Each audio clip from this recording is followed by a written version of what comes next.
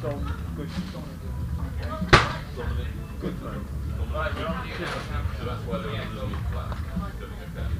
play. Just 83. That saves me looking it up. I'm good to go, going. Sweet, mate. Joshua is not Joshua.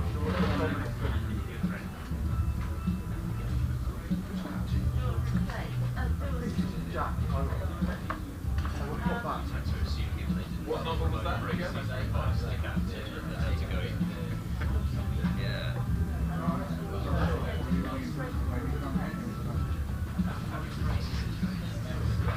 What was the number again? 83. 83. This guy. Call me. Is it Jack? Of course he's sorry. Gracie. Racy, isn't it? Okay. Guys, you've got the sound on. Can you hear all that? No one knows yet.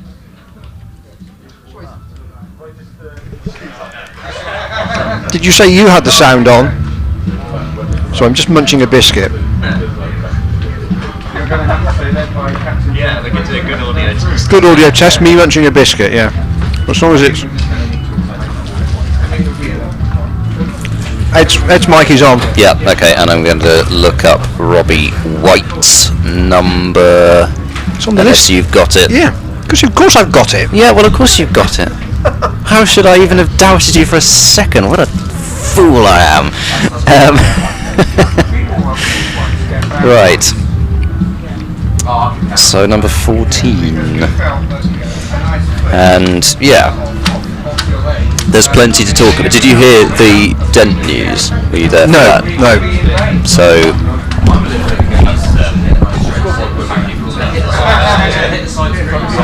Roll down for the whole festival and back for the Monday Cup. So him and Jack will bring us a load of It's a half a chance Charles is my man at the moment. Okay.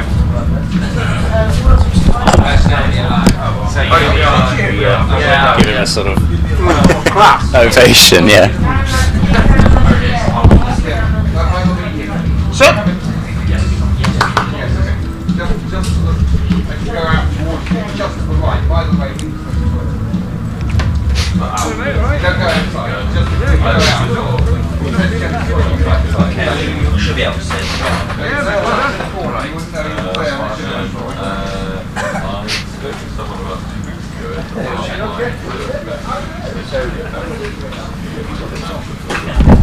Yeah.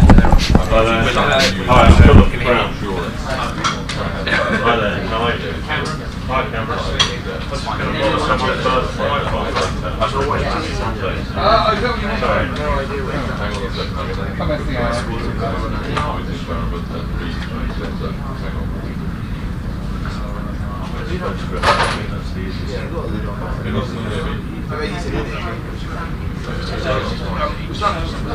Just okay?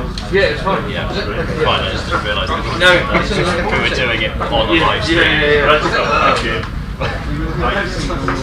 I don't know what you're talking about in an audio test when the stream's already live. That's the only thing. No, it wasn't live, but then she'll have them on.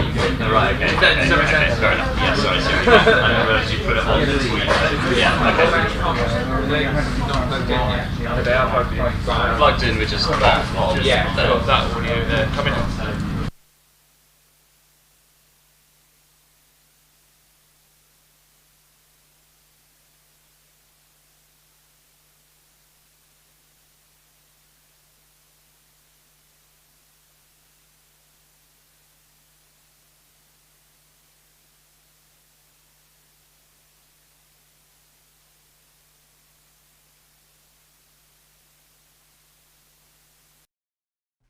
Hammond hits 50 on tight first day in Cheltenham.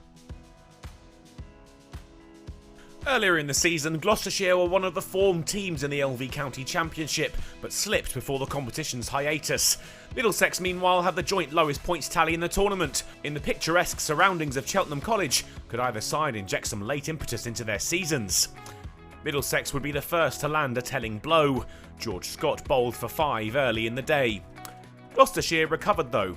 Bracey back in familiar surroundings after a somewhat difficult time in England colours, and he helped Hammond take the score up to 50 without further loss.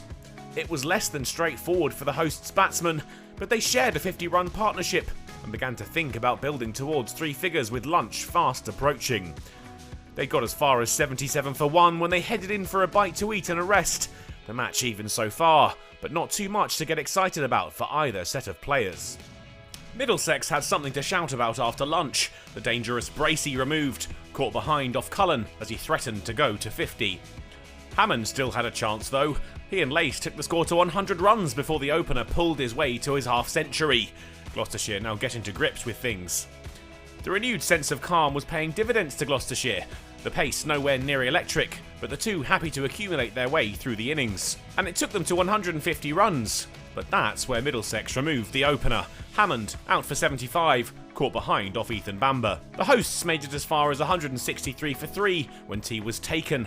There was more for Middlesex to shout about after the break. Glenn Phillips only able to add 13 before departing to Cullen.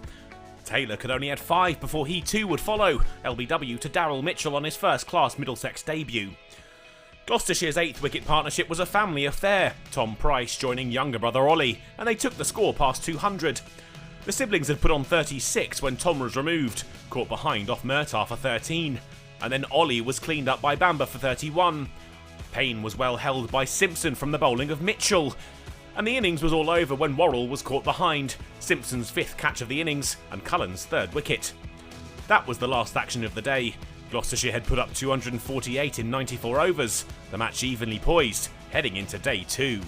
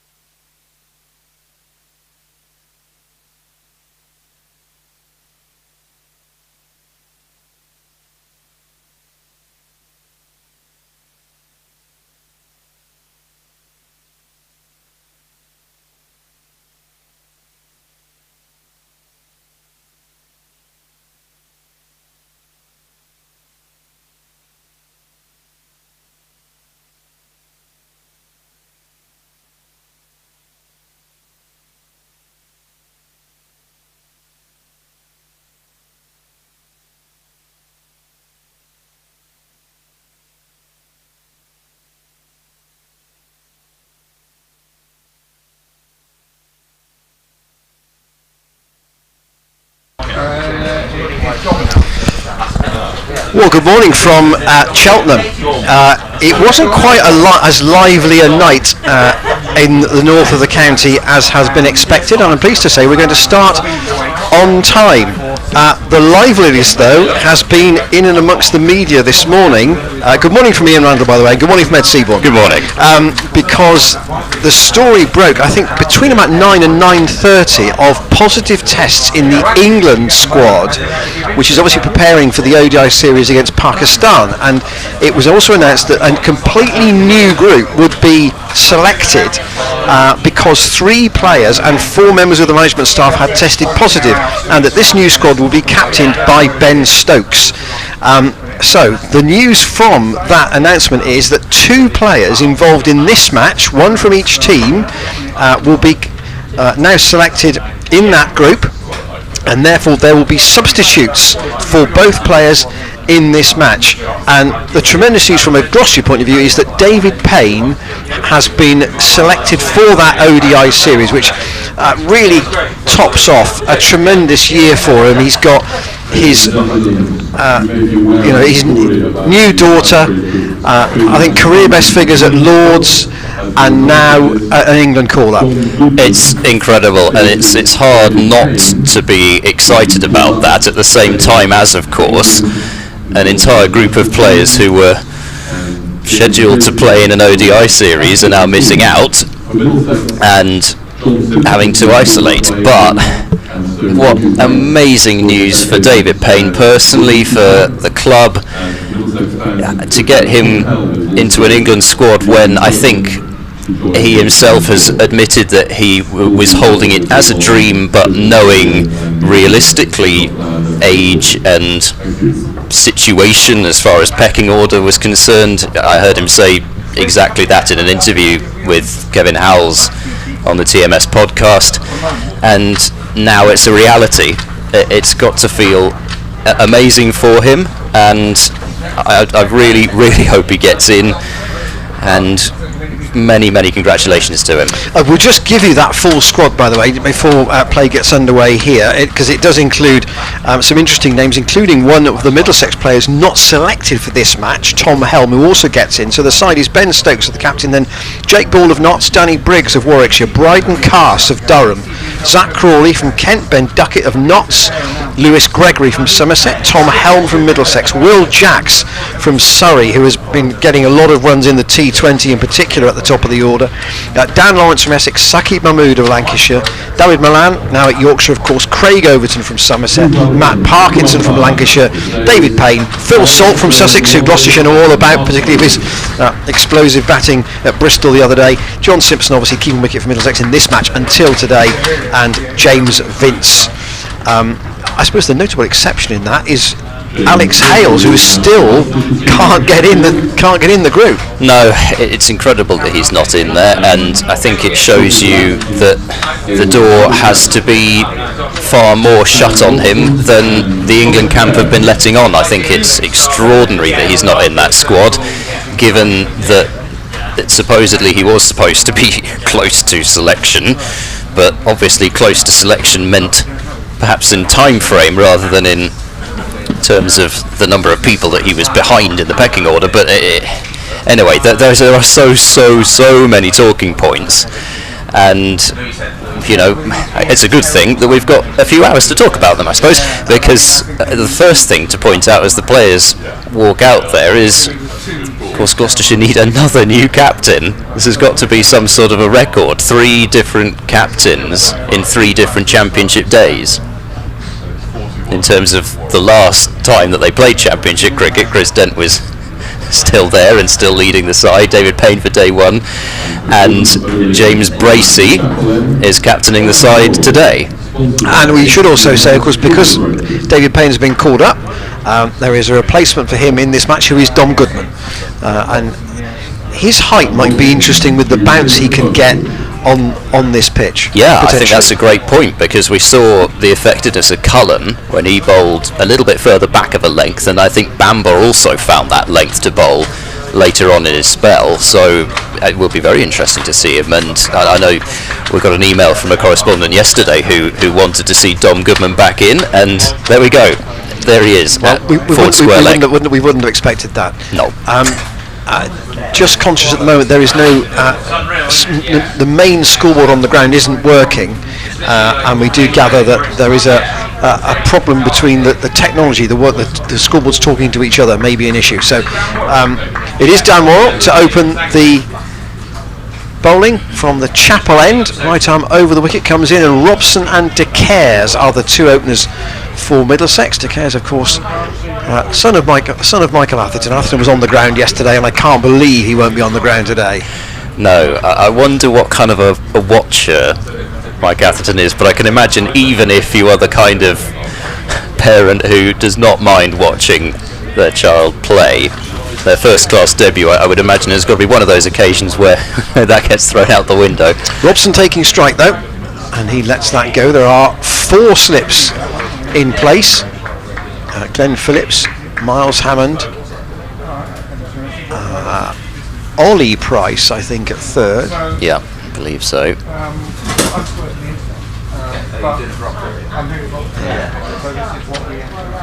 Bracey chatting to Glenn Phillips at first slip, and we have some news on Chris Dent's finger injury as well, which we'll bring you in the next few minutes. Worrell in, and Robson squeezes that off his legs down to Matt Taylor, who's at fine leg. I'm sure he will share the new ball. So the news with Dent's finger was he broke it on Friday trying to take a catch at the Aegeus Bowl, and broken fingers and opening batsman are not a good combination. My first thought was, okay, he won't play in this game, he probably won't play in the rest of the festival. Is that right, Ed? Indeed, yeah, that's the news. So he is targeting the One Day Cup match on the 25th of July as a comeback, so may well see both Chris Dent and Ben Charlesworth make their comebacks in that game. Here is Worrell, Chappell behind him. Overcast skies into De Cares for the first time, and De Cares lets that go just as his father would have done, just to get a feel for what's going on out there. Just say 19 years old, and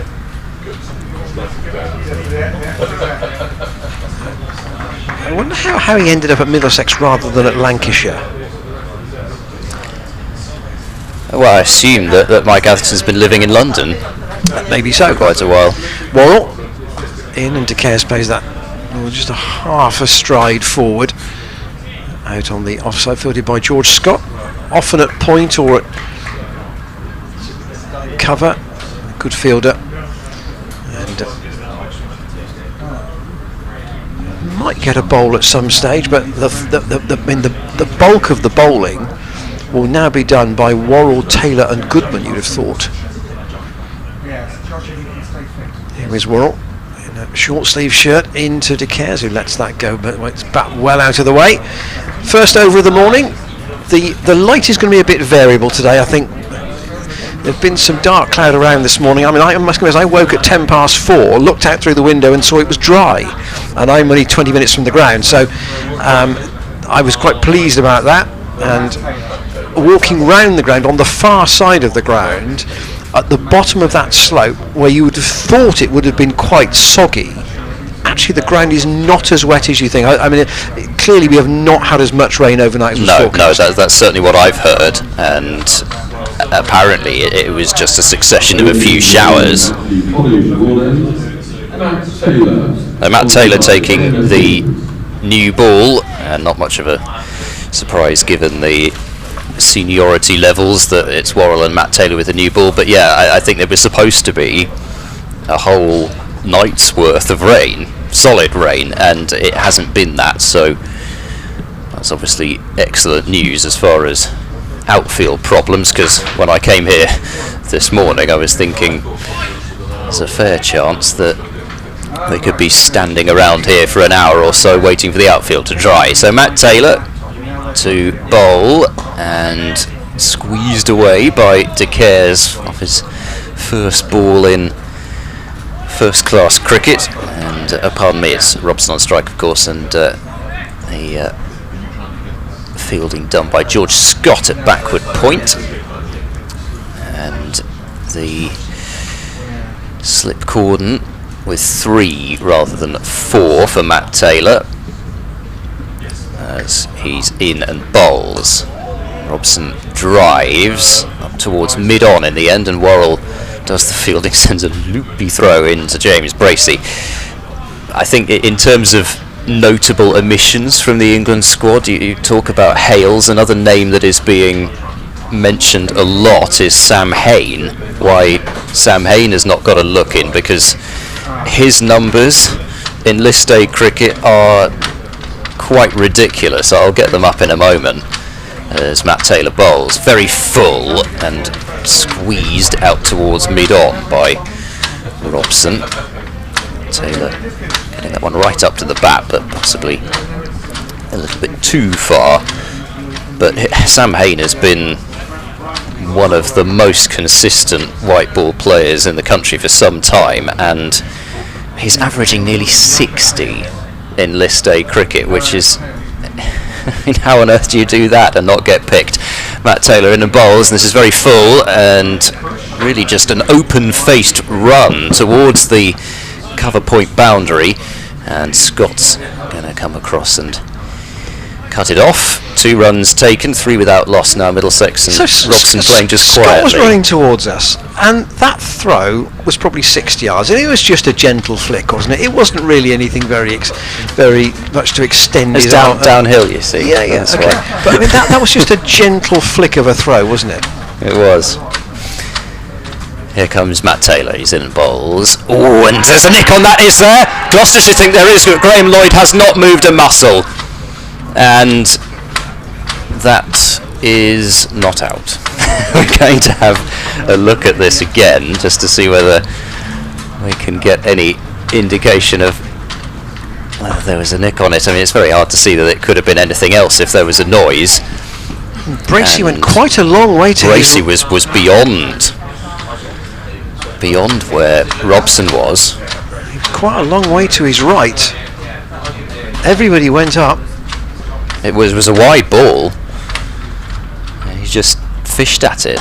This is very full and straight this time, and Robson pushes up to mid-off, and so early moment of excitement for Gloucestershire, and they were all excited by it. Matt Taylor was the only one who kind of, as he walked back to his mark, he didn't look as aggrieved as the slip cordon did.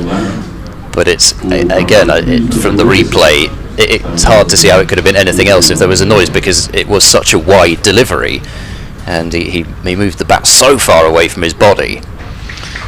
Taylor striding away to fine leg, a little ruefully at the ground as he does so.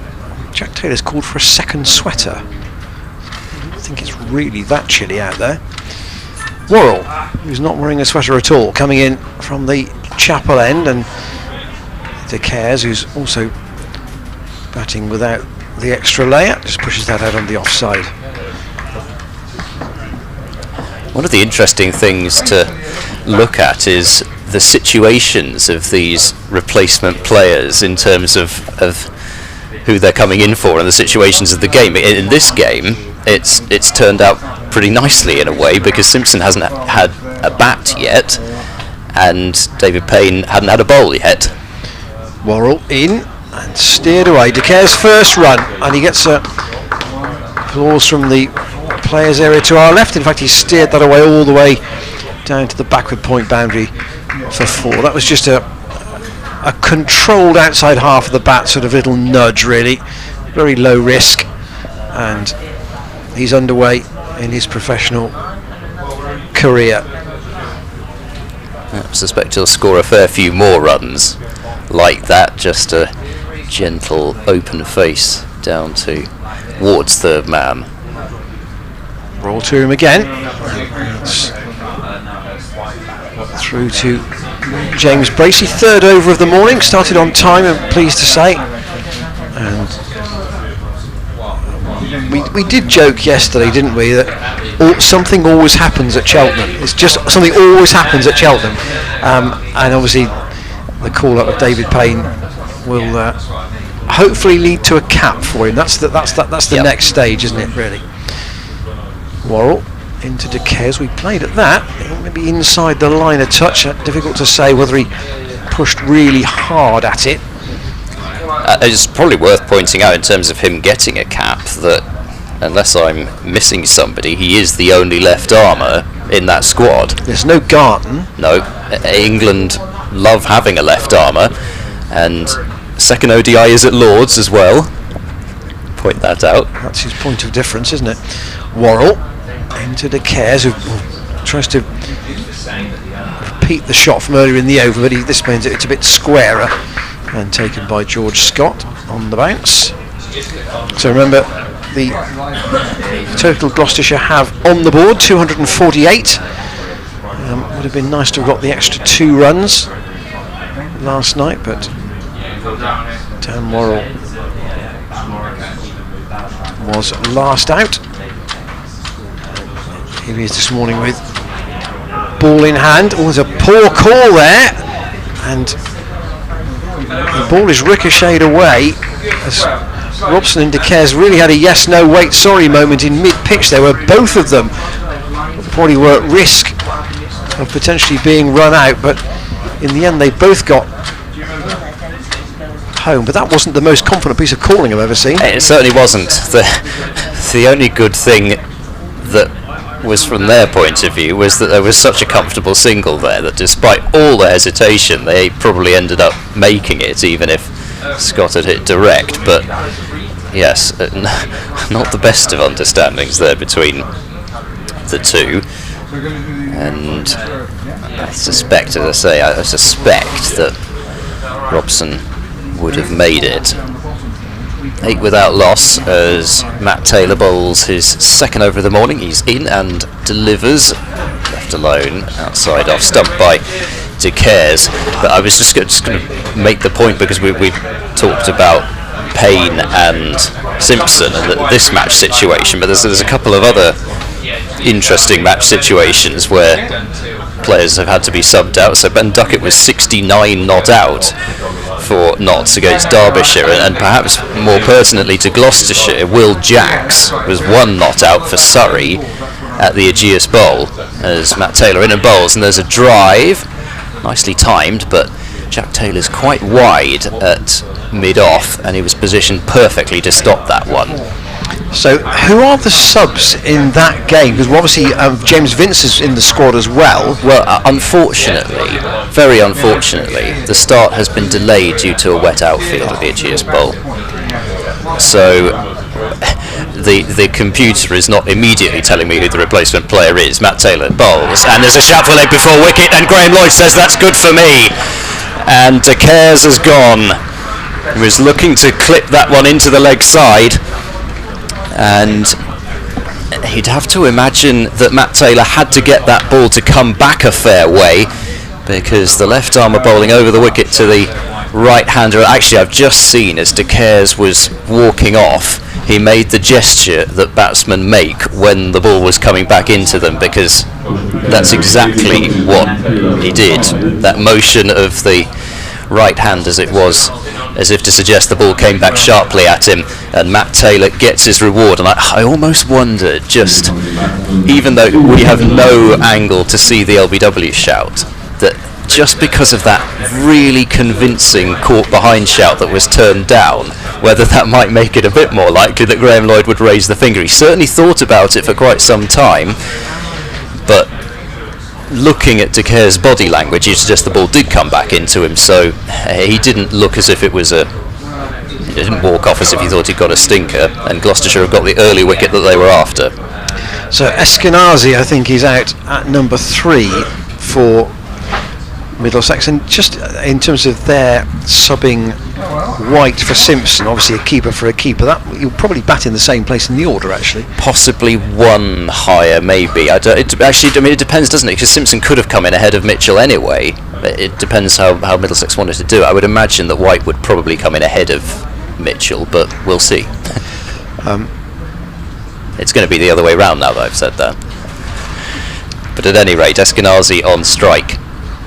Tall figure as Matt Taylor bowls to him, and Eskenazi props forward and plays that one very quietly back towards the bowler. Eskenazi, new contract. Yes, so that was announced yesterday, wasn't it? Yeah, well, yes, it was. Yes, it was either yesterday or the day before, actually, but I wasn't sure. Either way, recently announced. So somebody who maybe you'd have felt might have decided that after going from captain to getting dropped at the championship earlier this season, that pastures new might await. Matt Taylor bowls very full and wide and left alone by Eskenazi, and you know that was a situation that I was definitely keeping an eye on and thinking maybe could Eskenazi be somebody that's on the move. But obviously Middlesex have secured that signing, and they've secured the signing obviously of a very good player. And although now what's the issue here? We've got umpire Graham Lloyd is waving towards the pavilion and obviously can't be anything to do with behind the bowler's arm. It looks as though we've got an equipment issue. Robson is taking his gloves off and he's having some water brought out to him.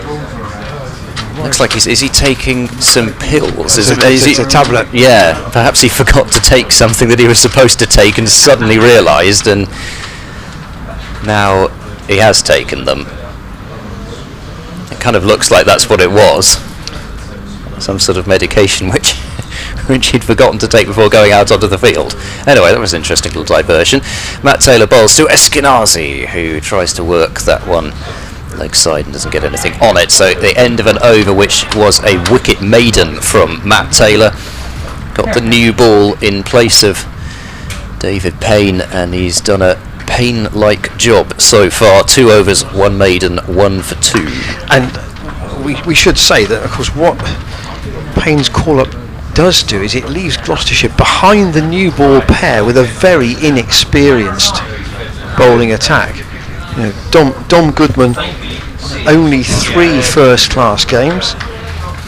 Tom Price, only 1. Ollie Price on his debut, and George Scott, who doesn't bowl much in first-class cricket. So a lot on these two, Worrell and Matt Taylor, and Robson goes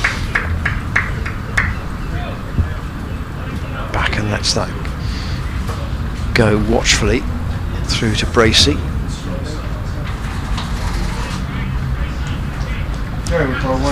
Four slips for Worrell, who in the T20 struggled to get wickets, certainly latterly. Different ball, obviously, different competition, but curious that as to why in the T20 this year I think he's only taken 3 wickets. Yeah, it's strange because you would have thought that he would have taken more wickets with the new ball, getting some swing, and he certainly did that in the Big Bash. It is surprising. Well, rhythmically in. Certainly made Robson jump about with that one. Bracey, I say, captaining from behind the stumps, but you can't believe that he's not going to be leaning on people like Phillips and Jack Taylor in particular. Well, yeah, I think it's one of those things, isn't it, where in a lot of cases at this level, and especially in 4-day cricket, you sort of do captain by committee anyway. Worrell to Robson, who squeezes that out on the leg side. Tom Price does the fielding. You know, in terms of decision making, what kind of decisions do you have to make for the first session, especially? You know who your change bowlers are going to be already, because you'll have discussed that before the day's play, and then it's just a question of how many slips do you have in, and do you have an extra cover or something like that, and that's as much the bowler's decision as anyone. Worrell into Robson, just nudges that out on the offside, and there's a better call for a single between him and Eskenazi than there was for one of the runs with De Caires earlier, but De Caires has now departed. LBW to Matt Taylor for 5. And these two, not easy to tell apart, but Eskenazi has a blue label on his bat. He's batting now and pushing quite hard at or firmly, shall we say, at a ball from Worrell, which goes past the outside edge. And Middlesex, in reply to Gloucestershire's 248, have had 5 overs at them this morning, and Gloucestershire have removed the debutant De Caires, and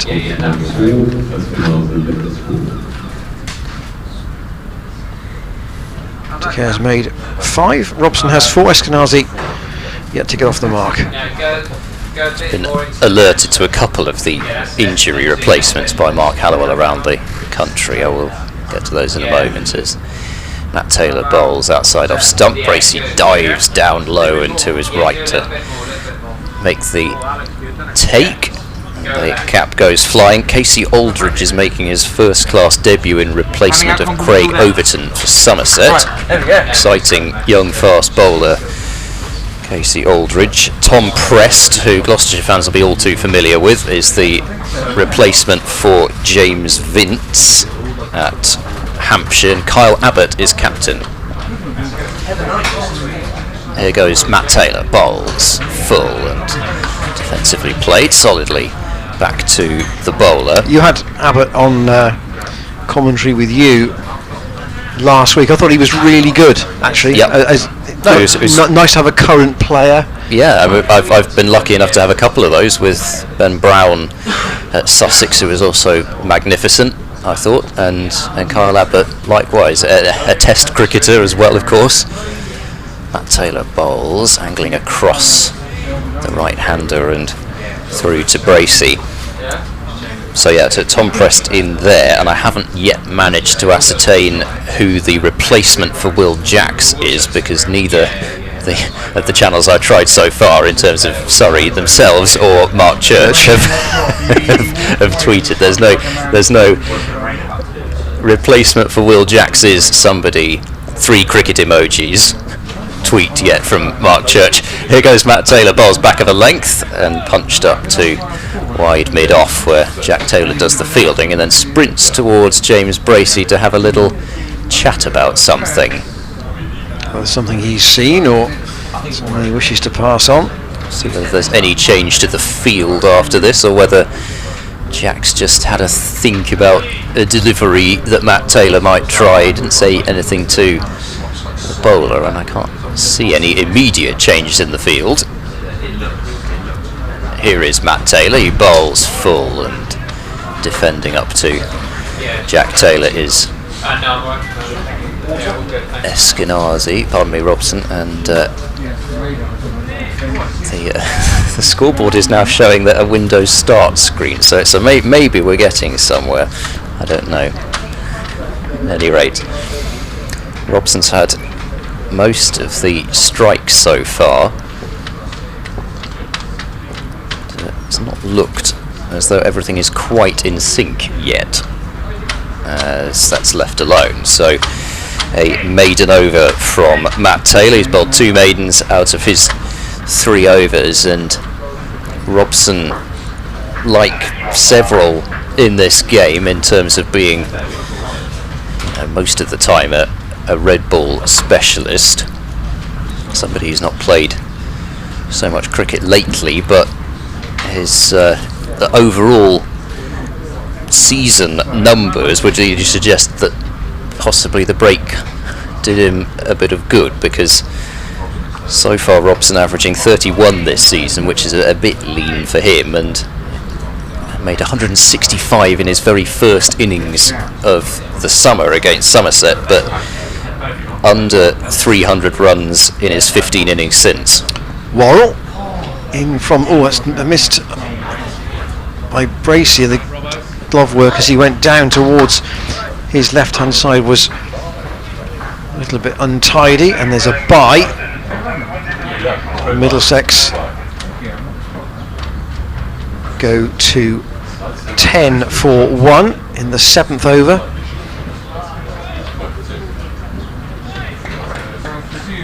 Robson has 4. Eskenazi's only played 5 balls. Cry for a single here, up to Dom Goodman, who does try to throw the stumps down but misses. And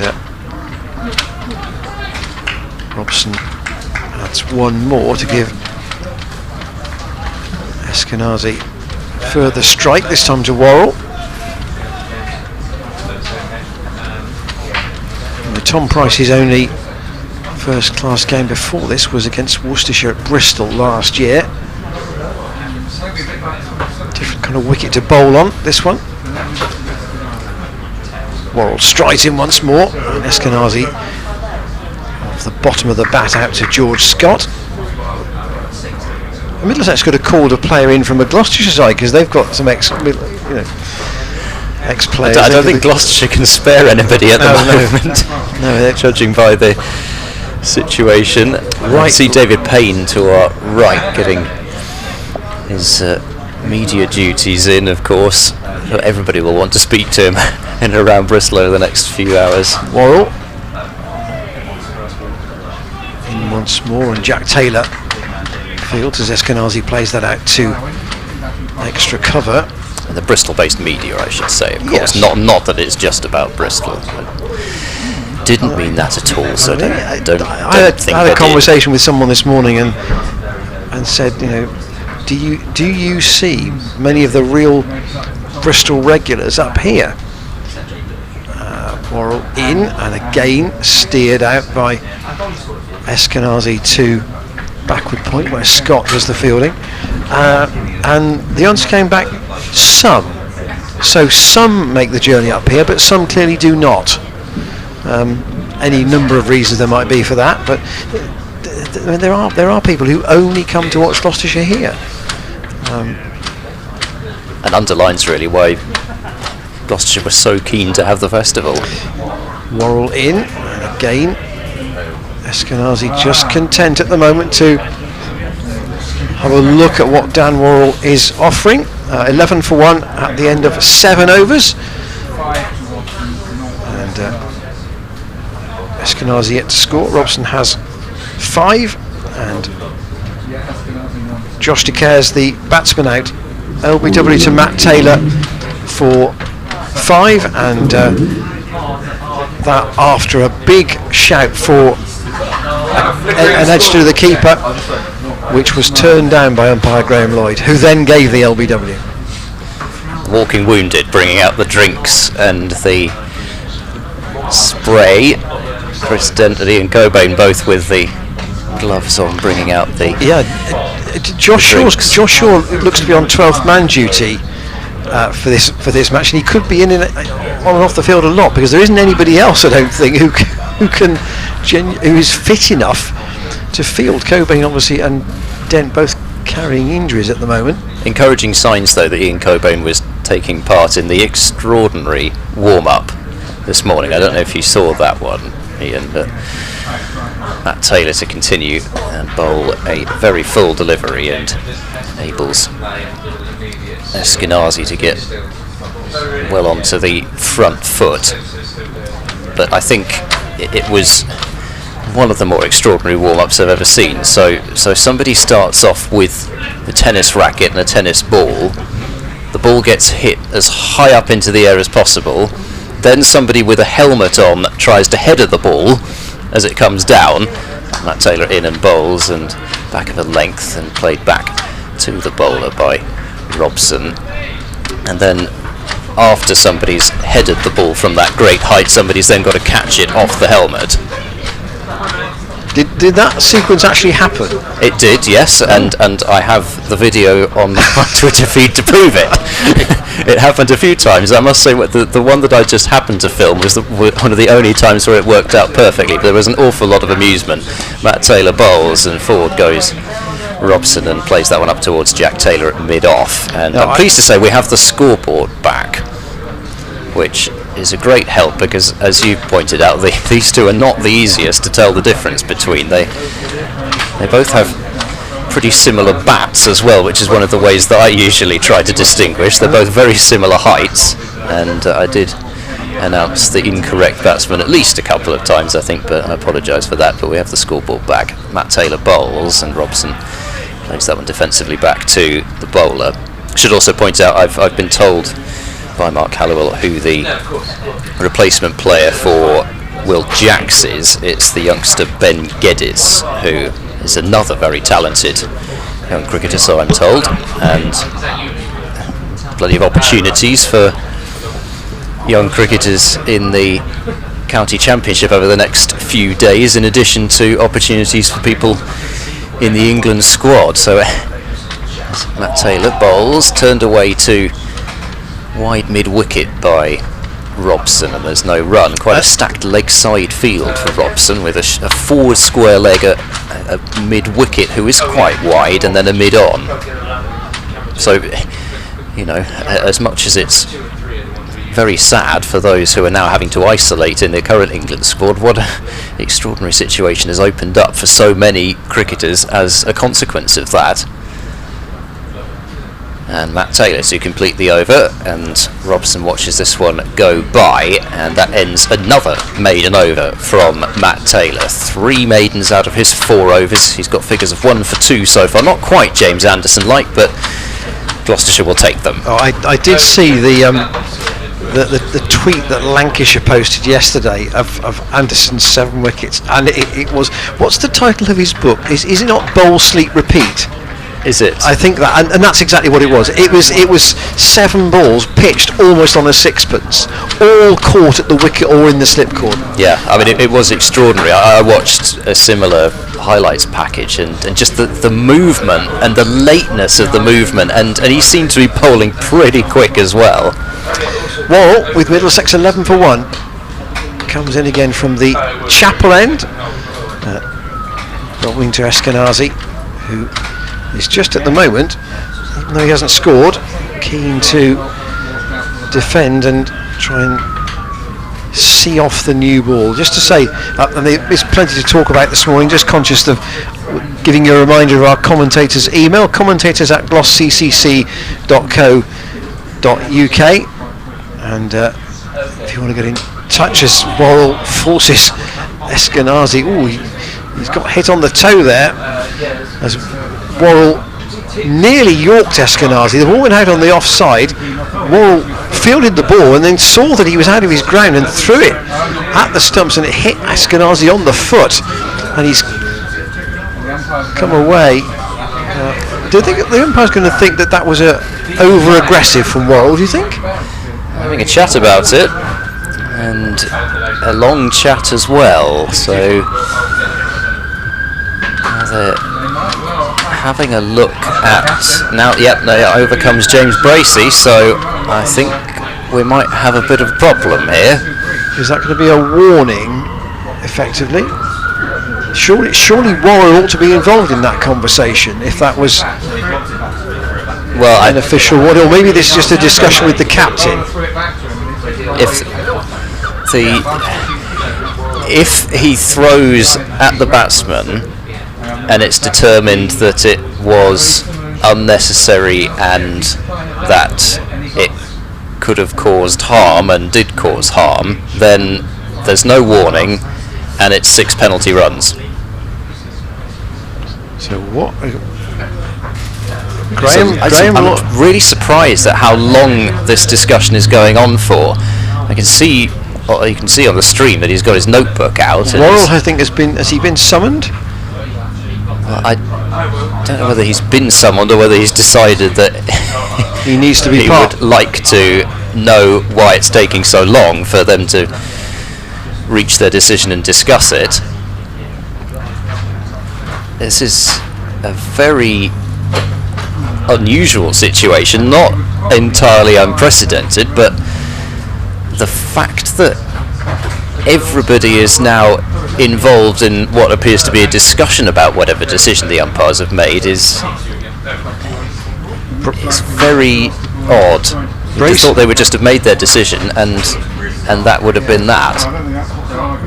Bracey's argument appears to be that Eskenazi was out of his ground, and it was fair that Worrell tried to run him out. if there is going to be a penalty run situation, then obviously the umpires are going to have to signal that to the scorers who are to our right. Yes, we will, and Mark Newell will have to walk back to the bowler's end to make the signal, and there appeared to be a lot of gesticulating from Gloucestershire, which has now been, there we go, there is the signal, so it is penalty runs, and I must say I thought that it was 6, but maybe it's only 5. Well, the board says see. 11 for 1. The cloud overhead has just got quite dark at the moment. The light is not as good as it was when we started. It's working, is it? But Eskenazi remains on strike, and Worrell will continue into, and understandably there was a fast bouncer there. That was definitely coming next. He wasn't going to have any of that, was he? That is the one for the over, says the umpire.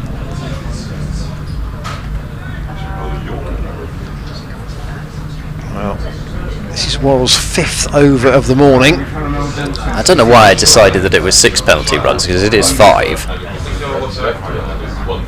So 16 for 1 Middlesex with those 5 penalty runs, and that's a quicker Yorker from Worrell. Eskenazi does play that out again on the offside. Right? It's been lively this morning, has it not? In every sense. As if we needed anything else to discuss this morning, with all the news to do with England and the COVID situation and the news about Chris Dent being out the rest of the festival. Now we've got a penalty run situation which is going to go all across the country, I suspect, as the Dieter Klein situation that happened last year did, and people will be making up their own minds. Worrell in.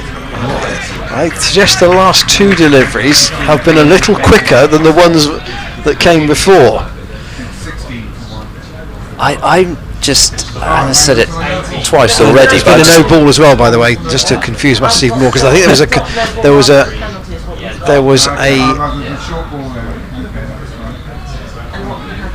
indication from the umpire Newell as to where Worrell's front foot was landing, and therefore he would have called a no ball.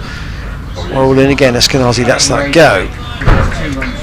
So I'm still just really surprised as to how long that discussion took, because I know that the umpires will have wanted to explain thoroughly their thought process, but it's very surprising how that all unfolded. But at any rate, I suppose if 5 runs decide the game, it will be an extraordinary game, but at the same time Gloucestershire won't be happy about it. 18 for 1. Worrell with his temper prodded, I would suggest, by that incident. Completes his 5th over. He's bought 5 overs for 10 runs, and as you heard, 18 for 1 with Matt Taylor. 4 overs 1 for 2 at the moment. 4 overs 1 for 2 at the moment, and Worrell 5 overs no wicket for 10. And Jack Taylor continuing the conversation with Graham Lloyd. Yeah, legend. Alright, thank you, mate. Well, I suppose what you've got to say is that this has got to be a powerful motivating factor for Gloucestershire out there. And Matt Taylor into his 5th over. Robson on strike on 5, and Robson tries to clip a ball fine and does not get anything on it. The one thing you'd say about Robson, if he just grits out 60 or 70 balls, you just worry that he might then kick on from there, and that kind of player that once they get in, very difficult to dislodge them, and you've got to try and get them before they get themselves set. Matt Taylor bowls, and Robson will leave this one alone. He has been allowed to leave quite a lot of deliveries of late as Robson, which is, I suppose, one of the only half criticisms you might level. We should just add, we did give you our email address a moment or 2 ago. If you've got any thoughts on the England situation, or indeed on what you thought of that situation with Dan Worrell. Drop us a note. I'll remind you of the email address in a second. Taylor bowls. This time Robson does have to play, but looked to be pretty in sync there with the movements as he defended that one up to Tom Lace at mid-on. And we see the incident once live, whereas you at home can actually probably replay it or go back and find the delivery in that last over, which caused the discussion and the 5 penalty runs. Tom Lace coming into a short mid-wicket position, catching. Matt Taylor bowls, and that's turned away past short mid-wicket, and that may well run all the way to the mid-wicket boundary, wide mid-wicket boundary, and does. So Robson moving on to 9, and that's his first boundary, probably his most confident looking shot. It's the second boundary overall in the innings. So the worry is Robson's starting to find his mojo out there. Here goes Matt Taylor and stops. Whether that was because the wind just got up a little bit there. We can't feel it in here, but you can see from the trees over on the far side from where we are. Taylor's bowling into it, isn't he? That there was a significant gust there just as he was running in.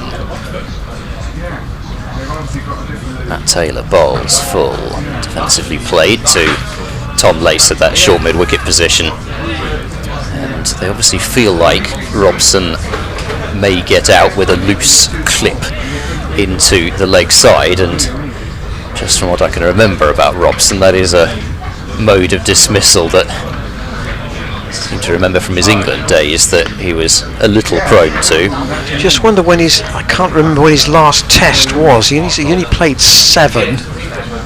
Matt Taylor bowls, and that's turned once more to Tom Lace at short mid-wicket, and Matt Taylor's conceded runs off that over, and that's been a bit of a rarity so far.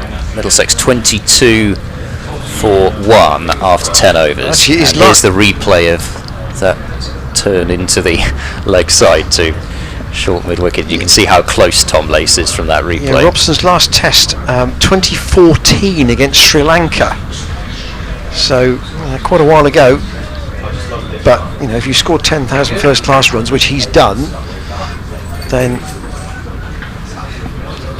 the question isn't about the ability. Worrell fired up after that incident in the last over, no doubt, because the bouncer that followed it, which was a no ball, was distinctly sharp, and then he bowled a Yorker, which very nearly removed Eskenazi, who is in at number 3 but still hasn't scored. Worrell balls to Eskenazi now, and now he is off the mark. He's away with a drive out through mid-off. Jack Taylor's on the chase. They'll take 2, and they won't take any more than that. It was a comfortable 2, but never a third.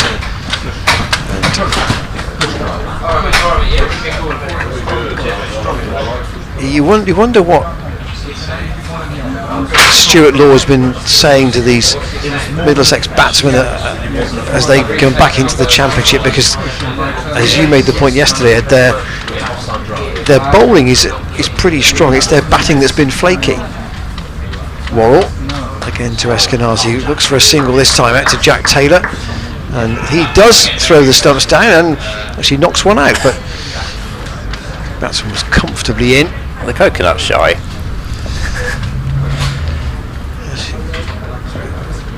In the T20, when you really want your fielders to hit the stumps with the run-out chances, we didn't see many in the group stages we've seen so far. No, it's amazing how that happens, isn't it? Hit the stumps on the ones where there's no chance of a wicket. Robson on 9, pushes out on the offside. Generally, Chris Dent's rule of thumb tends to be 6 overs for his quicker bowlers, doesn't tend to go for longer spells than that. This is Worrell's 6th. Yeah, you'd have to wonder whether Worrell might fancy another over after this as well. It might be difficult for Bracey to walk up to him and say you're out of the attack after what happened. Here he is, and that's going right across in front of first slip, and Bracey dives across to take it. Yes, and if Worrell, if he kind of thinks, well, is there a wicket in one more over, and then Worrell gets one, then you invite and say, well, okay, I'll give you one more after that as well. And you don't want to really over bowl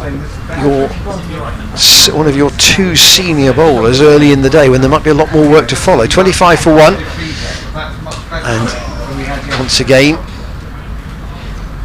Eskenazi out on the offside. Very little going on the leg side for Middlesex at the moment, which is a partial indicator of the line that Gloucestershire are bowling. They're sticking very much to an off stump and outside line. 248, remember, they have to play with in terms of their own total. And if you've joined us stints in the 40 minutes since the start of play, because of the completely revamped England squad that was announced this morning, there are 2 replacements in this match. For Gloucestershire, Dom Goodman in for David Payne, who was called up, and for Middlesex, John Simpson, their wicketkeeper, has been called up, and Robbie White is in the team. Matt Taylor in and bowls. Eskenazi drop and run. Good cricket from him into the covers, and he will pick up a single to move on to 4. And Middlesex 25 now for 1. And they've gone about things with a measured manner so far, these two, but they're just beginning, it seems, to find their feet in terms of, if not crashing the ball to the boundary, they are playing with a controlled defence into gaps. Matt Taylor bowls, turned away, this time no gap found as Tom Lace moves a few steps across from wide mid-wicket to do the fielding. I think in terms of bowling conditions, you would say that these are better conditions to bowl in than the Middlesex bowlers had yesterday, when it was a reasonably bright, certainly until mid-afternoon. Yeah, so certainly in the morning session. Matt Taylor moves in and bowls, and Robson plays that one calmly out to Jack Taylor, who moves across into an extra cover position to field. And I reckon in terms of the how the ball behaved yesterday as well, you could see the difference, I think, certainly in terms of just being able to see the wickets fall. Obviously we can't see entirely how much the ball's moving out there, but it did seem to do more when it was cloudy, which you normally would expect, as Robson leaves this one alone. It goes through to Bracey. So Gloucestershire have got some good bowling conditions, but I think they would have really loved another early wicket with the new ball. There's still time, but it's going to have to come now from one of the change bowlers, and you'd have to imagine that Goodman and Price T would be those bowlers. Driven down the ground, nice shot from Robson. You can hear the encouragement from Middlesex players near us, and a couple of runs taken. Robson moving into double figures, and Middlesex up to 28 for 1. But they would love to break this partnership, because although runs in 4-day cricket have been lean for these two of late, they're both really quality performers, and both can play a long innings, and the type of long innings that Gloucestershire can't particularly afford. There's just 248 on the board. And Taylor moves in, bowls very full, whipped away to mid-on. They'll take a quick single. Worrell will throw that one again in that loopy fashion towards James Bracey. No chance of a run out, and I suspect he did that slightly pointedly as well, throwing it in a more loopy fashion. And another single to end the over. Middlesex 29 for 1 after 12 overs. Worth pointing out, of course, that despite me saying that red ball runs are a bit lean for Eskenazi. White ball runs, certainly not. Made a century in the T20 Blast, 390 runs, averaging 49, strike rate 141. He's been really terrific for them in their Blast campaign. So he does have confidence, but we'll see whether it translates from white ball into red. Well, Worrell is going to continue with attacking bowler and workhorse rolled into one here for Gloucestershire, because they are stripped of David Payne, but for the best possible reason, with him being called up into the England ODI squad this morning. That was announced just before 11 o'clock because of the original squad having 3 COVID cases among the players and 4 among the management. So a completely new group selected. Worrell in once more, and Robson again out on the offside. We've barely seen a ball other than the one that Scott chased off an early delivery from Worrell come towards us on the Thurleston Road side of Cheltenham College Ground. Chap on in the background. 2 quite threatening looking clouds around too, but Worrell and Paul running here from Middlesex and backing up, well backed up too by Tom Price. Played into the offside. Jack Taylor went towards the ball, and as he went towards the ball, Robson set off with a single. Eskenazi was not interested at all. No, a huge cry of no and a hand up from Eskenazi. Couldn't have made it any more clear that he wasn't interested there, and a good call as well. Worrell in once more, and Robson onto the back foot, played up to Ollie Price. Up to Goodman, I should say. You've got to say there's a difference, I suppose, between the kind of aggressive running and more frenetic cricket, and we've seen a bit of frenetic running from Robson on a couple of occasions already. Waits for Worrell, who's with him now, and again out into that cover region where Jack Taylor has been frequently involved. Robson has 12.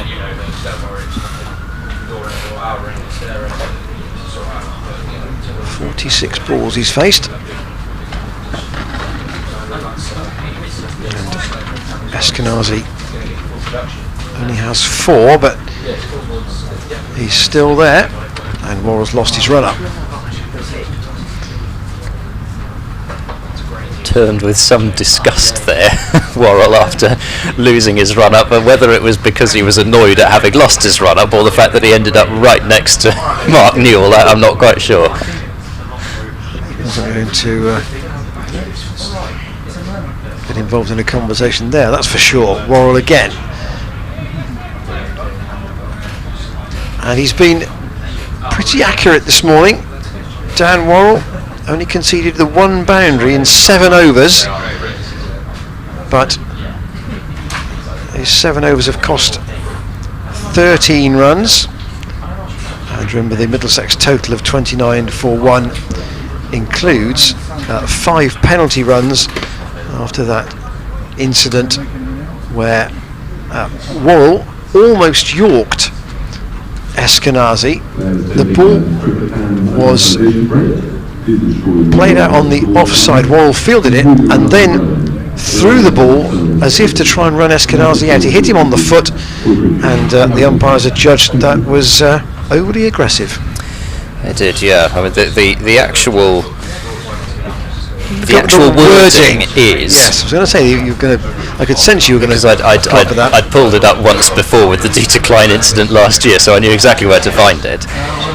The wording is throwing the ball at a player, umpire, or anyone else in an inappropriate and dangerous manner.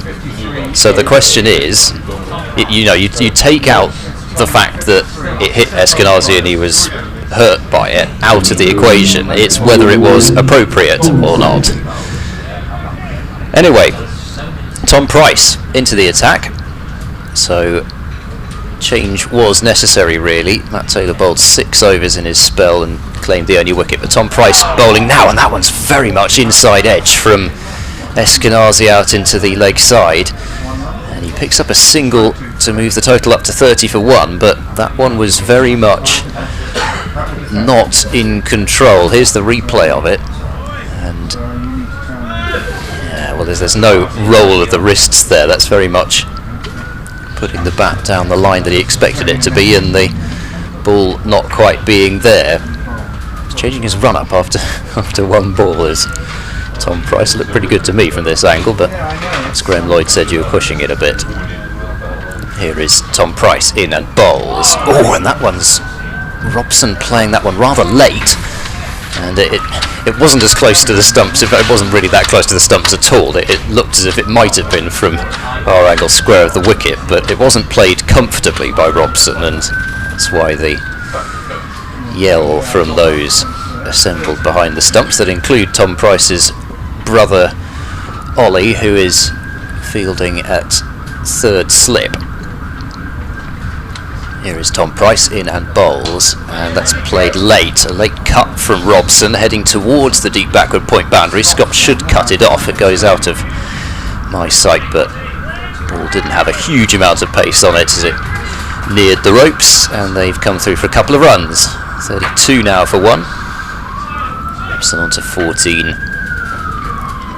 And yeah, the Worrell incident will be one that replayed several times, but were it not for that, then Middlesex's run rate before this over would have been under 2 and over, which is underlined. It's not easy to score out there, despite what usually happens at Cheltenham, although Robson has scored another run here as he turns that one just to the right of Dan Worrell at mid-wicket for another single. 33 for 1. Worrell looks a man who's been wronged out there, doesn't he, at the moment, in his opinion.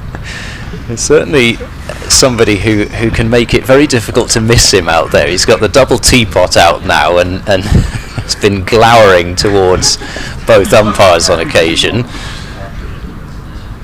Tom Price moves in, bowls, and another good single taken by Eskenazi, just dropping it in between wide, mid-off and point, and moving up to 6. 34 for 1. Price has bowled a good over here and gone for 5 runs, but shouldn't be discouraged by having gone for those runs, because really none of them were down to him, and particularly first ball of the over was not played convincingly at all. To complete the over then, Price outside the off stump and left through to Bracey. So 34 for 1 after 14 overs. Critical period of the game, particularly critical period of the morning now that both Worrell and Matt Taylor are out of the attack. Yes, and we say Worrell out because Don Goodman's taken off his sweater, and we're going to see his very tall frame coming into the attack from the College Chapel end. Worrell 7 overs, 1 maiden, no wicket for 13, and Goodman who bowled well at Somerset when the game you did, I think. Yep, indeed.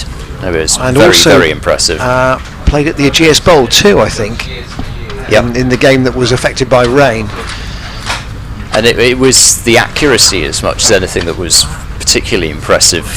You know, seeing Goodman in the flesh bowling for the first time. I think we'd seen him in the warm-up match against Exeter University. Opens his morning's work with a ball which just played out quietly to lace by Eskenazi.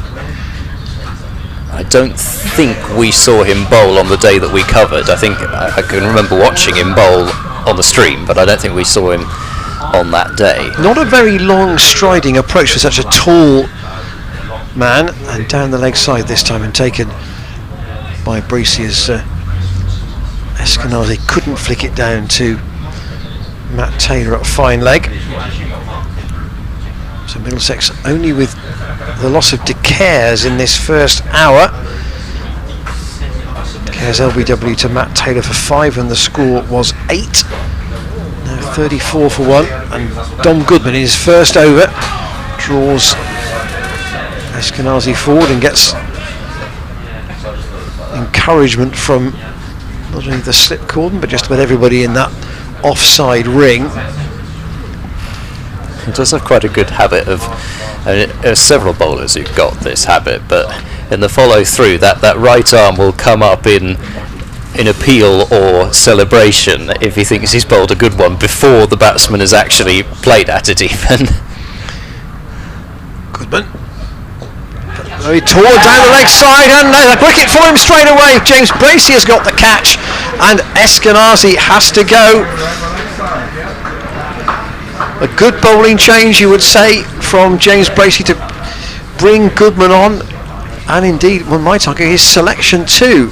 There's a good tumbling catch. Very good catch from the stand-in captain.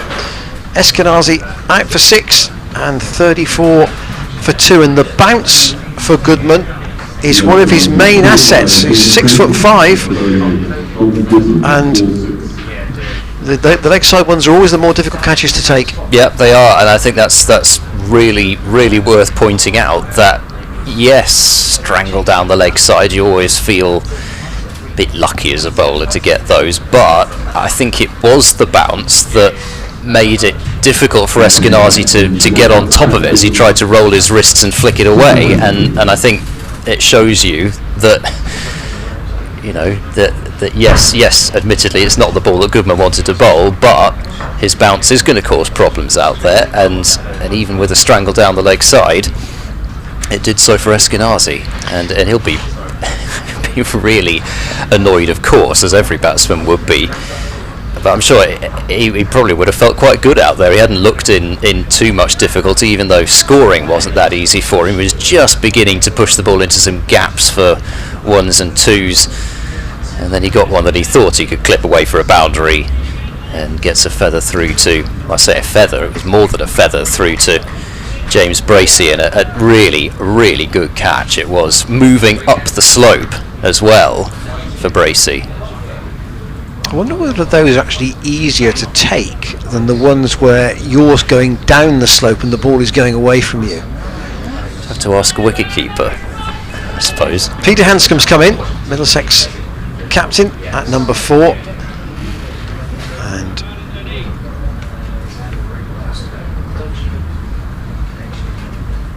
he will know that the balance of this game could alter over the next hour depending on how Gloucestershire get on with their 2 younger bowlers and Goodman following the ball in his follow through, thought about throwing it. Well, he looped it, didn't he? He looped it over Hanscom's head and half volleyed James Bracey. Bracey's got some pad trouble at the moment that he's sorted out. Here is the long-legged figure of Goodman in once more. Hanscom again is drawn forward, and that's a successful opening over for Goodman. 20 years old, only his 4th first-class appearance, but he does have a point of difference with his build and the bounce that he gets, and you know, this is a different setup here at Cheltenham to Bristol, obviously, and it's a square which is only used for 2 weeks of the year, and you know, they do try and get more bounce into the pitches here, and I'm sure that when they discussed, when David Payne's selection for the England squad was announced this morning, they would have said, right, will it be Shaw or will it be Goodman? And they've gone with the player who might be able to get a bit more bounce rather than the skid, which is what Shaw tends to do.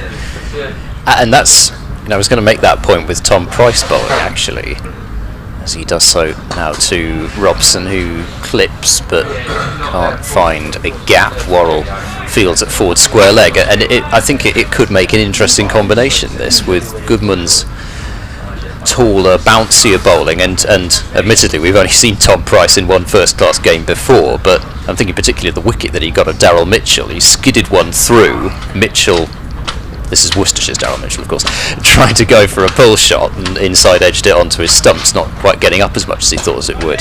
It's a nice little lay back and cut from Robson. He's done that once before, and he's going to get the same result as when he played it the first time, which is a couple of runs. Moving up to 17, 36 now for 2 Middlesex. And you just wonder, but you know, it just makes a good combination, I think. And you wonder whether Robson might feel that if Price is not quite as quick as Goodman, he can wait and play the ball later. Whereas with Goodman, it's particular. I think he'll be looking to try and bring the batsman just half forward in that sort of "do I go forward, do I not?" question all the time. Tom Price bowls, and that's angled with more pace on it this time down towards the third man boundary. Might well make it, and it will make it. Yep, 4 runs to Robson. He moves up to 21. Middlesex 40 for 2. As a replay on the screen now. Actually, he's moved his bat quite a way away from his body to play that, and I don't think that will discourage Price too much, because it's one thing to play that shot with the ball right underneath your eyes and angle it down to third man, but Robson was moving the bat considerably away from his body to play that, and yes, maybe he does feel confident that he's got a bit more time to play Price, but at the same time he could get himself in trouble that way. Price bowls, and that's defensively played up towards mid-on. Interesting that the field has now gone a little bit more defensive for Price, though. There is still the 2 steps, but the third step and gully's gone, and George Scott is at backward point, and he's got the extra insurance, if you like, of a short straight mid-wicket and a deep point on the boundary on the leg side. Price bowls full and pushed up to mid-off quite firmly by Robson, but he's getting his total moving now as well as his number of balls faced, and starting to, albeit he did play that 4 a little away from his body, starting to look as if he's feeling more confident. Full delivery from Price to end the over, and defended up towards mid-off. No run, 40 for 2 the score after 16 overs, and let's have another look at that James Bracey catch down the leg side, and have a look at his movement and the strong push-off dive low down as well, must be pointed out. Really good catch. Admittedly one that you would hope that your wicketkeeper takes, and goodness knows the assembled company would not have liked it if it had gone down, but at the same time it was a really sharp grab. Goodman, who started with a wicket maiden in, and he's been driven pleasantly by Hanscom up towards the boundary out long off. It's a long chase for Jack Taylor, and he'll just haul it in, and they'll come back for a comfortable 3. I say comfortable 3, that throw was pretty sharp from Taylor, and Hanscom, I think, he always set himself for the 3rd run, and knew it would need to be a real fizzer of a throw from Taylor to get him out. So he's underway, and Middlesex are 43 for 2. Them are now Josh Decaire's LBW to Taylor for 5, and Eskenazi caught by Bracey off Goodman for 6. That was when the score was 34. Robson waits then for Goodman over the wicket to him, and bat and pad goes together. There was 2 sounds there. I'm surprised they went up. You hear 2 sounds, Ed? Yeah, well, I must say my initial thought from this angle was that it may well have been pad first. We can have another look on the replay to see if we can see. I mean, it may have been outside the line anyway, hard to tell, of course. Bat and pad very close together, but I think you're right, it was 2 noises. Goodman, Chappell behind him. And The one thing we have noticed this morning is that there hasn't been a lot of leaving by these Middlesex batsmen, so Gloucestershire have been trying to make them play all the time. Yeah, I think there was just that one period where Robson, I think, left a few balls, and since almost since I mentioned it, then they went back to bowling a lot straighter. Goodman, dark-haired, and once again Robson steers out to George Scott. It's still Phillips and Hammond in the slips, and Ollie Price for Goodman is in the gully, but for his brother there hasn't been a gully certain with Robson on the strike. It may be interesting to see what they do when Hanscom gets down that end ultimately. Goodman about 6 really big strides, or 6 of his big strides, which are probably bigger than most people's, and he actually does really get going into his run. But even then, he almost seems to be somebody who kind of runs from the knee down rather than really stretching out. Certainly when he starts off in his run, not as really pacey as you might imagine. But he's got to do what works for him, and he's bowled 2 overs and taken 1 for 3. And here's another angle on Bracey's catch.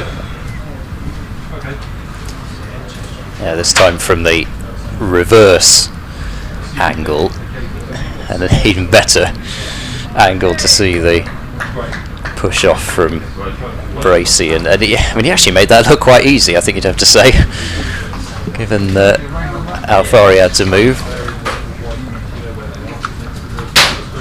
Interesting challenge, of course, for Bracey back in the Gloucestershire team, obviously keeping wicket, and now having to captain the side from behind the stumps as well. There's an extra layer for him. And now Hanscom on strike to Price for the first time, and they put the gully back in again. Yeah, I think we've got to go a bit more on the attack to Hanscom early on. Price bowls to Hanscom, who goes softly just behind square on the offside. And Hanscom, who is, I think, fair to say, it hasn't been the easiest time for him in the championship for Middlesex. 200 runs at 17. Quite. And 150, highest score 70. And there's Price in and bowls. Oh, and that is a good ball, which Hanscom, we shall see from a replay whether he really played at that one or not. Either way, Price landing it on a good length, and well, he might have played inside it actually, but either way, that's where you want to be landing it, I think. So Price bowls, and Hanscom drives straight to Ollie Price at cover, and there's no run. A very interesting way of going about things as Hanscom. So interesting. It's the start. Individual. Yes, individual. That was I knew it began with in. That was actually what I wanted to say. The word interesting comes out all too often. It is individual. You think he might tread on his stumps if he decides to play back. As he does play back this time, but of course he just basically sets himself strongly in the position that he's already in, and this time forcing it up to Jack Taylor at mid-off, and there's no run. But you'd think if he's going to make a conventional move back like most batsmen do, he'll tread on his stumps and be out. Well, his front foot, it's behind. Yeah, it's almost it's right on the crease, isn't it? His front foot's on the crease. Oh, there's a shout for leg before, but it's a no ball, and you'd have to imagine that may have been fairly close, given that Hanscom does get trapped on the crease because he doesn't tend to move his feet much. And here's the replay. God, you'd have to imagine that's out, and I think Bracey knew it from behind the stumps as well. Glenn Phillips has still got his hands on his head. Yeah, well, Bracey, as I saw that from the replay, didn't see it live because I was busy watching the umpire. But Bracey, as soon as that happened, come back to that, Price bowls to Hanscom full and defensively played to Scott at point. As soon as it happened, he chucked his arms downwards and looked in the opposite direction, which I think will tell you everything you need to know. And even it was one of those ones where even from our position at sort of forward point as we are, it looked as if that was going to be out. But the no ball call came so quickly that there was barely an appeal. Price bowls to Hanscom, who drives really nicely through extra cover. He'll pick up 2, and that's all. So indication that possibly, even though they didn't have as much rain as was forecast, possibly the outfield a little slower actually than it was yesterday, and it wasn't the usual express pace as you might imagine, because there was still plenty of rain fallen before, but I think that might have been 3 yesterday. 49 for 2, Hanscom up to 5 as he waits for Price, who bowls, and Hanscom playing from the crease back to the bowler. So an over which probably should have brought a wicket. Instead, no ball, and Hanscom getting away a nice looking drive later on in the over. 18 have been bowled. Middlesex are 49 for 2, Robson 21 and Hanscom 5. Yes, obviously we understand the reasons why, but to have a third experienced front 9 bowler this morning, you feel would have really given Gloucestershire a chance to really keep the lid on this Middlesex innings. It's by no means getting away. Here's Goodman into Robson, who has 21. And again, played out quietly to Lace on the offside, but that would have just kept the threat coming. Maybe at a slightly more experienced bowler, slightly more consistent level. They just feel that both with Goodman and Price, there might be the ability for Middlesex to let the pressure off a little bit. If there is going to be the odd loose delivery, but at Goodman, as we know, he looks very much a rhythm bowler. Yep, yeah, and I think that the one time when he was perhaps not quite in the rhythm that he was in the Leicestershire match, where I think from what I've heard, he has actually been dealing with a bit of a niggle, and possibly that got to him in that match. Here he is again. This time he's played into the leg side, which is relatively unusual this morning, by Robson, fielded by Tom Price. Through Chinese whispers, Goodman via Shane McGannon to me, I was told that he had been kind of playing through, I think it was a back issue, and I think he had bowled an awful lot of overs by the time that Leicestershire match came around as well. Here he is now from the Chapel end. That's outside the off stump and let go by Robson through to Bracey. 2 slips, gully, point.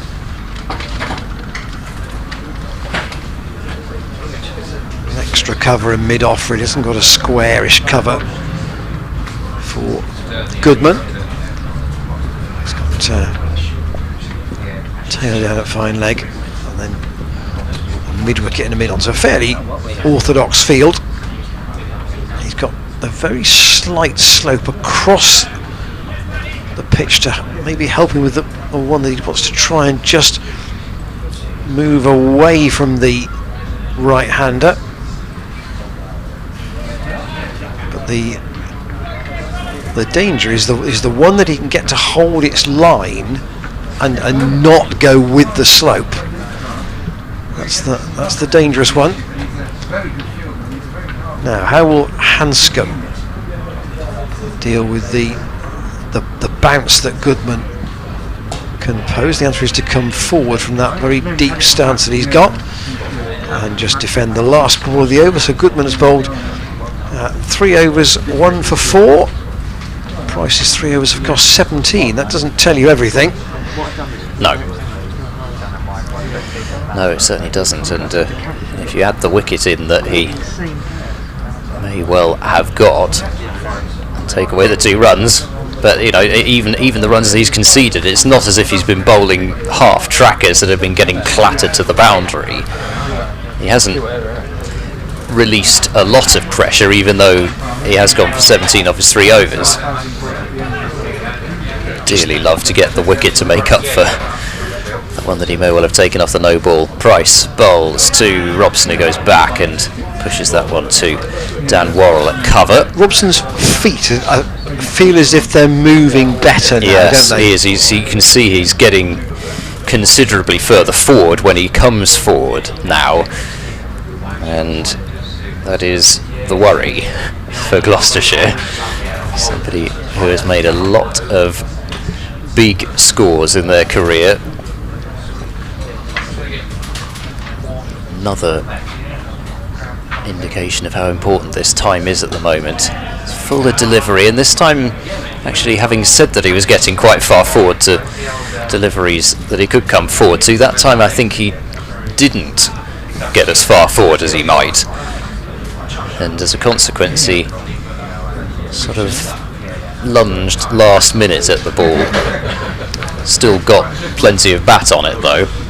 Bracey's brought Ollie Price back into the gully position. He's kept the 3rd slip, but just moved the Price a bit wider for his brother. Tom Price bowls cut away, and that's going to beat Scott and come to the boundary just to the left of us. And it was also another no ball, so that is 6 more runs to the total. And well, no balls, they are killers, especially in, well, I was going to say especially in white ball cricket, but being 2 runs worth in this, they can start to become a fair bit of a problem. 56 for 2 now. Price bowls, and Robson forward and pushing to Worrell at cover once more. A little bit of a tinny sound almost off the bat, that one, but negotiated successfully. Where are we now? We're 20 past 12. Half an hour ago, that light was quite gloomy. Yep. It has lifted a little bit, which in terms of prospects for us continuing to be out there is good. Tom Price in at bowls. And once again, Robson is on the front foot and playing defensively. Later on in the day was the main question mark as far as 5 o'clock was, I think, was the one forecast I saw, although thereabouts. Yes, that was what I saw as well. It's now saying, the one that I'm looking at, 50% chance at 6 o'clock. So might get away with it. Price bowls, and back goes Robson this time, and back to the bowler. So you have to think, as much as the rain, if it's as dark as it was only a short time ago later on in the day, then light might be a bit of an issue as well, but I think we're going to get an awful lot more play in than it looked like we might even last night, actually, with the possibility of a wet outfield this morning, and they have wet outfields elsewhere in the country.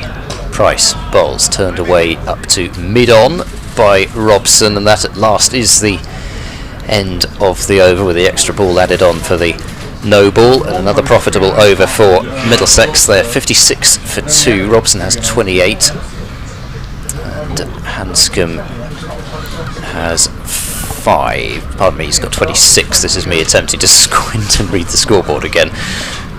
Yeah, 20 overs we've had this morning, so Middlesex's overall run rate is not dissimilar to Gloucestershire. Might be a little ahead of it, but not hugely so. Obviously there are 2 other matches in this group at Taunton and at the Aegeus Bowl. Particularly relevant, I think, is the one at Southampton, because Gloucestershire wouldn't want their really is a Hampshire win, and they certainly didn't start on time. Have they started at all? No, it's been saying inspection at 12 o'clock for the last 25 minutes. Well, more than 25 minutes, so what's going on there, I'm not exactly sure, but they haven't started at any rate. Here's Goodman continuing with a wicket already and gets a hand to a drive back up the pitch from Hanscom, which takes the pace off it, and Jack Taylor does the fielding there. He's actually just the very watery introduction of some sunshine. Seems dangerous to point that out.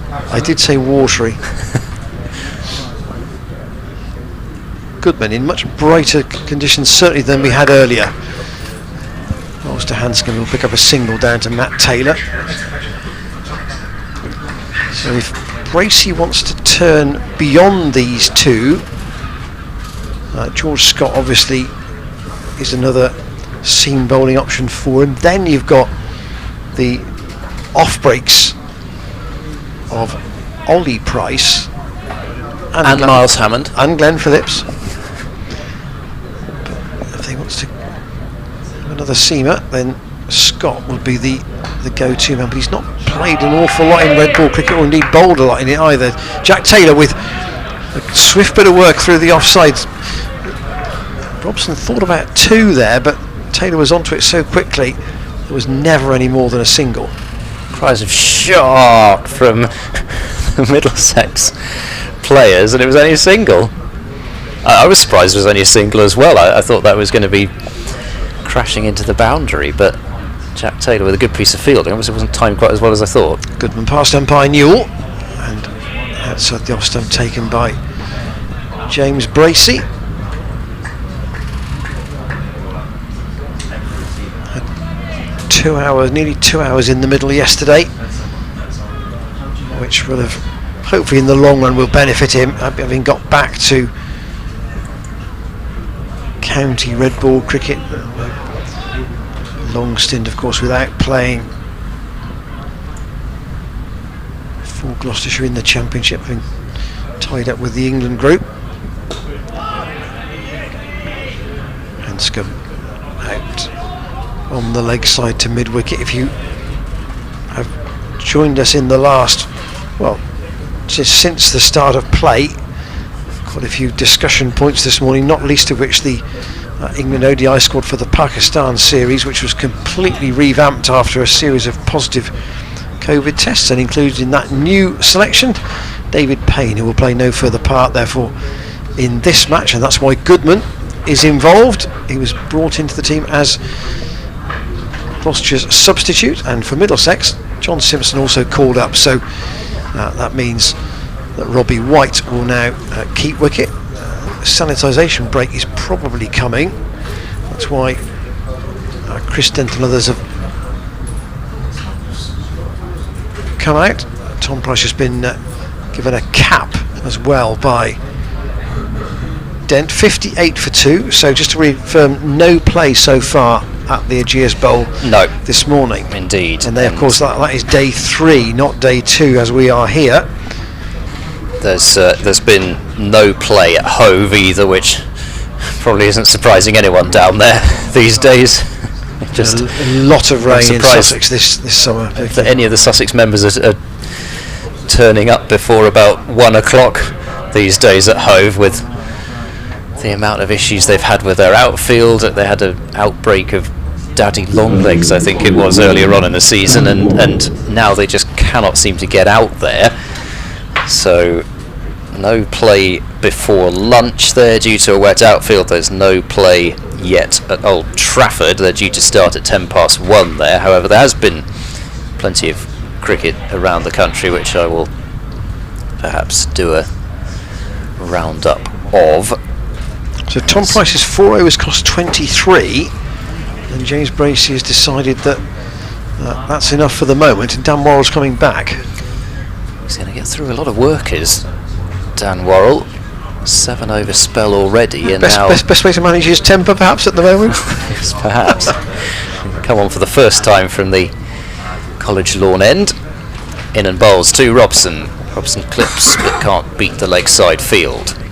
Ollie Price fields at mid-wicket. So let's start off in Group 1 then, seeing as Hampshire, Surrey, no place so far. Derbyshire 149 all out yesterday. Notts 306 for 9, and that includes a 69 retired not out for Ben Duckett.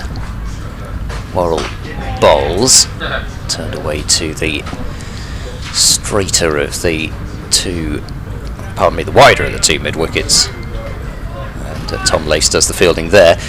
So not certainly positioning themselves very nicely. Warwickshire and Durham, day 3 of course in all these other games. They had an entire day lost due to the weather in that one.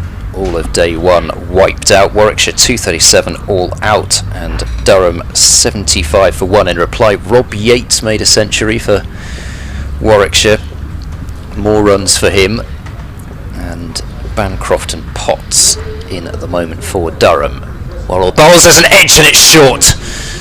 And it will go through the hands of the slips and away to the boundary for 4. So I'm sure that will improve Dan Worrell's mood no end.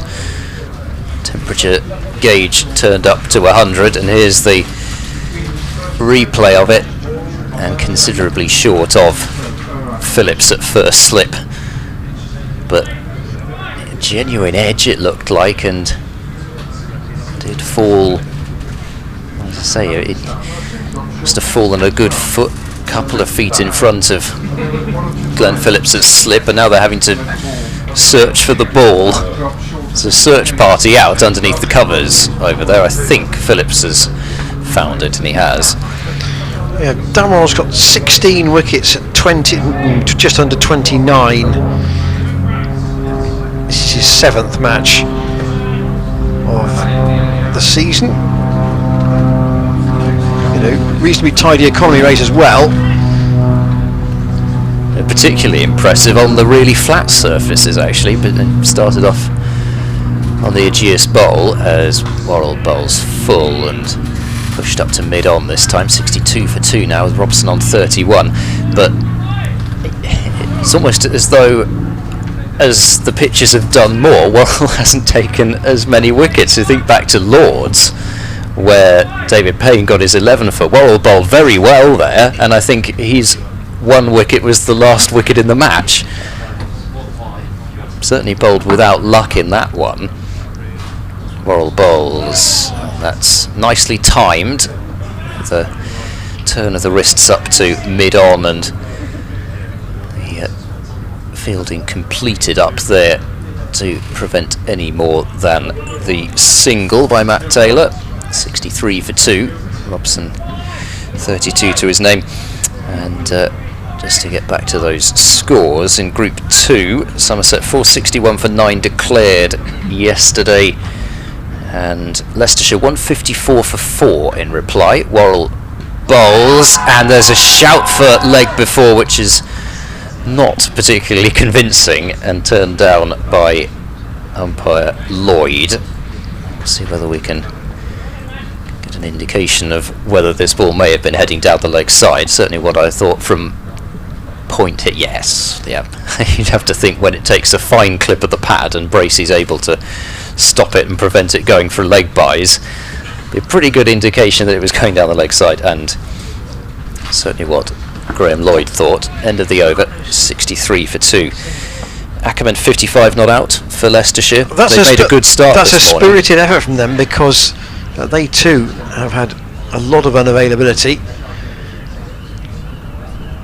Yeah, Middlesex 2 down also, and Goodman continuing his spell, which has brought 1 wicket in his first over, and bowling from the chapel in Middlesex with now Hanscom and Robson trying to continue what's proved a useful start of a stand so far. Hanscom faces and drives straight to Jack Taylor at mid-off. So this is Goodman's 5th over. But can you remember, Ed, when he was bowling both at Southampton and at Taunton, Was he going much longer than 5 overs in a spell? Was he? I think he would bowl 6. Yeah. Here's again. Played very soft hands this time from Hanscom out to George Scott at backward point. Yes, I was thinking really of whether he would do a really extended, maybe an 8. I think that certainly would be more than you would want, and particularly if he is dealing with a sort of a nagging injury. 64 for 2. Hanscom. That is a pleasant drive, but again, nice looking shot. Doesn't get him any reward for it. Jack Taylor again does the fielding. Still the 2 slips, and Ollie Price just doing some limbering up in the gully. Wonder whether he might get an over before lunch. Just the last one, perhaps, just to make the batsman think a little bit. We didn't really see any evidence of Souter turning the ball much yesterday. He just tended to fire it through, but he was accurate, and he just, kept things tight for Middlesex at a point when Gloucestershire were trying to up the scoring rate a little. Goodman. Once again, half forward Hanscom. Just playing the ball quietly away into the gully. And he remains on 6. He's been out there for just over half an hour. Robson, 4 boundaries so far in his 33. And the men out to Cares. LBW to Taylor for 5, and Eskenazi caught by Bracey off Goodman down the leg side for 6. Good tumbling catch that, and there may have been another wicket in inverted commas for an LBW shout, but unfortunately it was a no ball. Here is Worrell starting the second over of his spell, and Robson turns the ball right into the grateful hands of Tom Price on a couple of bounces at forward square leg. Tom Goodman hasn't got his cap yet, so he may well get one more from the chapel end. Been a very good spell from him, and from almost really what we've come to expect from Goodman, as Robson goes back and Tam Worrell tries the keepy uppies, I think, but the ball was travelling possibly a little bit too quickly for that. Just hopped straight over his boot and on to Jack Taylor at mid-off. Wants a change in the field. Ollie Price is coming out of the gully and into a fairly square cover. He's just gone a bit straighter. Worrell was pretty precise about where he wanted him, and George Scott's gone to backward point. Worrell moves in and bowls full, and this time Robson has picked the gap at wide mid-wicket, and nothing will stop that except the boundary rope and the advertising hoardings. So 4 runs to Robson, and Middlesex up to 68 for 2. Robson's been trying that one a fair bit, and he got the timing very nicely, and the placement was good as well this time, and possibly we're going to need the ball sanitised as well. Yeah, with Goodman, 5 overs, 1 for 7. He's taken. If nothing else, he's trying to squeeze the scoring and force a mistake by doing that. Yeah, he's trying to test the patience of the batsman effectively, in saying, "I'm not going to give you anything. If you want to take the risk and attack, that's up to you." Worrell to the crease and bowls. Robson leaves that one alone, and I think it's that control, isn't it, that you would have worried a little bit if you didn't know about the accuracy that Goodman has. You would have worried on the face of it, with Matt Taylor and Worrell out of the attack, that all the pressure could have been released, and Middlesex could have really not quite got away from Gloucestershire by lunchtime, but it could have been a serious problem. Well, bowls to Robson, who goes back. Big puff of dust comes up as he moves back to defend that one. But because of Goodman, that hasn't happened, and there have been several spells like that from him. As I say, it really was just that one game against Leicestershire where he started to go for a few more runs. But other than that, I mean, a lot of the pitches that he was bowling on were surfaces which were pretty unforgiving as well, as that's left alone by Robson. And at the end of that over, Middlesex 68 for 2 in reply to Gloucestershire's 248, so trail by 180. But he's had a bit of a tough learning curve in a way, because his debut came with not much notice, I don't think, at Taunton. I think only sort of maybe less than 24 hours notice, and bowling on a surface at Taunton that didn't really offer too much, and then another one at the Aegeus Bowl which was even flatter. Here is Hanscom waiting to face the accurate Goodman once more.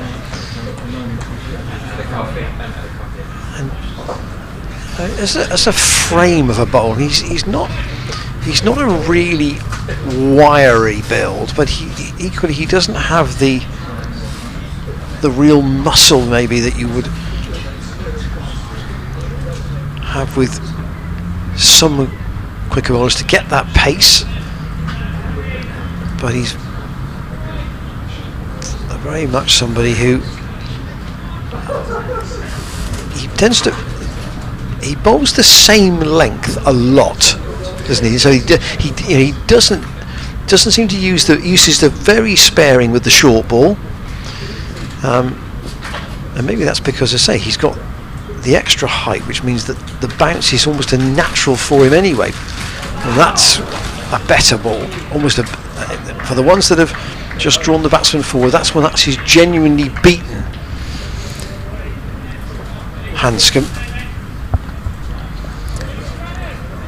A replay coming now, and that's past maybe even the handle of his bat, actually.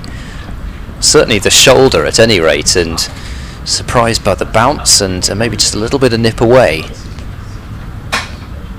Goodman, that is just wide enough that Hanscom can cut that for 4. He doesn't have a man absolutely at square point. George Scott's a little bit behind square there, and the ball has run away into the covers on the Sanford Road side for 4. He was quite pleased with that one, Hanscom. He made the signals of a batsman who was pretty happy with the shot that he played. He didn't know whether to stand and admire it or not, but there was a lot of pleased arm swinging from Hanscom. What's Goodman's response? Outside the off stump is the answer, and taken by Bracey. And just had that one edge which fell short of Glenn Phillips at first slip, a bit like yesterday. I think Eskenazi had one catch, but nothing much else went the way of the slip cordon. Sun's gone in again. Goodman turns, and then it is almost a scuttling kind of run. That's short. Could be coming towards us. And that will come, in fact, into our media marquee, and we have to kick it out again. Otherwise, in fact, the honours will be done by, I think, Terry Blake to our right. Yeah, throw it to the umpire, yeah? And here we the go. ball is returned to the umpire, and the first time that really Goodman's been pulled into the leg side. Almost everything else has gone well. The other runs he's conceded have been through the offside. That was just short enough for Hanscom to add a second boundary, and so 6 overs 1 for 15 for Goodman. I wonder if that might indicate a change in a Matt Taylor, maybe 18 minutes to lunch. I'd be possibly tempted to throw the ball to Ollie Price and give him a couple of overs. I was getting my laptop out the way there, first priority. You could see that it was going to tip up off the rope into the marquee because it had plenty of pace on it. The laptop was the first thing. to get out the way. Worrell bowls to Robson, who does not offer a shot. A few more grey clouds coming over at the moment, and temperature maybe just dropping ever so slightly, but as with most of the grey clouds we've had so far, they just seem mostly to be skirting us. George Scott doing some stretching. I wonder if that may be an indication of a call to him. Worrell in bowls full, and Robson, that's a very confident defensive shot back to Worrell, who surprisingly enough he decided not to have a throw at the stumps that time, and well, who knows what the exact discussions were between the umpires and Bracey and Jack Taylor. Gloucestershire certainly felt as though it was a justified throw because the batsman was out of his crease. And the full delivery, once again Robson is finding the middle of the bat on these defensive shots with some regularity, and I think Gloucestershire would be hoping that if nothing else, the lunch interval breaks his rhythm slightly. Ollie Price also going through some warm-ups, so whether Scott and Ollie Price have been told to warm up or whether there's just a hint being dropped, I don't know. Another change from Worrell in the field. He's put Tom Price back at deep square, and they've reinforced the leg side with Ollie Price and Lace both at 2 mid-wicket positions. Here is Worrell, he bowls, he's bowled him! There goes off stump, and I don't think the change in field really affected that one. That was a moment which Worrell will cherish, I think, having had the morning that he's had so far, and Robson departs for 37 and right through his defences. Look at the celebration from Worrell there. He is fired up, and why wouldn't you be? Key wicket there, right on the stroke of lunch. Even if you take out of the equation everything else that had happened this morning, the moment, the match situation certainly dictated that kind of celebration. And Middlesex 76 for 3 as Robson departs for 37. And coming in behind him, Darryl Mitchell. So he ahead of Robbie White, who will certainly bat at 6. Just as I said. But just an interesting comparison here, because Gloucestershire was 77 for 1 at lunch yesterday. Middlesex are 76 for 3 with a quarter of an hour to go to lunch, and that wicket in particular will give Gloucestershire quite a lot of heart when they come to get their refreshments in a quarter of an hour's time, and if they can nip out another one, then they will feel that the game is right there to be grasped. So the initiative is there to be grasped if they haven't done it already. But Worrell, once more, being pretty precise about his field.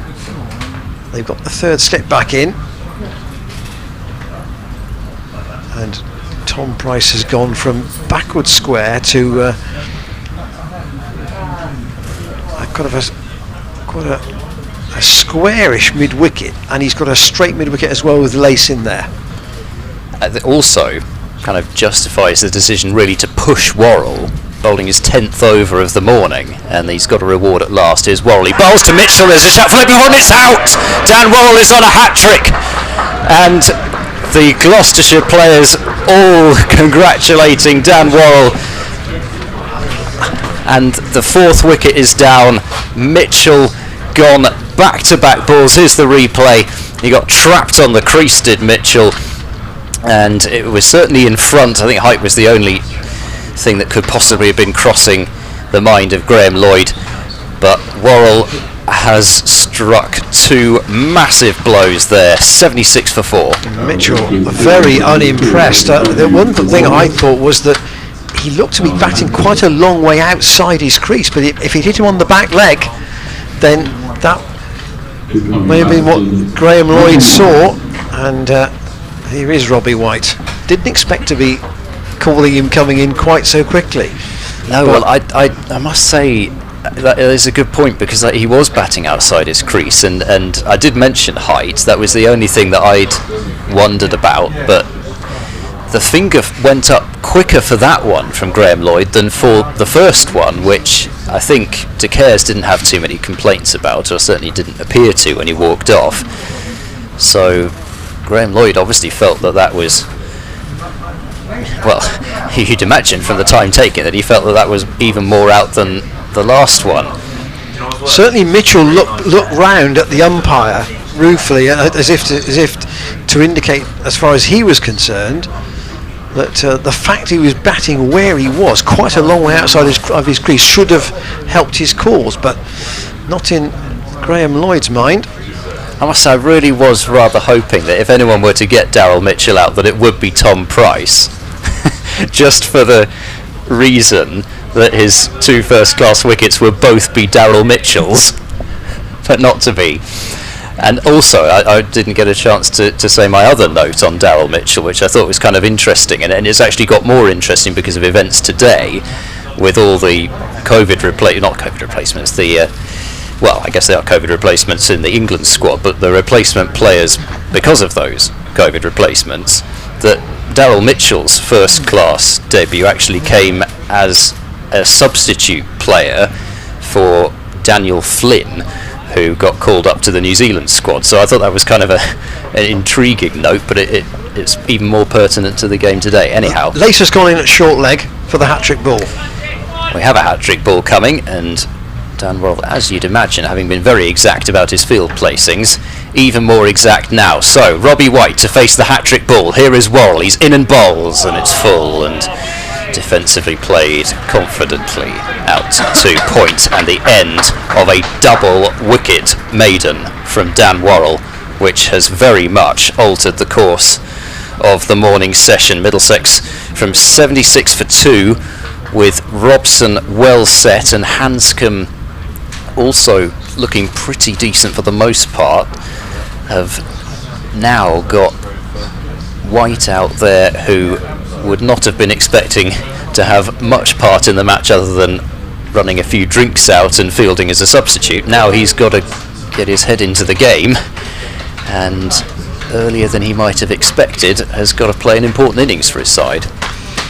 Yes, he's done he's got 4 half-centuries this season in the Championship, mind you. And he batted very well in the first innings against Gloucestershire at Lord's. Right, Dom Goodman is going to keep going with Worrell having taken 2 wickets. This will be his 7th over of the spell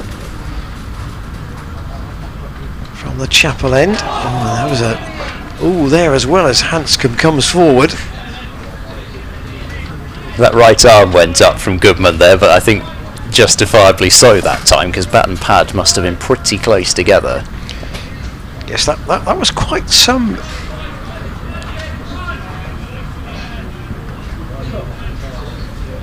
release of emotion from Worrell, wasn't it, for that bowling of Robson. Here's Goodman into Hanscom, clipped neatly away on the leg side. A chase for Tom Price, who's there quickly, and that keeps him down to 1. Done very well to keep that to 1, because I must admit I thought that was 2 if they'd really got their skates on and pushed hard for the first and turned it back, but an indication of probably the pressure that they're under. So Goodman to White for the first time, and the key wicket for Middlesex in the second innings. That's that go. You know, so many times, and I've probably been here more than you, Ed. Yes. You know, days at Cheltenham unravel in the most unexpected ways. White almost gets yorked by Goodman, but drags his bat down onto it to defend. 76 not out, in fact, it was from Robbie White in that first innings against Gloucestershire in the reverse fixture. I'd forgotten that he ended up not out. He very much stood out. Middlesex bowled out for 210. David Payne 5 for 31. Of course, that amazing 11 for he took in that match. 77 for 4. Middlesex. I had a discussion last night with a spectator who'd been on the ground yesterday, and he said morning session to Gloucestershire, second session photo finish, but probably to Gloucestershire, third session to Middlesex. This one, you'd have to say, not comfortably Gloucestershire's, but enough Gloucestershire's you'd say that they were on top with 4 down, and particularly with Robson having gone. Goodman has put together a good spell here, and he's just got a slap on the back from George Scott. That might indicate that is the end of his spell. 7 overs, 1 for 16, and Worrell, albeit he's been a busy man this morning with 2 spells, he won't be getting the ball out of his hand this side of lunch, because he knows he's only got 1 more over to bowl anyway. 6 minutes until the break. Yes, which means we might well get an over of spin before lunch for the last over. Albeit not necessarily by design originally, but just because I suspect that it's got to the stage they don't want to push Goodman. And to come back to the slope, in inverted commas, you would have thought that the off spinner would rather bowl from the college lawn end, where the slope might just enable him to, if it's not going to turn, just to straighten 1 or 2. But that won't happen yet. Ollie Price is getting the run around before potentially he gets an over, and he's now going to field in at quite a close gully rather than cover, so cover's completely open for the drive for Hanscom as Worrell bowls to him, and that's exactly where Hanscom tries to hit it, but he's found Jack Taylor at extra cover. They're very much saying to Hanscom, if you want to have a drive before lunch, then by all means. Ollie Price just doing a bit of arm twirling there. He's either giving the captain the message, or he's got the message. One of the two. It's fairly close in the gully, and a couple of slips still in position for Worrell as he searches for another breakthrough before lunch. Bowls to Hanscom, and Hanscom plays slightly jumpily at that one and turned away to mid-wicket, and a pretty big reaction from Dan Worrell there, as though he really felt as though he was almost through, and haven't necessarily seen that too much from Worrell. He's been very level when he's bowled so far this season. There hasn't been a huge amount of outpouring of emotion whether he's bowled a good or a bad ball, but I think there's one way to get a fast bowler riled up, and what happened early this morning is certainly one way to do it. Hanscom plays this one on the bounce to Ollie Price in the gully. Do you sense well short of that on this wicket he is maybe bowling just a little bit fuller, and that particularly to Hanscom, because he's so deep in his crease, if he bowls that little bit fuller length and does get through the defences, well, he's going to be yelling at the umpire. Worrell bowls to Hanscom, and this is played defensively out towards cover, and it has been, I think it's been what bowlers all around the world have tried to do to Hanscom ever since he kind of lost his form in the Australian Test side. They really do try and pitch it right up to him, knowing that he is very deep in his crease, doesn't get forward or back very much. He's so comfortable playing from the position that he's in off the back foot, so they just try and bowl very full at him, and this one is not very full, and it's pulled away, crashed on the bounce to the forward square leg boundary for 4. So Worrell trying a bouncer, and he's bowled some good bouncers this morning, but that one did not trouble Hanscom, and even though it got up relatively high on him, didn't have the pace to trouble Hanscom, And that's an indication really of why a lot of bowlers tried bowling short at Hanscom and it didn't work. But sometimes he's so tall when he tries to play the full delivery as well. It just doesn't. Sometimes it just doesn't almost get his bat down in time to the really full deliveries. Here's Warley bowls to Hanscom. This is a good length ball and no shot offered. So end of the over. Middlesex 81 for 4. Hanscom has 19 to his name. White yet to get off the mark, and who will it be to bowl the last over? I think the clue is that James Brace has just taken the crash. Taking his cap off and is going to bowl. No. He's taken the crash. Well, he has bowled, of course, and got a wicket in white ball cricket. James Bracey. Of course. Saw him do that at Chelmsford. Here, though, he's going to take the crash helmet because we're going to see Ollie Price bowl. I'm sure will be the last over before lunch with his off spin. And Phillips. Is he going to go to almost like a gully position, and it will be Hammond at slip.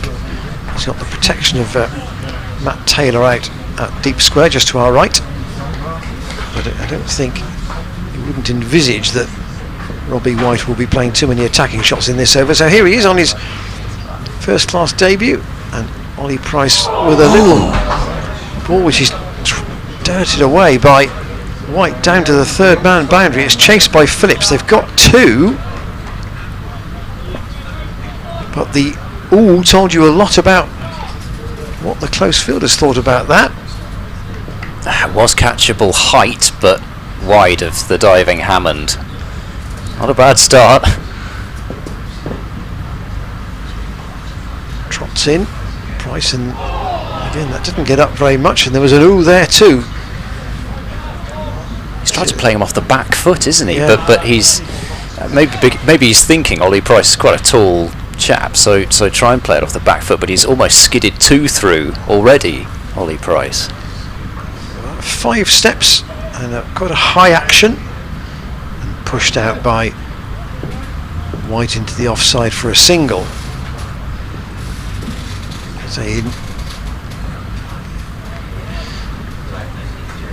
theory that with this very, very slight slope across the ground, he's trying to turn the ball up the slope, but it's by no means the side of a hill. Price turns that into, he's turned onto the leg side past Tom Lace, and Hanscom will take a single. Middlesex responding to that 248. They're going to be significantly worse off in the wickets column than Gloucestershire were yesterday at the same point. Price in again to White, and quietly out onto the offside. 85 for 4 in the last over before lunch, and Ollie Price to White again, plays that off the back foot, and half a thought of a throw at the stumps by Glenn Phillips, but in the end that will be the conclusion of the morning session, and Middlesex go to lunch on 86 for 4. Hanscom has 20 and Robbie White has 4. 2 wickets this morning in the same over to Dan Worrell, 1 to Matt Taylor and 1 to Dominic Goodman. All this after David Payne of Gloucestershire and John Simpson of Middlesex were called into the England ODI squad before the start of play, so that's hence why White is in the Middlesex batting order, and hence why Goodman is in the Gloucestershire bowling attack. And at lunch it's as finely balanced as it was for most of the day yesterday. Yeah, I think the 2 wickets from Worrell, of course, vital, and dramatic fashion as well, back-to-back wickets, and Middlesex can still get up to a decent total from this position, and they're going to be relying on their captain a lot. in order to do that. 20 not out, and looked to be finding his feet out there towards the end of that session. We'll see what the session break does as far as that's concerned, but after incredible, glorious news for David Payne, and obviously didn't think the morning could get a huge amount better, but with those back-to-back wickets at the end there for Worrell, I think it did. It's been a very, very good morning for Gloucestershire cricket. Yeah, and it's I say it's finely balanced, and in that sense it tells you everything about watching cricket at Cheltenham. Something is always around the corner. The game can dart off in another direction very quickly here, and 86 for 4 is the Middlesex score after 29 overs at lunch. Worrell 2 for 26 from 11, Matt Taylor 1 for 10 from his 6. He'll probably have a burst after lunch, you would have thought. Tom Price 4 overs for 23, including a couple of no balls, one of which drew a very loud LBW appeal before they realised that Graham Lloyd's call. Goodman 7 overs, 1 maiden, 1 for 16, and Ollie Price just 5 from his 1 over before lunch. We'll rejoin you at 1:40. I hope the clouds can scuttle by. We've had a full morning session here. The afternoon one likely to be just as important. Join us again at 20 to 2.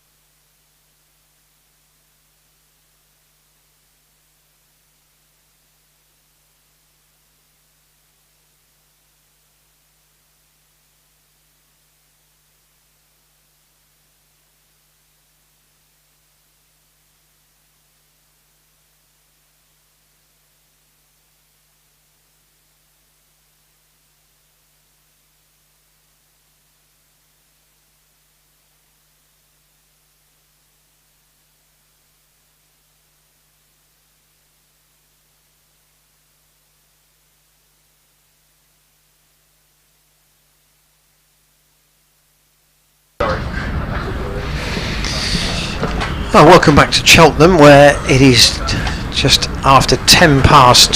The players went off on time for lunch at 1 o'clock, but we had a delayed resumption because of some rain during the lunch interval. So tea will now be at 4 o'clock, at a fixed point at 4 o'clock. So by the looks of it, by my calculations, the cut-off time for the end of play will be 6:33.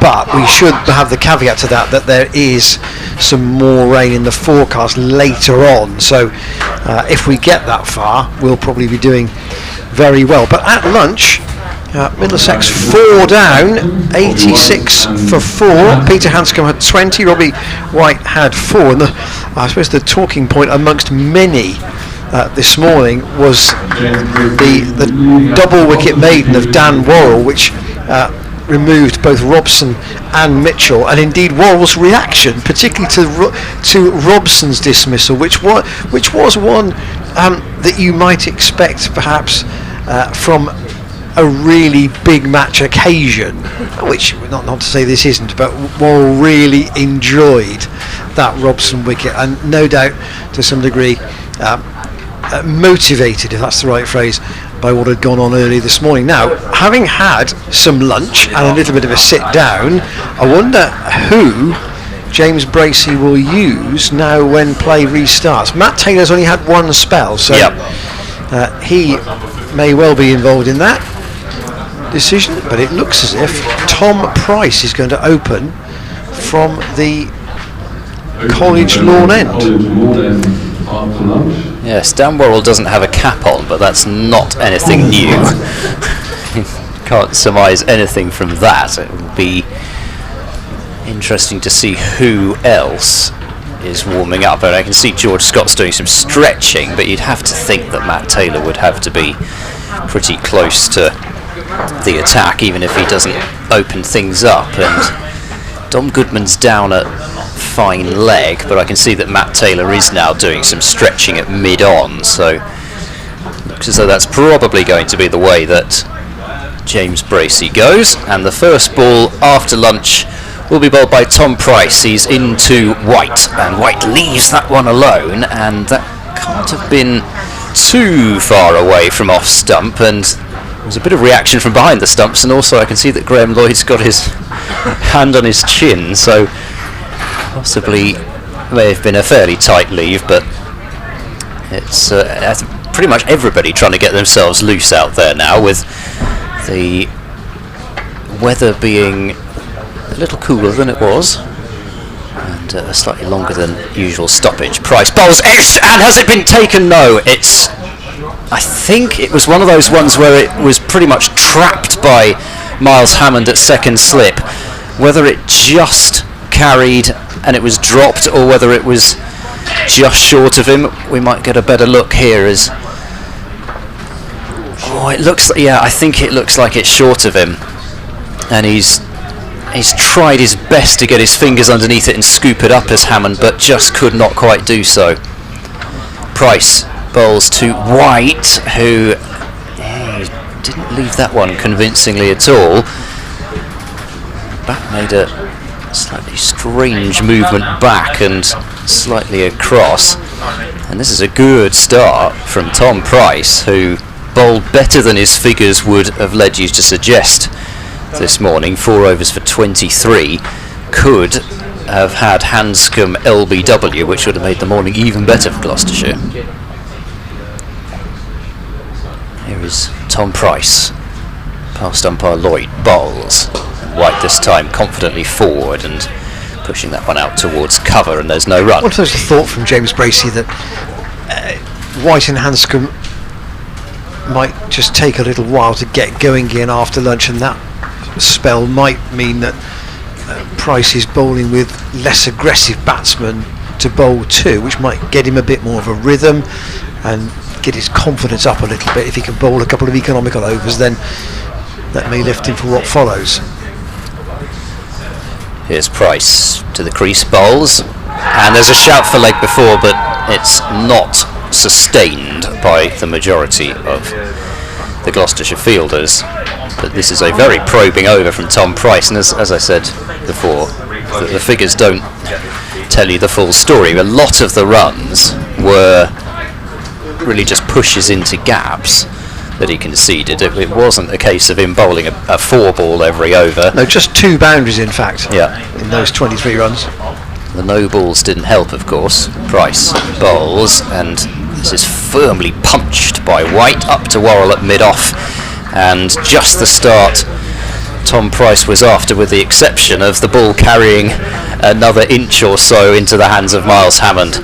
Maiden over, Middlesex remain 91 for 4.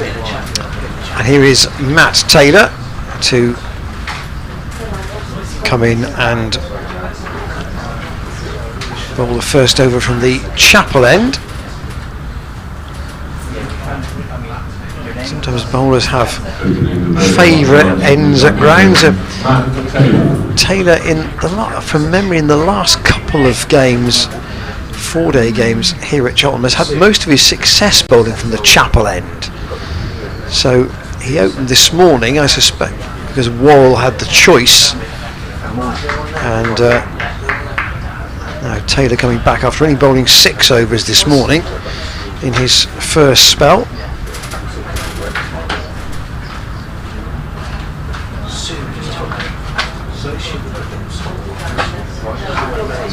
And my board says 86 for 4, and the match board says 91 for 4. That over from Price was a maiden. I wonder if the penalty runs haven't been included in that. Here is Matt Taylor round the wicket to bowl to Hanscom, who steers that down to long leg, and Tom Price gets that ball into the keeper. Yeah, the penalty runs are still there on mine. So where have those extra 5 runs come from?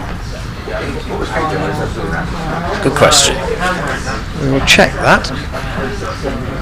Matt Taylor again, and again that's leg side enough that it can be worked once again down to Tom Price, this time by Robbie White. White wasn't, of course, in the original Middlesex selection, but he for John Simpson and Dominic Goodman for David Payne as a result of the England pick this morning for the ODI series against Pakistan, that thoroughly revised squad after news of COVID cases within the England group. Try of weight from Hanscom, a tumbling stop from the tall figure of Goodman, who's increased Gloucestershire's cleaning bill by getting his stop in just in front of Graham Lloyd, umpire at square leg, and the scoreboard's now been corrected, interestingly, back. So I don't know where those extra runs came from originally. There's been a fault in the system. Here is Taylor, and there's a big nick there, and Hanscom's got to go. Matt Taylor has the wicket, and 88 for 5 now, Middlesex. James Bracey with the catch. And here is the rerun. Hanscom not getting a start after lunch, and Bracey with a second dismissal. Hanscom makes the slow walk back, and I used the word flaky. I'm sure Ed would have used another equivalent word, brittle or something of that sort, about the Middlesex batting. 248 may not be such a bad score after all. Middlesex have lost the top 5 with only 88 on the board. Well, quite a full delivery, and that's been Hanscom's problem in terms of that technique of his in recent times. He doesn't get a huge stride forward, and I think it works very well on fast, bouncy pitches in Australia, where even full deliveries tend to get up quite nicely, but this one, particularly with the feet not moving so well after the resumption, just didn't get forward to the ball, and a tentative poke produces the outside edge. And Matt Taylor has bowled terrifically so far. His opening spell was both economical and looked as if it could produce more than the 1 wicket that it did, and now he's got a second one to add to it. So Martin Anderson has come out at number 7. So Cullen, Souter, Bamber and Murta to follow. That feels like quite a long tail. Anderson waits for Matt Taylor and again works that off his leg. So we've had 3 deliveries played off the pads in this over, and Tom Price comes round from fine leg and they'll pick up a couple. Anderson's not got a very impressive average so far this season. He's got 191 runs at 13, a top score of 38. So to be batting at 7 with that record is it shows what's below him in the order, and he's got some tape, I think, there on one of his gloves, which has been administered by Graham Lloyd. Amazing what umpires carry in their pockets for prompt resumption of play. Matt Taylor from the Chapel end, a wicket ready in this over, and Anderson always steered that down through the gully. That may go all the way to the boundary at third man. There's a chase for Glenn Phillips. Can he hold it in? He's launched himself into the boards almost, and they're going to come back for 3. It was a willing chase from Phillips, who gets to his feet and recovers his hat. But an eventful over from Matt Taylor. Second wicket for him.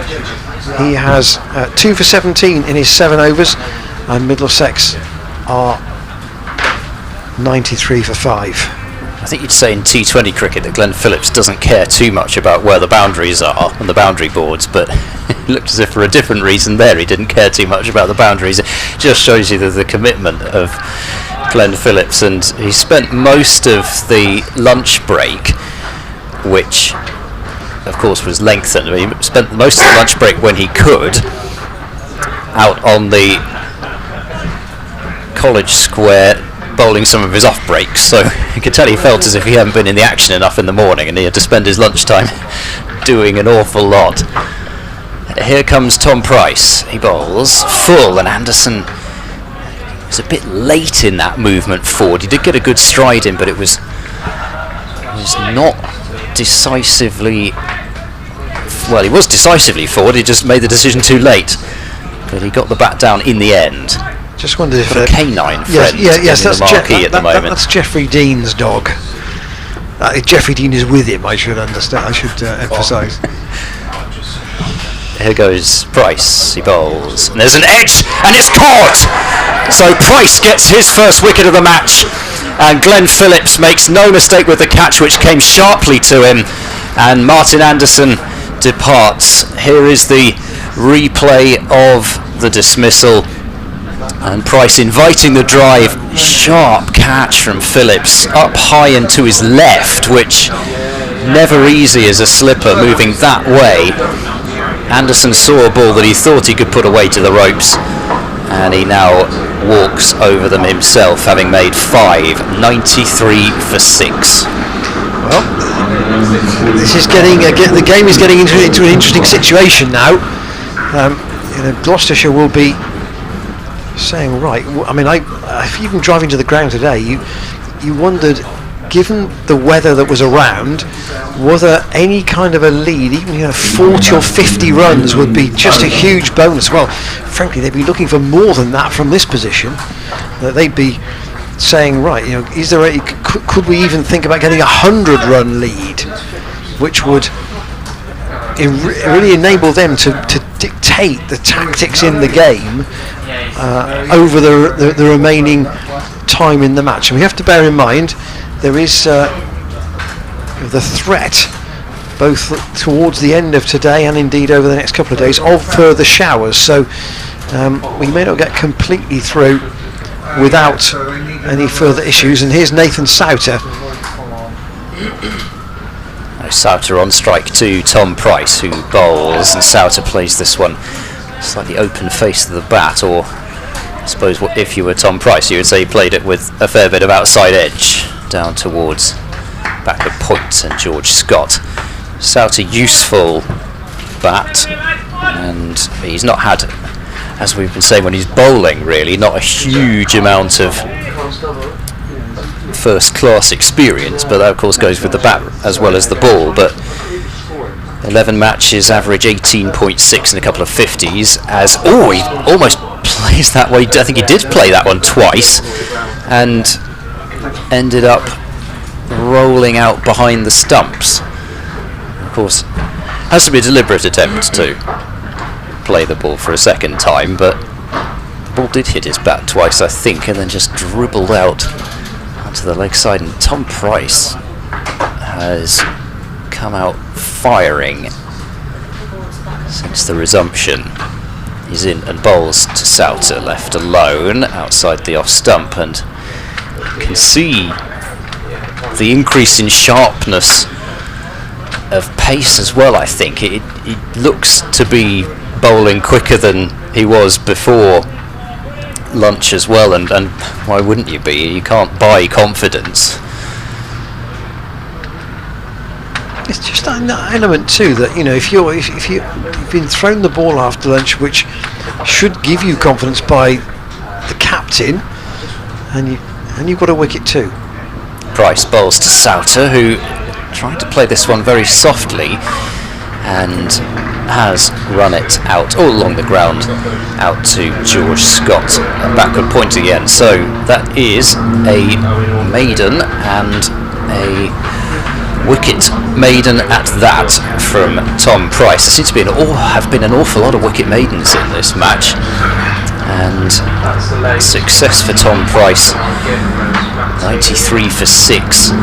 Middlesex trying to get up to whatever kind of a score they can, but like you say, any lead would be handy, and it takes a bit of the pressure off Gloucestershire's second innings, which may enable them to score more runs than they otherwise might have done, and set up a really tricky fourth innings for Middlesex. Here's Matt Taylor again from the chapel end. Again, that's down the leg side. He hasn't quite got his line right since starting this spell. Second over, he's been a little bit sort of almost Midland leg kind of line where he wants to be a bit further over, but he is bowling around the wicket at the right-handers. Maybe now with an older ball, not a seriously old one. This is the 33rd over. I might feel that he isn't swinging quite as much, and therefore he's got to use other assets in his armoury, a change of angle and using the crease, and also just varying his length a little bit just to give the problems to White, who has 5, and Souter, who has just joined him.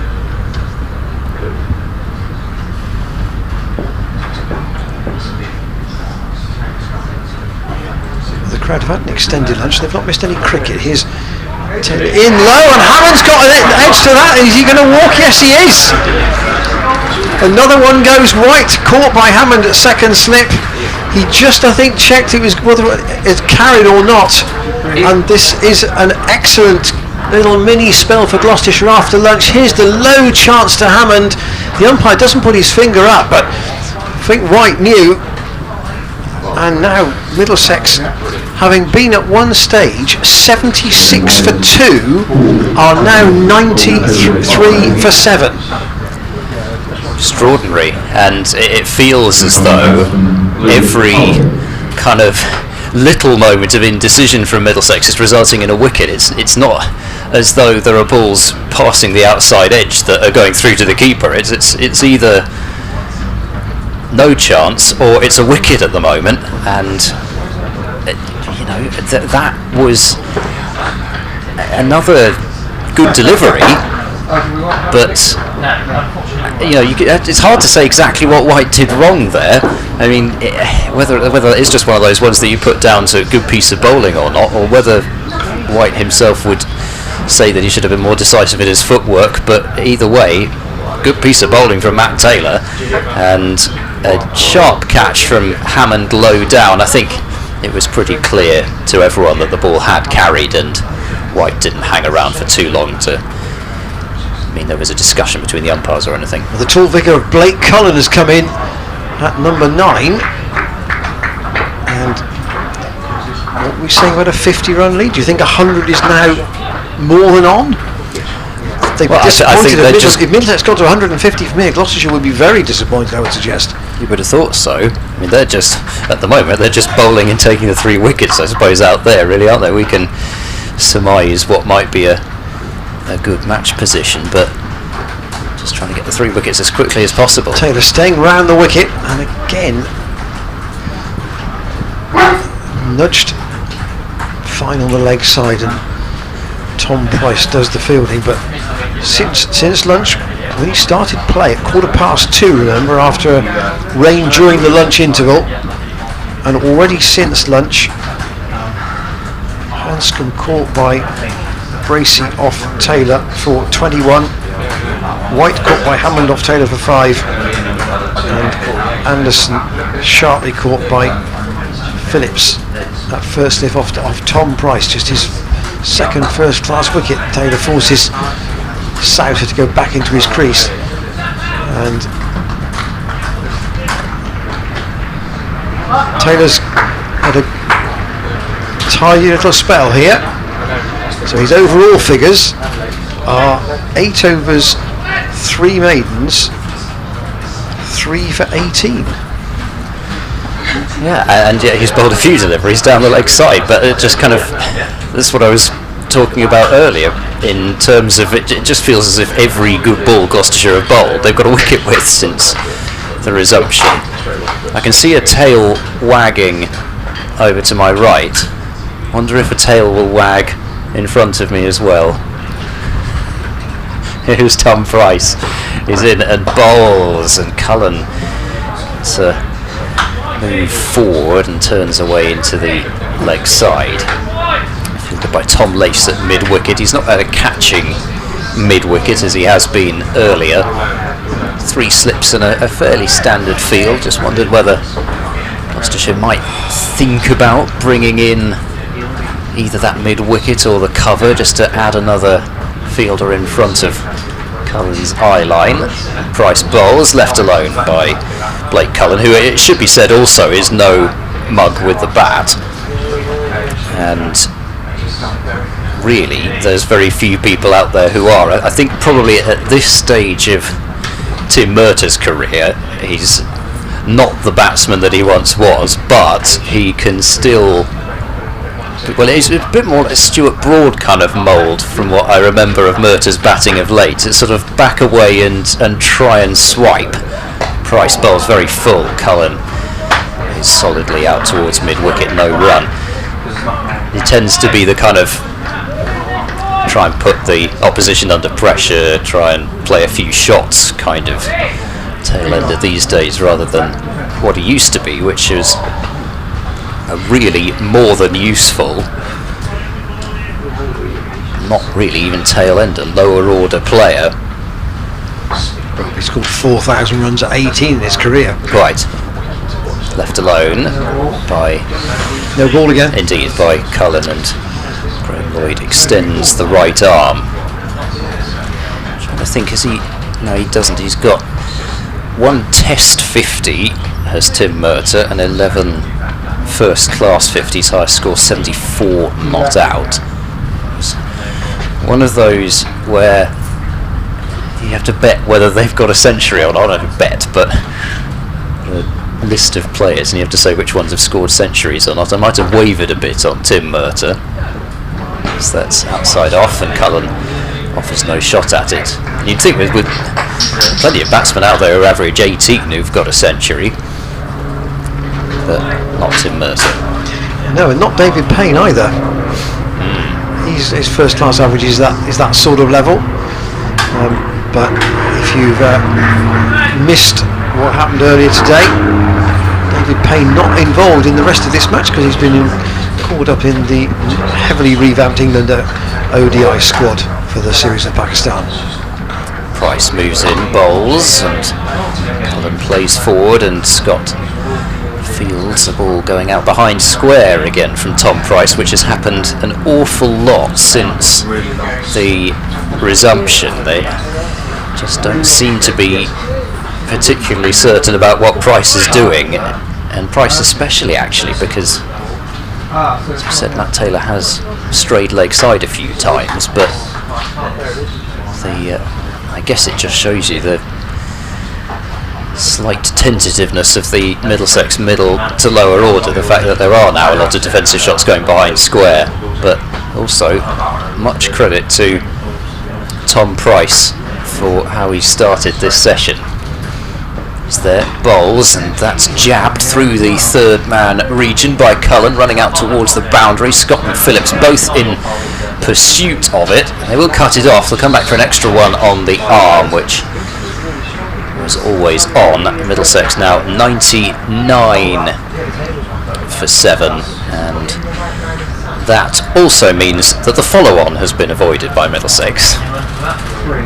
Didn't feel worth mentioning unless it was 8 or 9 down, but because they've avoided it, I will mention it anyway. Not, I suspect that Gloucestershire would have thought particularly long about enforcing it, even if had fallen short. Mind you, I suppose it would have been an interesting decision with rain about and confidence high in the bowling attack, but I think you would have batted on anyway. I've no issue about that. We'll remind you of our email address again in a moment, because we're conscious of things happening here. People may want to get involved on social media. Colin on the strike as the sun comes out again. So our email is commentators@glossccc.co.uk. Your thoughts on David Payne's selection, thoughts on how this is unravelling here. And it is unravelling a bit for Middlesex at the minute. Colin waits for Matt Taylor again down the leg side. I wonder if he might be tempted just to think about coming back over the wicket and trying to slide the ball across the right hand. At the moment he's getting it round a bit too far with that shoulder. Dan Worrell and Dom Goodman just sharing a few thoughts in between deliveries here. Pleasant sunshine now as Taylor in, and that is squeezed towards Goodman by Blake Cullen. Goodman makes the stop. He's the player in the Gloucestershire side for the rest of this match for David Payne, and he had a good spell this morning, taking 1 for 16 in 7 overs, really not giving anybody anything cheap. Yep, a spell that David Payne or any other bowler would have been pleased to deliver. Matt Taylor, 3 wickets to him on the board already. Goes hunting a 4th, round the wicket to Cullen, nicked and just short, I think. Just short of Ollie Price at 3rd slip. Here's a rerun. They're not, obviously the camera is not exactly behind the bowler's arm. Look for the edge to 3rd slip here. It's just hidden by the bowler. Look to just bounce on the half volley if they've come forward a yard. Taylor staying around the wicket to the tall figure of Cullen, who's played that into the ground. He didn't know where it had gone. The answer is out behind square on the leg side, and he nicks a single. Middlesex's 100 is up, 100 for 7 in reply to Gloucestershire's 248. And I think I did hear, I think Ollie Price did an interview last night where he said he thought 248 was a better score than it might have looked, and that there was a bit out there for the bowlers. Well, he would certainly know, because the Middlesex attack did better with the second new ball than they did with the first one yesterday. Matt Taylor to Souter. That's nicked, and that's Glenn Phillips' catch, and another one goes. Matt Taylor right on the money here in this spell, and he's got 4 now in the innings, and Middlesex's 8th wicket goes with Souter edging into the slips for a duck.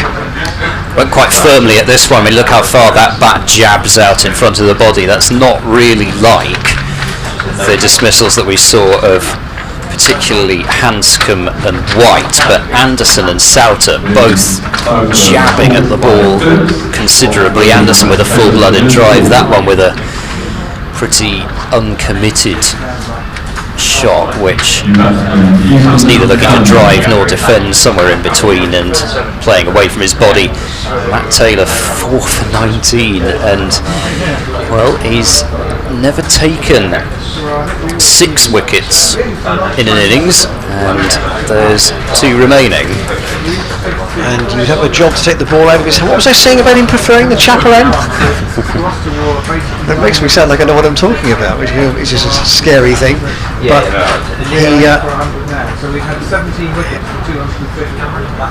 he's got Middlesex right on the back foot, and Gloucestershire, well, totting up the bowling points, which is handy. With things not, if they couldn't get the batting points yesterday, well, make sure they get the bowling points today and try and get themselves tactically into a position where they might be able to force a win out of this game. Tom Price continuing, he bowls, and there's a leg before shout given. He took some time there once again, Graham Lloyd, but Cullen, another batsman, looking to work the ball to leg and out LBW. It was a full delivery, and here is the replay of it. Well, it's very full, hasn't got very far to go, and Cullen, tall man, sometimes it's a difficulty to get those feet moving, and Tom Price gets his second wicket of the innings, which is automatically his first class best, and he has bowled so well since the resumption. Barely bowled a bad ball. There was the one no ball, but that aside, it has been consistent pressure, consistent accuracy from Tom Price, and grabbing his second wicket, which brings out Tim Murtagh to the middle, and we shall see how he approaches this. So Middlesex have lost 7 wickets for 24. They were 76 for 2 before Robson was out, when Worrell clean bowled him with an absolute jaffer, and then since then they have literally fallen off a cliff. And it is extraordinary when you look at the names in the batting lineup. I mean, taken, they don't have Simpson, who would be a name that would probably have expected Simpson to score more runs than Robbie White, although you never know. But you've got international cricketers in there, in terms of 3 of the top 5 being Test cricketers. Stevie Eskenazi, who is rightfully well known as one of the better players in the county circuit, a youngster who is on his debut, admittedly, in that top 5. Anyway, we'll get back to that in a moment as Price bowls to Murtagh, who drives, doesn't time it at all, and it skews away out into the covers. They will pick up a single. Murtagh gets off the mark straight away, 101 for 9, and Ethan Bamber will take his first ball now. But even without Simpson there, it's not a top 5 that should be consistently collapsing like this, and I think I don't want to be too harsh on Middlesex, but even by Middlesex standards this has been an extraordinary collapse.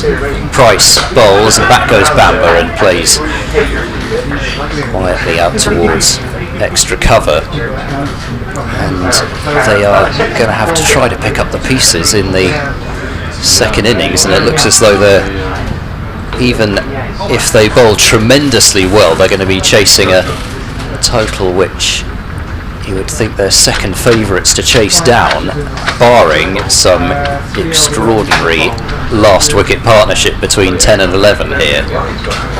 Price charges in, bowls, and oh gosh, Bamber's had a drive at that one, and it's past the outside edge. Every time it passes the outside edge you feel like it's going to take it, but not this time. This is Tom Price's 4th over of this spell, and he's taken 2 for 6 at the moment, which, well, whatever was discussed at lunch about him coming into the attack straight after the interval has definitely worked. Laces in at 4th slip. Price bowls to Bamber, full.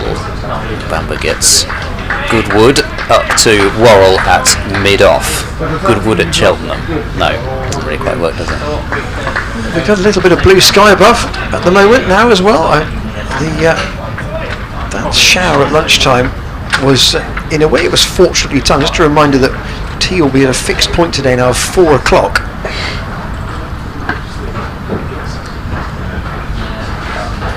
Here is Price. running in and bowling. And there's a leg before shout. That looks good from this angle even. And that is the end of the innings. LBW, Tom Price gets another. His third wicket. Middlesex have been bowled out for 101. From 76 for 2 to 101 all out. Here's the last wicket, and that is as plumb as it is possible to get. Ethan Bamber, LBW, without scoring, and he's going to have to get the bowling boots on soon, as indeed is man walking off just behind him, Tim Murtagh, and they are going to have to bowl Gloucestershire out for a very small total if they are to have hopes of chasing this down. Still trail by 147 on first innings, and well, we talked about a 100-run lead. It's almost a 150-run lead. Yeah, and what an hour and a bit those Gloucestershire bowlers have had. They've taken 8 wickets for 25, and aided by some good catching as well, it must be said.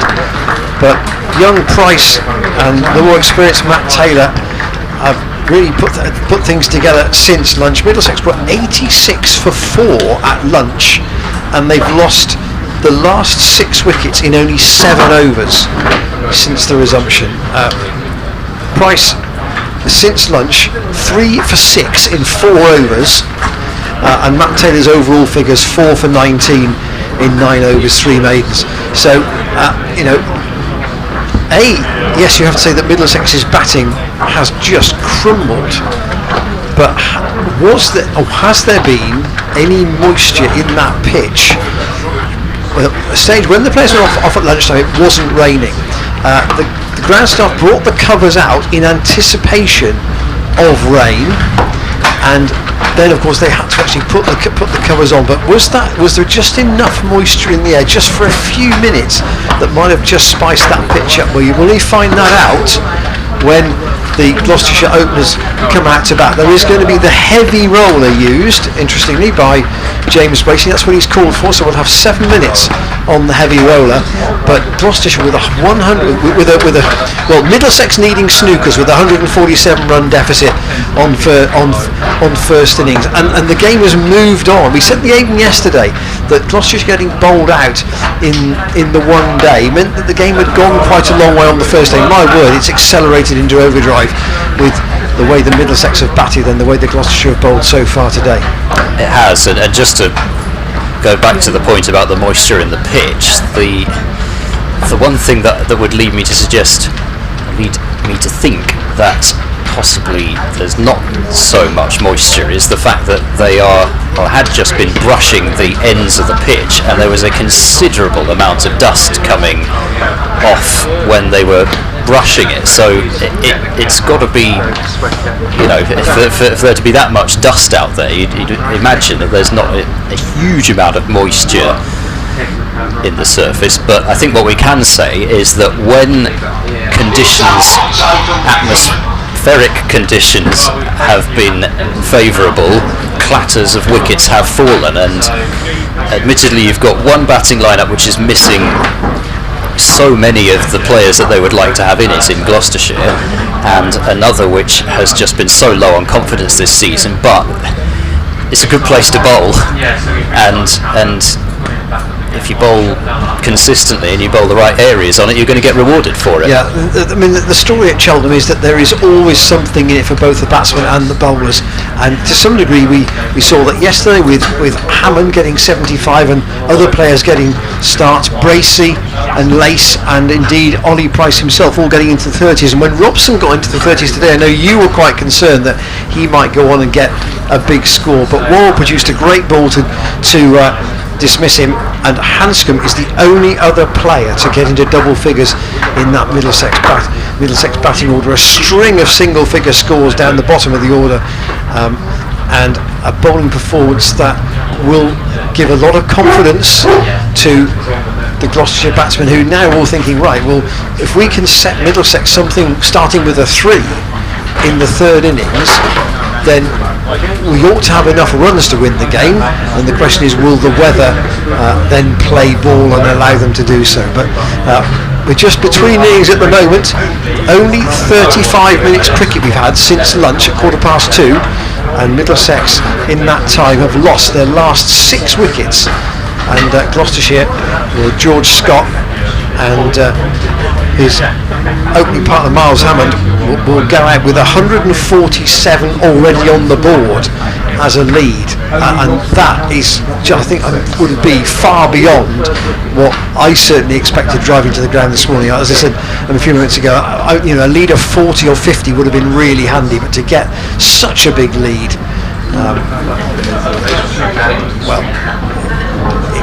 it really does it would appear to open up the opportunity of the win that Gloucestershire really need, considering the position in the table between themselves and the other clubs chasing the top 2 place, particularly Surrey and Hampshire.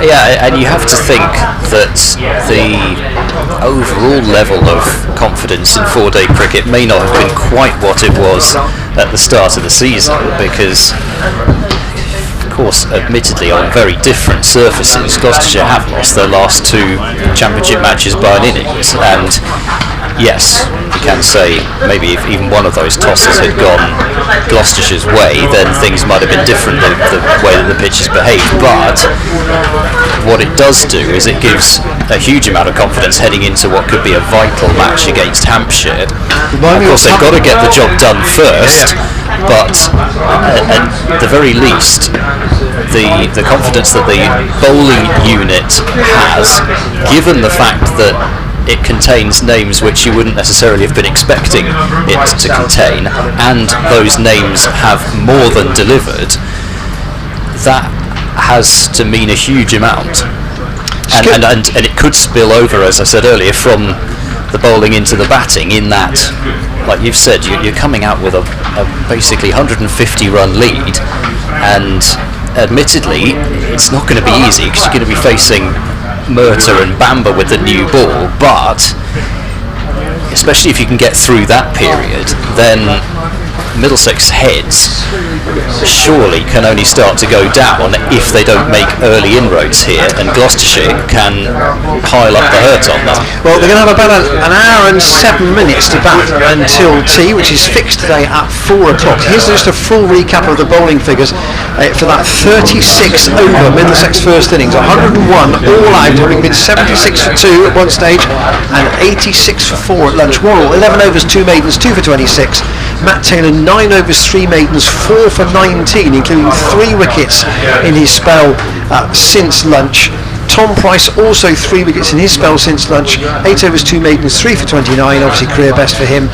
Dom Goodman, who did a great job this morning to tie up one end, 7 overs, 1 maiden, 1 for 16, and Ollie Price just bowled the 1 over for 5 runs.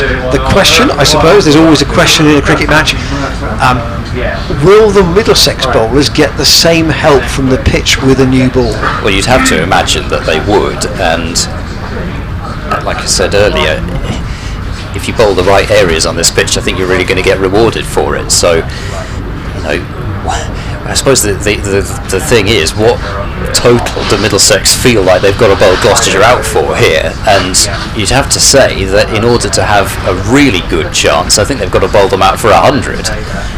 So yeah, I wouldn't disagree with chasing down 250 in the final innings looks like it could be a tall order, and then if it's 300, I think that is really the magic number that Gloucestershire are after. So in terms of, again, the pressure on the Gloucestershire batting unit, the fact that they can score 150 and still be in a great position to win the game is obviously good, but they've still got to go out there, of course, and do the usual things, see off the new ball and not get too far ahead of themselves in the match position, because things can change very quickly when you've got bowlers of the quality of Middlesex. It's not just Murtagh and Bamber. We've seen terrific bowling from Cullen, and when Darryl Mitchell came back in his second spell as well, they've got the bowling to bowl Gloucestershire out for a very small total. Gloucestershire will have to do everything they can to make sure that doesn't happen. Well, almost every hour has felt like a pivotal point in this match, and we're going to certainly have another one here through until the tea interval. Gloucestershire with the lead of 147, and here is Murtagh from the Chapel End, wheeling in, and Hammond It's that soundly back up the pitch, and Murtagh fields.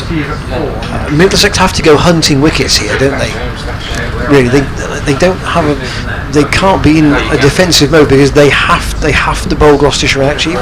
I think in terms of the field placing, certainly they've got to be aggressive in the field placing, but I don't think Murtagh and Bamber are the type who have to go hunting to get wickets, if you see what I mean. Murtagh in, and Hammond goes back and again defends. There are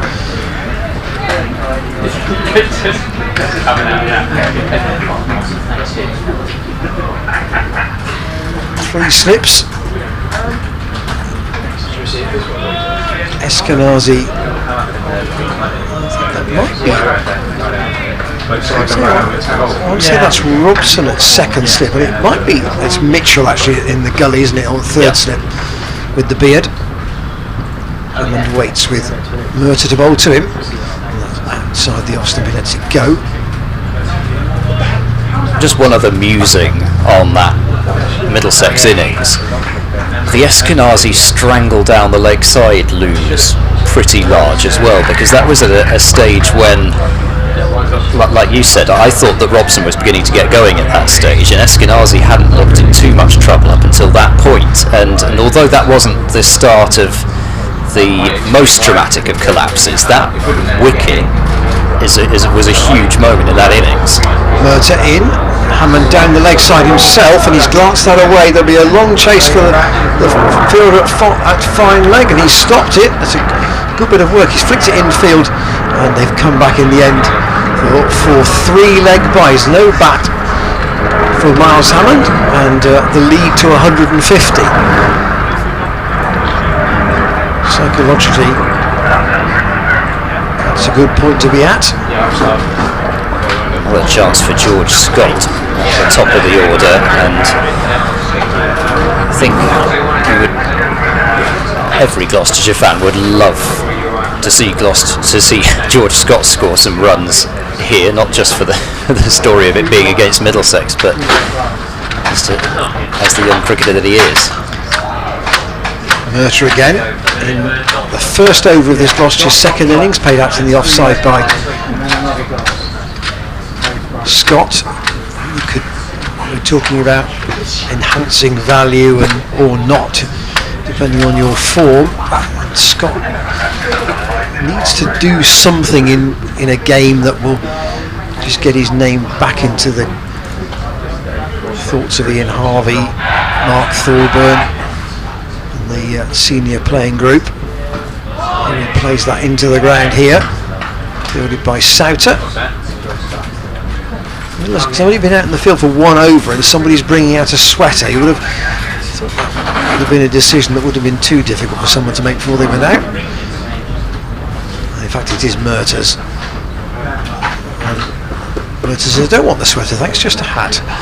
And Bamber, unsurprisingly, will share the new ball with Murtagh from the College Lawn end. I think like you say, they do need early wickets, but as far as Bamber and Murtagh are concerned, they know what they can do with this new ball, and they know what they can do when they get it right. So from their point of view, they've got to blank out the number of runs that they're trailing by and just focus on ball by ball, and the wickets will take care of themselves. Three slips in place as Bamber moves into bowl to Hammond, and Hammond plays that one just to the left of the fielder, who's quite far behind point, and a single is taken to bring Hammond's total to one. One correspondent has just pointed out, of course, that without the 5 penalty runs, Middlesex might have had to follow on. Of course they might. Again, I don't think that it would have been enforced, but that is a very good spot. Interesting question to ask afterwards. We talked about whether Matt Taylor or whoever is put up for interview at the close of play, whether that concept would have been looked at. I'm with you, by the way. I think that Gloucestershire would have batted. Well, Bamber was ready to run into bowl, but George Scott noticing a speck of dust on the pitch. Here is Bamber. He bowls to Scott. He goes forward and then sets off a couple of paces as if there's a single straight to the fielder inside the ring at mid-wicket, but no run. In a sense, the fashionable thing to do, unless the lead is absolutely huge, is not to enforce the follow-on. If it's a tight call, it tends to be right, we'll bat again. If it's 240, then you might enforce the follow-on. I think the fact that there isn't an absolute deluge forecast for the next couple of days. Bamber bowls, and there's a shout for leg before wicket. I heard two noises there. Whether it was inside edge or whether he hit his pad, I'm not quite sure, but at any rate we'll see whether we can ascertain anything from the replay. And bad pad close together. His front foot's gone possibly towards the direction of being outside the line as well. I did hear two noises, but as I say,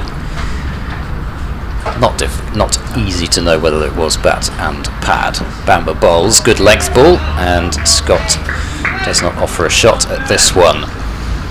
Just looking just a little bit edgy here, George Scott, just as he did in the first innings in terms of trying to get that first run.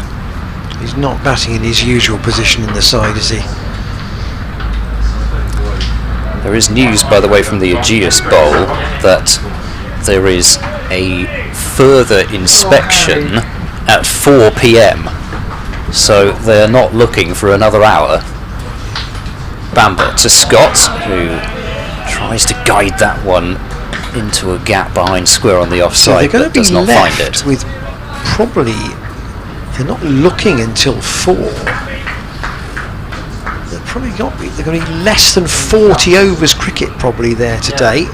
Remind us of the overall score: 488. 488 for Hampshire. Sorry, 42 for 4 in reply. Hashim Amla, one of the not out batsmen. The other one was Will Jacks, but will be Ben Geddes.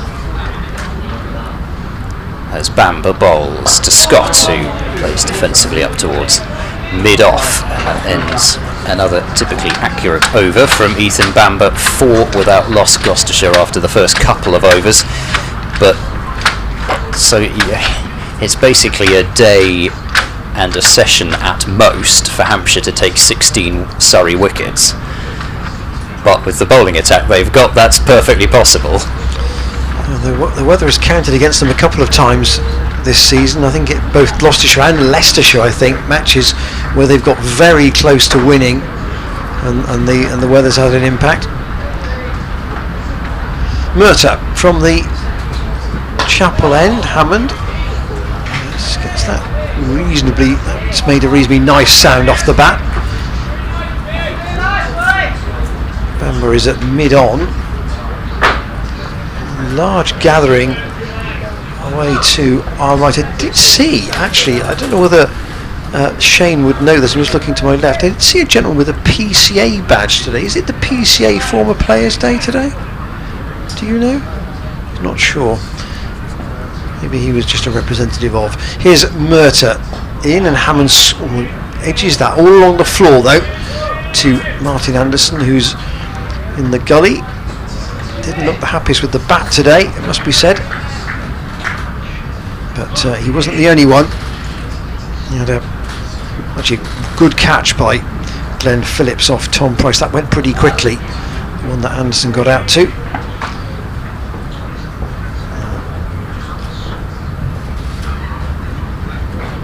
So Gloucestershire 4 without loss. Overall lead 151, and Hammond at the moment just being very respectful to Murtagh, because he knows that if I can put it like this, in a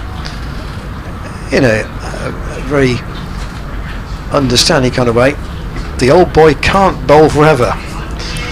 No, but having said that, I think Bobber was at 8 overs on the trot to start with yesterday, so and he's certainly got a long spell in him. But no, I take your point, of course. There are other dangers, but he is a wily campaigner with the new ball. Here he is again. Hammond drives through the gap at extra cover. They've left the gap there for him to try and punctuate it. They're going to get at least 2, and there might be one on the throw. Hanscom's on the chase, and ball is returned from just to our left in front of where the Middlesex players and off-field staff are, and they take 3. A couple of the players involved in this match, very interesting running styles. Dom Goodman, obviously very, very tall, tends to run from the knee down, and Nathan Souter, for a cricketer of his age, dare I say, he's 28. It sometimes runs like a player who's quite a bit older than that, got a bit more senior. I know how he feels. Yeah.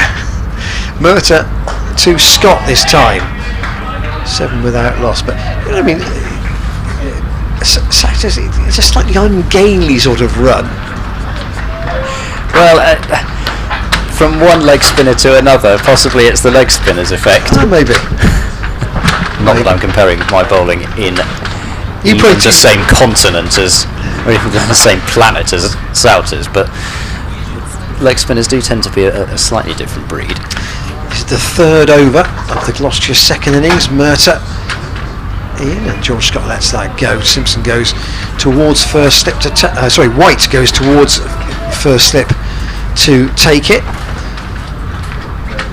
and 7 without loss, added to the lead of 147. 154 is the overall advantage. I wonder what the Gloucestershire have a figure in mind they'd like to have as a lead by the close tonight.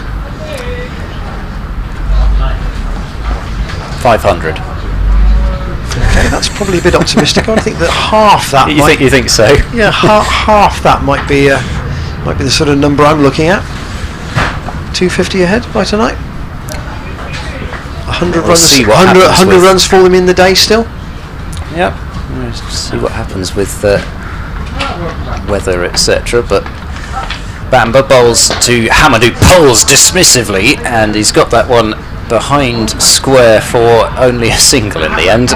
He tried to knock the cover off that one, and he hit it pretty hard, but for a quite rare occasion actually, Hammond getting the pull shot behind square. He's normally so early onto it that it tends to go in front of square, and certainly would have made a loud thumping noise on the effects microphone had he hit it in front of square as it hit the advertising boards, but just a single for it this time. Bamber bowls to Scott, who struck on the pad and then has to get back, but he's going to have to go because he'd been given. Ball rolling out into the offside, and it took a little bit of time for Mark Newell to raise the finger. Here is the replay of the dismissal, and it is high up on Scott's pad, but I don't think that the ball has got up that much, and I think that looks like a fair enough decision to me. But the delay in the decision meant that I was watching where the ball had gone, because Scott went lurching backwards towards his crease because he was out of it, and in the end it doesn't matter because he's been given out LBW, and Gloucestershire have lost an early one. Middlesex need a lot more early strikes, but they've got the first one with Scott trapped leg before wicket without scoring by Ethan Bamber. James Bracey hasn't had the pads off for very long, and we made the point with Gloucestershire batting first. Bracey would have a bit of a breather between whenever he batted and the Middlesex innings, but now here he is just in the 4th over, and obviously now with the captaincy to think about as well. But for the moment, tactically, he's got to think about his own batting and getting going in his own mind, and then steering the team into a position that he feels means they can dictate the game. He should be able to do it anyway from this standpoint, actually. At least he put on 80 in the first innings. Bamber bowls to Bracey, who turns that one confidently through wide mid-wicket and should pick up at least a couple of runs, and that's all he will get. So just as in the first innings, James Bracey is off the mark to the very first ball that he faces, Gloucestershire up to 10-1. And early signs already after one ball, admittedly, that Bracey is going to try to approach this innings in a similar fashion. He's not going to take a backward step, try and score off every ball that he can score off. Here is Bamber, he bowls to Bracey, who leaves, and Simpson, pardon me, that's automatic pilot there, White reaching away to his right hand side to take that one, indicating that the ball probably angling across Bracey and then coming back towards him. So he's got his work cut out here as Bracey, with Ethan Bamber moving the ball about against him, but the sun has come out briefly.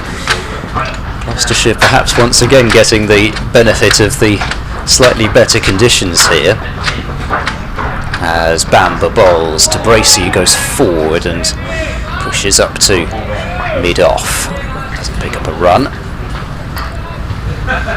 The darker clouds for the moment have moved away, and a little more blue sky overhead. We can't see actually exactly where the weather's coming from, just like with our marquee position at Bristol actually seemed to be the case quite a bit. But the flags on the far side of the ground would suggest it's coming from the chapel left to right as we look. Seemed to have switched a little bit again, because it was coming from right behind us. Bamber bowls and no shot from Bracey, so a successful over from Ethan Bamber, removing George Scott without scoring.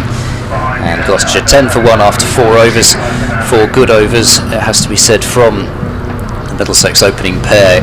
Wouldn't expect anything else. It's going to be hard work for Gloucestershire, at least for the first period. We'll be hoping that Hammond and Bracey can replicate what they did in the first innings and kick on. Well, the umpires have just asked the ground staff. There are a couple of boards that have blown down. Yes, there are, just in front of the sight screen, and they've asked them to be laid back onto their frames so that they are behind the rope, and that's just been sorted out. See, the main sponsors of the championship, yeah, I'm sure you know who they are. Their boards are the ones that just need to be put back in position. 10-1. George Scott's, I say experiment, but it was kind of a needs must in a way. 5-0 for him, not what he would have wanted. And here's Murtagh into Hammond, who steers that out on the onside, fielded by the tall figure of Cullen. Quite a day this so far, though. We've had 11 wickets already for 11 wickets for 111. Well, that's got a certain neatness about it. Not sure want that ratio to continue. Hammond waits for Murtagh, and he's a nick on that. He did. It's just very well fielded by Mitchell. Away to his left-hand side. It's a good bit of fielding. Got turned around by that one, really, Miles Hammond, and again another instance, even though we're not behind the bowler's arm, that shows you that the ball must be doing a fair bit out there. Murtagh back at the end of his run. Last umpire Lloyd. Hammond defensively just finds Cullen again. So Scott, LBW to Bamber without scoring after making 5 in the first innings. Oh, the advertising boards are blown over again. More board trouble. Breeze has really got up. Not that kind of board trouble. Deal with the sackings tomorrow. No. It feels a bit like a day at the seaside all of a sudden, really, with these sort of wind streamers that they've got over on the far side. Hammond this time works Murtagh down towards the boundary at square leg as a long chase, and they'll come back for the couple. Cullen was the man doing the pursuing. Day at the seaside, lots of wind, bit of rain about, things blowing everywhere. Although actually, I think given the open stands that would normally be at Cheltenham. Those spectators who were able to go under those tented structures on the far side would have been very grateful of the cover during the lunch break. Murtagh again to Hammond, lets that go, and White takes. That's not the last ball of the over. White thought it was. I think Miles Hammond either wants the sight screen moved, or there's somebody who is hanging about behind the covers over there. She wants moved. Murtagh's staying over the wicket, so again a couple of those boards have again fallen forwards, so I don't know whether they are, well, assumes they are behind the rope. Here is Murtagh. Again, Hammond thinks about playing at that, but again lets it go, and that is the end of Murtagh's over. So 5 overs gone. It's been testing out there, to say the least, and Gloucestershire already lost George Scott, but this afternoon's session has been dominated by the bowlers. We've seen 7 wickets in this afternoon session already, 6 of them Middlesex ones. They've gone from 86 for 4 at lunch to 101 all out. Matt Taylor finishing with 4 wickets, and Tom Price 3 for 29 in his case. Taylor 4 for 19. A couple of wickets to Worrell before lunch, and 1 also to Dom Goodman, and then George Scott's early dismissal to Bamber, who bowls, and Bracey plays that one defensively up towards mid-off, and they're doing their best to try and tether down those troublesome advertising boards over there. I wondered if they'd left them there for the last ball of the over, if Murtagh had maybe shouted to them, "Don't bother, he's not straight driving me," or words to that effect, but it looks as though they're doing their best to try and tether them down, although they're just blowing over again. Oh dear. Here goes Bamber rather, and bowls to Bracey, and Bracey watches that one through to the gloves of White, and Robbie White's more of a traditional height for a keeper, I would say, and John Simpson's got to be one of the taller keepers around, I would have thought. He's not short. Robbie White is comfortably shorter than the slip cordon surrounding him, but they're all pretty tall chaps actually, Robson, Eskenazi and Mitchell. Here goes Banbury, bowls round the wicket, and Bracey drives with a shut face and into the ground to the bowler. He got a ball that he could drive there, I think you'd say. It was up to the bat, but Bracey not able to get it away for runs. Plenty of encouragement for Murtagh and Bamber so far. They know conditions are in their favour. Can they break what looks to be a pretty key partnership here? Bamber bowls to Bracey, who drives, and he does actually just about beat the fielder at cover, but he's knocked it down enough to prevent there from being any runs. Souter down there. So it is. He's got quite a big area to patrol, as has De Caires over here at square leg. There's only he and Murtagh are the only players in front of square on the leg side. Murtagh's at mid-on, so a big gap through mid-wicket. Bamber to Bracey, who leaves alone, and we've seen quite a lot of teams do this now to Bracey. It's something that's doing the rounds in terms of the analysis on James Bracey, and Somerset in particular. Even we got the opportunity to see rather a lot of James Bracey batting against Somerset at Taunton, in terms of how Somerset went about setting their fields to Bracey. But this is a similar thing to what they did. They pretty much leave extra cover wide open and set their offside field quite fine as a whole. Bamber bowls, and there's no shot from Bracey, and the end of a maiden over from Ethan Bamber. 12 for 1 are Gloucestershire after 6 overs. So you stick a couple of fielders, maybe as Middlesex have done a fair bit, cover point, backward point, because Bracey does like to drive quite square, and then you force him to play a different shot from the one that he likes by driving it through extra cover. And during that match at Taunton, James Bracey was accepting that challenge with glee, but that's clearly what they feel like they can get Bracey to do, the opposition. Here is Murtagh.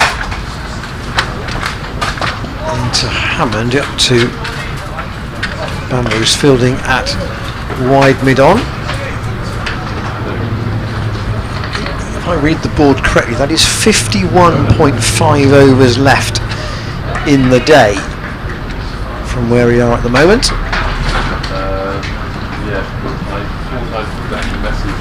So it will be quite a long session post tea, but looking to play to around about 6:30, weather permitting. Hammond thinks about a single. That's a sharp call, but it's a good call, and Bracey answered it. Cullen was the player coming in from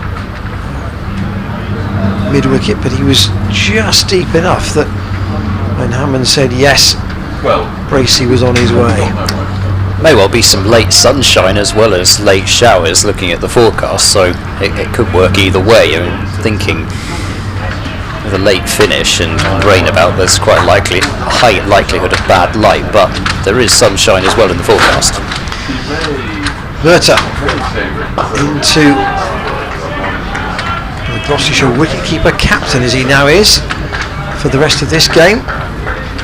And if you didn't catch the news about Chris Dent earlier on, his broken finger is expected to keep him out of both this match, the Hampshire match, and the 2 T20s here at Cheltenham. That gives Gloucestershire another selection choice, because obviously Dent's been a regular contributor towards the useful runs toward the top of the order in the shorter format. Murtagh to Bracey, drives pleasantly, well stopped by Hanscom at mid-off, but the throw is a bit wild, and there was somebody backing up there, Eskenazi I think it was, and went way over White's head. He thought he was throwing to Simpson. Possibly he did. I don't know if Simpson would have brought it in, but at any rate it was a wild one, and it shows you why you back everything up. Could have been a rather embarrassing moment. It's just 13 for 1. So an overall lead is 160. Bracey lets that go outside the off stump. I've just seen a tweet from Mark Church showing the super sopper at work at the Aegeus Bowl, and it is pumping out that water. They must have had a deluge, and I think I looked at the rain radar actually when the last lot of rain hit them, and it was in the it's chucking it down territory in terms of severity, so yeah, looks so great for prospects down there. Been very fortunate here. Bracey drives, it's an on drive past Bamber, that may go all the way to the boundary at wide mid on. It will do in fact, and it hits the boards now and gets a dutiful round of applause from the marquees on the far side of the ground. As it was yesterday, a good sprinkling of a crowd of 1,400, just under 1,400 here yesterday. Might not be quite as many today. People may have been influenced last night, but bearing in mind the need to, electronic tickets to buy ahead, they might have looked at the forecast for Monday on Sunday night and thought, oh right, fairly good forecast, yes I'll go tomorrow. But last night you'd have to say, on a balance of judgment, I had a conversation when I got home last night. Somebody said, well, I can't see there being any play before lunch, and of course the forecast was awry in a better than expected way. Indeed, and that was certainly my thinking as well when I saw how much rain was forecast for last night. Bamber bowls over the wicket now to Hammond, and Hammond watches that one through to the keeper. But I think in terms of what that might have done to the pitch, that might have been interesting, mightn't it? If there had been an entire night's worth of rain, it's already done enough today.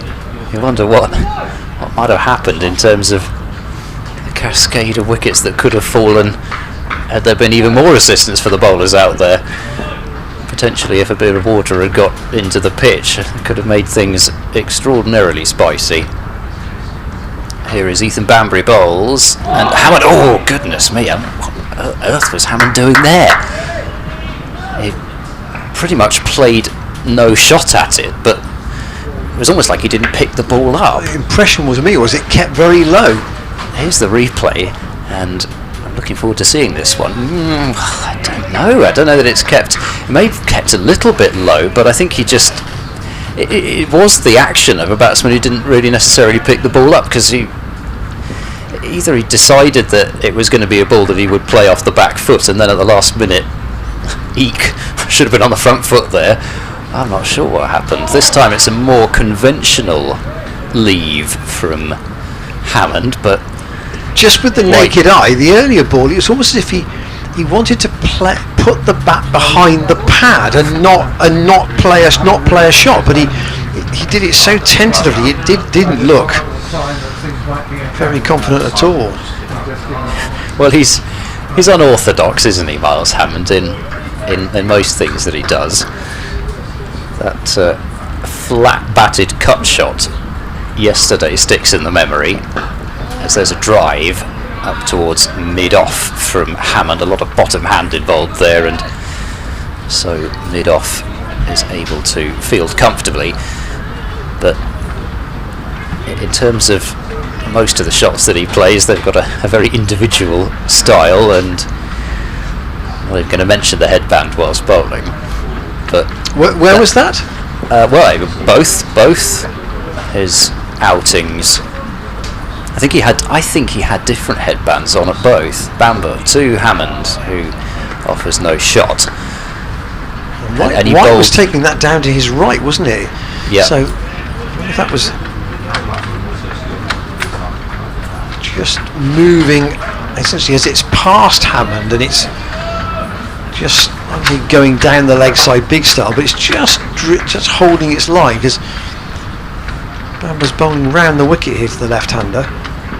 I think he may have had a headband at one and a bandana at the other, but maybe they were both the same thing. It was much further away at the Oval than you are at Grace Road. As Bamber bowls, and this time Hammond takes a step down the pitch, but leaves alone, and will be content to see out another over of Ethan Bamber. Back-to-back maidens for him.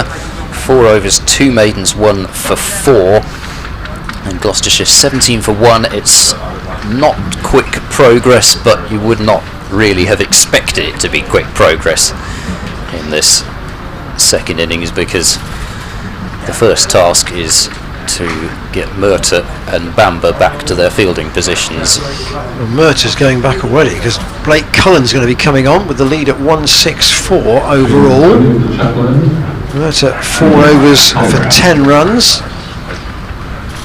And Hanscom, I'm sure, we may have looked at the job that Dominic Goodman did, and now wonder whether Cullen can do the same thing for Middlesex.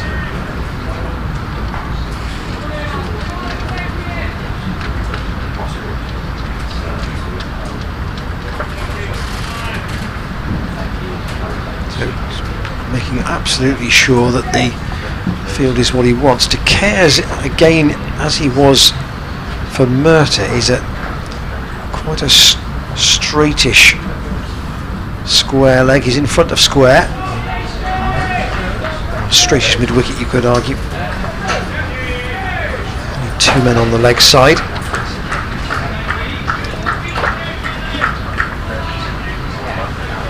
Graham on email says, thanks for your commentary. Please congratulate the camera operators for their excellent coverage while I'm watching at home on my television out of an abundance of caution with COVID rates. Otherwise I would be at the college ground for this match. Thank you for that. Another email just to bring you in a moment. Actually, I would add the congratulations of my father to that as well. Very impressed. This is from Sam Morgan, who's going back to a conversation we were having yesterday about Scarborough. He said, given the fact that the Roses match next week has been switched back to Headingley, Scarborough does not just have the main entrance on North Marine Road, there are 2 others with those in the know, were particularly used to nip out of at lunchtime. Here's Cullen. Bracey defends. The Trafalgar Square entrance, he says, and the Woodall Avenue entrance are never as busy as the main one. Well, there you go, you see, I've only been there twice and I didn't even know there was more than one entrance. And our good friend Mark Halliwell has just sent an up-to-date table which has Somerset 124, Gloucestershire 113, Hampshire 112, Surrey 104, Leicestershire 95 and Middlesex 63. That is the current position as things stand. And of course, Gloucestershire have had all their available points. Hampshire still have 2 more bowling points, available. Cullen round the wicket to Bracey, lets that go through to Robbie White. And you'd have to think, surely the outfield, even if it doesn't dry today, would dry tomorrow. The forecast for Southampton looks quite dry tomorrow, so I think that they're bound to get on tomorrow at the Aegeus Bowl. You can see what I'm doing there. Yeah, the greater relevance though is going to be what happens here now. Cullen round the wicket to Bracey, because the odds surely in terms of there being a positive result are greater here with 2 days to go than there are at the Aegeus Bowl with 1. Yeah, and funny how things change, and they may well change again, you just never know. But yesterday it was looking as if it might be the other way round. Lost just 17 for 1 second time round, and Bracey steers that all past. Oh, it would have been Anderson's ball, but he's misfielded it. Nasty bounce. And they're going to get a couple as a result of a pursuit back towards the boundary at backward point. That one really did bounce unexpectedly on him. I think, you can make excuses sometimes for fielders misfielding balls, but I think that one really was a case of a bounce that he couldn't have predicted. Bamber is going to keep going, I think, for the moment. He's just handing his cap to one of the Middlesex squad. They named a squad of 14 for this match. I wonder whether all 14, well, obviously minus Simpson and Helm, they'll have to reinforce it for the T20 T20 match on Friday.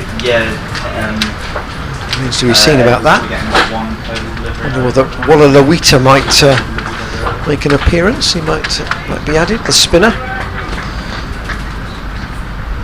Right, Mitchell has come out now from third slip, and he's going into a short point for Hammond.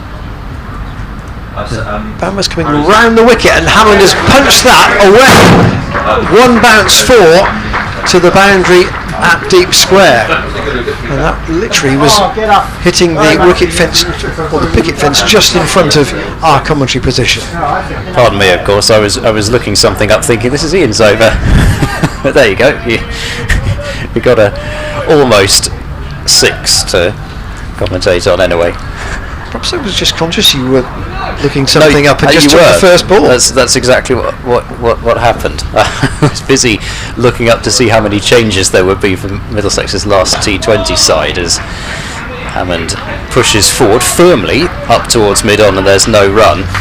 But I was just going to have a look at the scorecard of Middlesex's last T20 just to see how many changes there would be between that game and this one. But another really firm pull shot from Hammond, and I think that's what he was looking for earlier on when he pulled one round the corner a bit too far and then he got a single for it. But that was very close to entering the marquee. Amber Bowl shortcut very hard and almost cut past the face of Point, who's pretty close there, and they will pick up 2. And I think the fielder at Point just saw his life flash before his eyes there. Well, but yeah, Mitchell's quite close there. Sort of forward Point, isn't he? Yeah, and he's short Point. Yes, well, that's what I meant to say, not forward Point. That's kind of what I think how I described it. And that ball went into the ground and sort of past his nose. His not wearing a helmet fielding there, and in fact he's not going to field there any longer because they're going to put him back into third slip. Unusual field position, and I suppose it's the equivalent of fielding at short leg when there's a drag down. Yeah, they put South in now to a more orthodox point. Bamber bowls to Hammond, who jabs forward and plays up towards mid-off, but if you're going to field at a short point and the bowler bowls a short wide delivery, it is the same thing as a leg spinner dragging one down and short leg having to get everything he can out the way of it. But even more so in this case because Hammond's hitting the ball so hard and there's no protective equipment, or was no protective equipment for that fielder there. Not expecting a short wide ball really from Bamber the way he's bowled. Does so again, and Hammond with a punch drive, check drive really up to mid off, no run. Yeah, over the wicket to Hammond now. Bamber's not afraid to keep changing his line, and actually to be fair there isn't much alteration in the accuracy. Middlesex are conscious about runs here. They've got to do two jobs. They've got to take wickets and keep the runs down, and that's not easy on a small ground like this. Bamber bowls, and that's overpitched and driven dismissively to the cover boundary for 4 by Miles Hammond. Nothing wrong with that one as far as Hammond is concerned, and Bamber just losing his length for the first time in the match really. A couple of short deliveries, this one, yes, you want to invite the drive, but that was a genuine half volley and a crisp extra cover drive from Miles Hammond brings his score up to 18 and Gloucestershire 29 for 1. So that last T20 side of Middlesex is Max Holden opened the batting. Joe Cracknell, of course, he was at 3. They had Luke Holman playing as well as Nathan Souter. Tom Helm played, Mujibur Rahman, Afghan mystery spinner, and Stephen Finn the captain. So there's going to be quite a lot of changes come the T20. 29 for 1. Add 147 to that, gives you Gloucestershire's overall advantage. Here's Cullen in. Oh, it's gone a long way, and White's taken that, tumbling away to his right hand side, going down the leg side. I wonder whether that went after it passed Bracey or before. Here's the replay. Did it beat him on the inside edge? I think possibly. Not too dissimilar from the shot that he got out to in the first innings, albeit that was outside edge. 176 is the lead. Cullen in, and Bracey lets that go, getting his bat well out of the way. Taken by White. Mitchell's been doing some limbering up here, so I wonder whether he may be replacing Bamber shortly. If you're wondering why Gloucestershire are batting again, if you've joined us in the last half an hour or so, Middlesex 101 all out today in only 36 overs. Cullen to Bracey, raises his bat, drives again through, well I say through the gap. There's a biggish gap there, but Hanscom is a sharp fielder, and they'll be content with only 1 run. 4 wickets for Matt Taylor, 4 for 19. 3 of those came after lunch, and Tom Price 3 for 29, all 3 after lunch as well. Middlesex lost the last 6 wickets for only 15 after lunch, having been 86 for 4 at the break, and actually 76 for 2 earlier on. It was quite a crumble that. Cullen under overcast skies now, bowls to Hammond, who lets that go, and Robbie White with the gloves, green as they are, quite sort of luminous green takes. I think you're entitled to have some flashy wicket-keeping gloves as well as the boots. It gives us something to talk about as much as anything else. Yeah, I come back to your point about it. Whitey's very much more of a keeper's build than Simpson, much smaller man. Well, that's dismissively pulled away by Hammond as well. That will go all the way for 4. That was the wrong length from Cullen, bowling round the wicket, and never any doubt that Hammond wanted to climb into that, and he's picked up another boundary. half tracker really. That's barely waist high, and it's the kind of length that Hammond feasts off in the T20. It's exactly the kind of ball to bowl to him if you want to get hit for 4. 22 off 32. And then he's beaten all ends up there by the last ball of the over. And was that an indication that it's the sanitisation break, or there's one more over until it? No, the answer is I think that there is going to be a brief break with 20 minutes to go until tea, which is fixed today at 4 o'clock after the extended lunch interval. We basically lost 35 minutes after lunch, and those minutes will be made up at the end of the day. So in theory we will be playing until 25 to 7, light and rain permitting. But Gloucestershire Okay, that's fine. Thank you very much. 147 ahead on first innings, and now 34 for 1 second time round. Last ball came back quite considerably to Miles Hammond, and did it earlier than some of the others that we've seen where it looked like it moved quite late. And if you can bowl that kind of length to Hammond, that's having said where he likes it, that kind of length is where he can often get into some sort of difficulty, because he's very good at playing the pull shot off balls that aren't actually that short. But if you just get it a couple of centimetres lower than that in terms of height to Hammond, then he can get a little bit caught sometimes trying to pull a ball that he shouldn't. This is turned away into the leg side by Bracey, but loud cry of no as there's nothing available up towards mid. On Daryl Mitchell into the attack, so in earlier than he was in the first innings, and an indication of the fact that he bowled very nicely in his second spell, and perhaps indication too that they think he's got more control than Anderson. I was just about to say, Anderson also 9 overs, none for 43 in the first innings. Mitchell bowls and Bracey drives, and I'm not sure that's exactly where he was looking to get it. It's gone out through backward point and to the boundary rope, in fact. Middlesex look thoroughly unconvinced by that drive from James Bracey, but having said that might not be where he was looking, we'll have a look at a replay, and that's just where it goes actually when Bracey plays that shot. He drove rather flamboyantly at it, but he does tend, it seems, to open the face of the bat when he plays that drive quite a bit, and that's where the ball goes. So as much as Middlesex will feel they almost had him there, and he was driving a little bit in front of himself, James Bracey will say, well, that's my shot.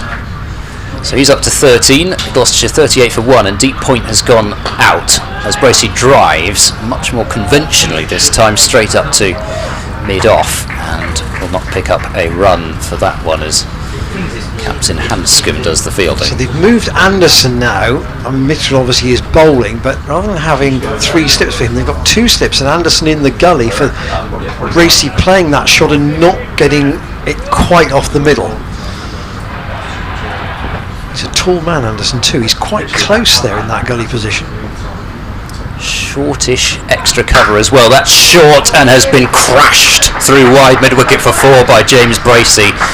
He's not express pace by any stretch, Daryl Mitchell, and certainly not quick enough to get away with bowling that length. It's not an especially pacey pitch, but bowling that length even on a pacey pitch, I think you're going to get put away. It didn't get up that much on Bracey. Just a nice length for him to control and pick exactly where he wanted to hit it, and picks up another 4 to move him to 17. Gloucestershire 42 for 1, and this partnership beginning to get things going for Gloucestershire. Mitchell bowls and Bracey drives through extra cover this time. That is a glorious shot, back-to-back boundaries, and one of Bracey's best shots maybe even of the season. A really beautiful extra cover drive, and he moves up to 21 now, 46 for 1, and it doesn't get too much better than that. Lovely languid swing of the bat from Bracey. It wasn't like the flashing drive that went through point, and 3 boundaries in the over for Bracey off Daryl Mitchell. And he bowls the last ball of it. He bowls short, and that's been crunched through mid-wicket, and that's going to be another 4. And if they were hoping for some more control from Daryl Mitchell, they certainly haven't got it. He's bowled 2 ranked short deliveries and a couple of deliveries which were, well, one in particular which was over pitch, the other one where he maybe had a bit more of a case for thinking he was a bit unlucky to go for 4, but he's gone for 16 off the over, and the control that Middlesex had built up has just been let off by the last couple of overs from this College Lawn end, and Gloucestershire all of a sudden 50 for 1 after 12 overs. Therefore the lead is 197, and they're not yet at tea, and Bracey counter-attacking. I mean, it could be reactionary, but you wouldn't be surprised to see Peter Hanscom turn to Nathan Souter after that over from Mitchell from that end. Cullen, though, is going to continue to take the attack to Gloucestershire from the Chapel end, the wind picking up a little bit again. And Hammond tickles that very fine down to fine leg, which is where Mitchell is at the moment, and they will just pick up 1 run, but the 1 run out. George Scott, LBW to Bamber, when the score was 8. Jeffrey Dean's Poor Lizzie. dog, he's quite a lively individual, Jeffrey Dean's dog. He's been on the balcony before when Jeff's been at the festival. Cullen in, down the leg side, a strangled appeal. Bracey's not interested in walking off, and neither is umpire Graham Lloyd in raising his finger either. Watching Cullen's reaction afterwards, and well, he barely appeals actually. He put his arm up late. I wonder maybe if it flicked Bracey's pad. Oh no, right, okay. I'm very convinced behind the stumps, though, has to be said. Cullen with this straight approach, and Bracey does play at that, and that's a good ball. That's where there's a rather stiff sort of walk of Cullen. When he gets going into his rhythm, there's a certain sharpness there. Bracey would have seen that with that last delivery. Still the 3 slips in. Middlesex trying to strike this balance between economy and threat, and that last over of Mitchell was absolutely like a release valve for Gloucestershire. Yeah, and Bamber had gone for a couple of boundaries off his last over from that end as well, and you just can't afford an over like that at this stage if you're Middlesex. Cullen over the wicket to Bracey, wants a single. He might get more than that as a tumbling effort at the stop by Bamber. It's beaten him though, and he's having to go back towards the boundary at deep square leg, and they've run 2 and they won't chance a 3rd on the throw. So who else has Hanscom got who he can turn to? Well, obviously Souter, and then the risk is whether Anderson can do what he needs in this situation. But yeah, Gloucestershire threw the ball to an inexperienced bowler after lunch who did exactly what his captain wanted. Cullen in, almost a caught and bowl chance there for Cullen. Bracey coming forward, getting that off the almost the leading edge. It wasn't a chance, the ball didn't reach the bowler on his follow through, but it was certainly heading in that direction. So a moral victory to Cullen at the end of that over, but 53 for 1. Even my maths can work this out. It's exactly 200 the lead, and we have 10 minutes until tea. And Kevin Hand is exciting the dog now as well. It's going to be Mitchell to bowl a second over. I think pretty much Hanscom has to say, look, you're a test match bowler. Yes, you bowled a bad over, but Please don't do that again, and keep him on. I think he's got not too much choice. Short mid-wicket in place as Mitchell bowls to Bracey, and it's full and timed decently by Hammond, pardon me, and it's a dot ball up to Murtagh, who is at mid-on, does his best to try and shine the ball, which has taken a bit of a pummelling the last few overs. Both batsmen have faced exactly the same amount of deliveries, by the way, at the start of this over. Hammond 23 off 34, Bracey 27 off 34. Here is Mitchell, bowls full and inside edge onto pad, I think, from Hammond as it trickles out towards mid-wicket. And I guess this is a little bit of the problem. They've been scoring so quickly, and you start to fancy a bowler like Mitchell, and then you forget, hang on, he's actually a very good bowler, and there's still things happening. To be fair, that one over has skewed the run rate quite a bit. Danger is you start almost playing too many shots. So De Caires is now going to field at short cover. They've got Anderson at short mid-wicket.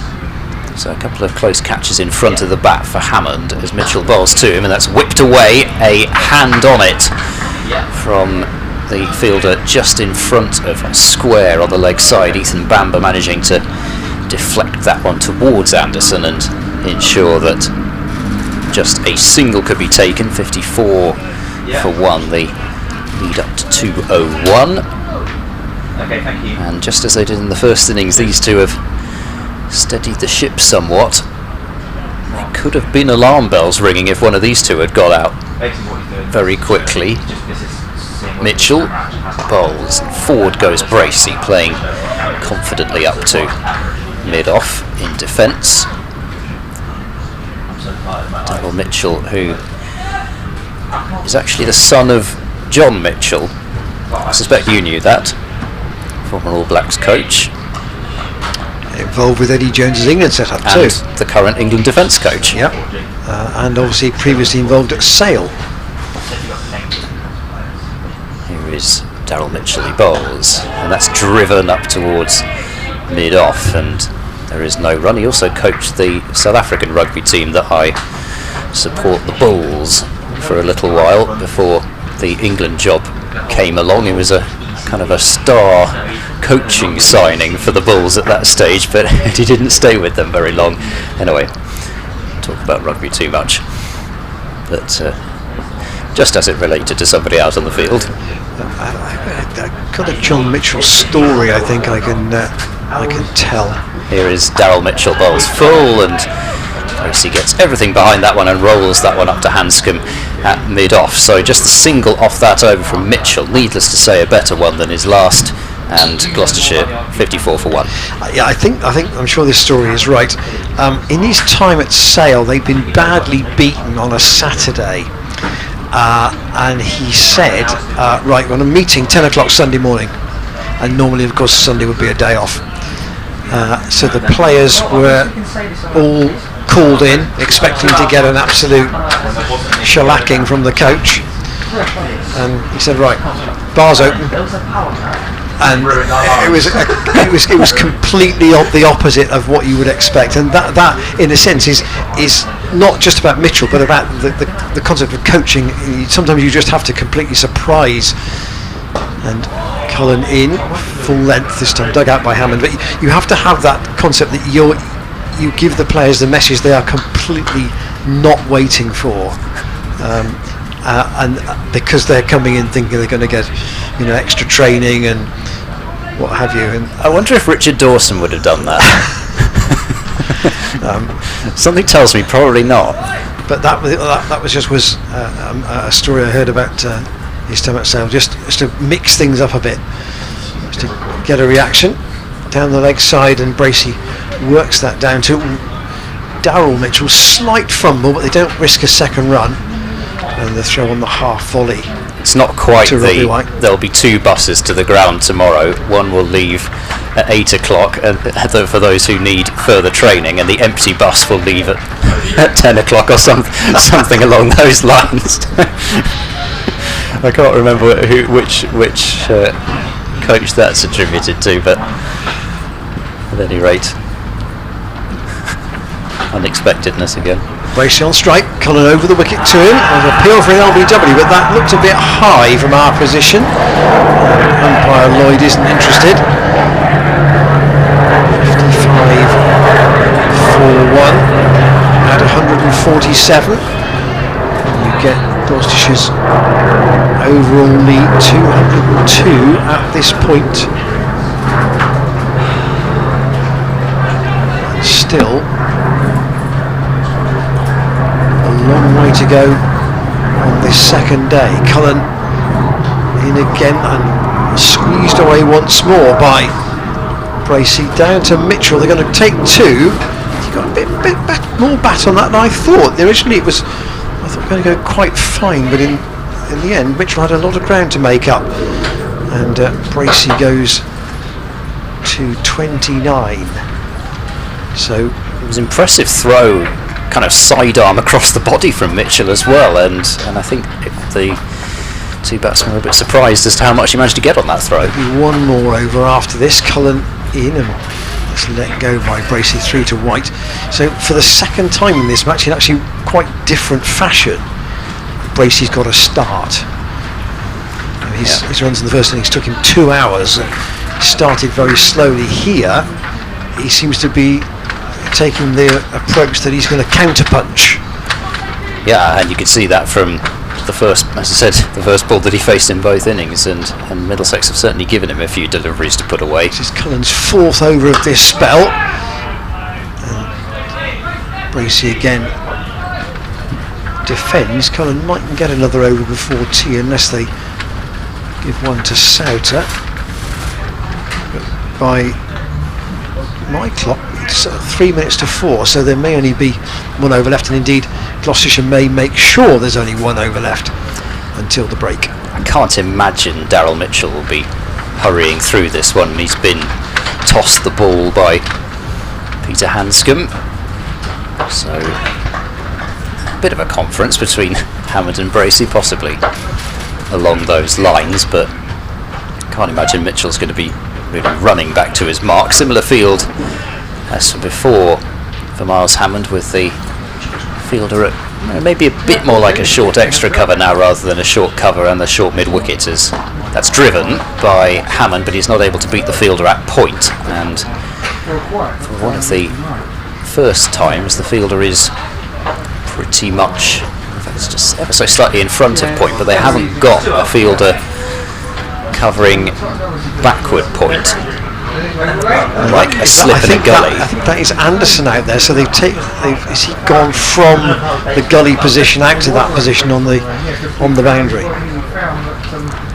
Mitchell bowls, Hammond watches that one go through, also in slightly unconventional fashion,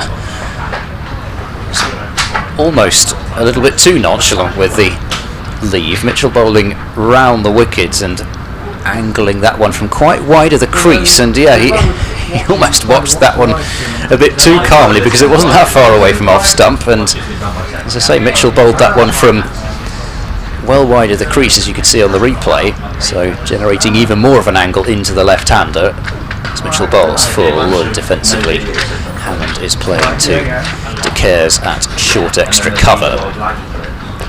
So inside the final minute before tea, and I had a look at the clock that we can't see behind us at the lunch interval yesterday, and it is basically bang on where our clocks are, so be impossible pretty much to get another over in now, and Miles Hammond's just adjusting a few things which clearly needed to be adjusted with his equipment. So Mitchell bowling, and Hammond plays this one softly into the gully area. They will get one, and that is all, but a useful turnover of strike, and more than useful in fact, because it has brought up the 50 partnership between Hammond and Bracey, so back to back 50 stands between these two, and they'll be hoping that this time they're able to really cash in, because it'll be a a tiring Middlesex attack mentally, perhaps as much as physically,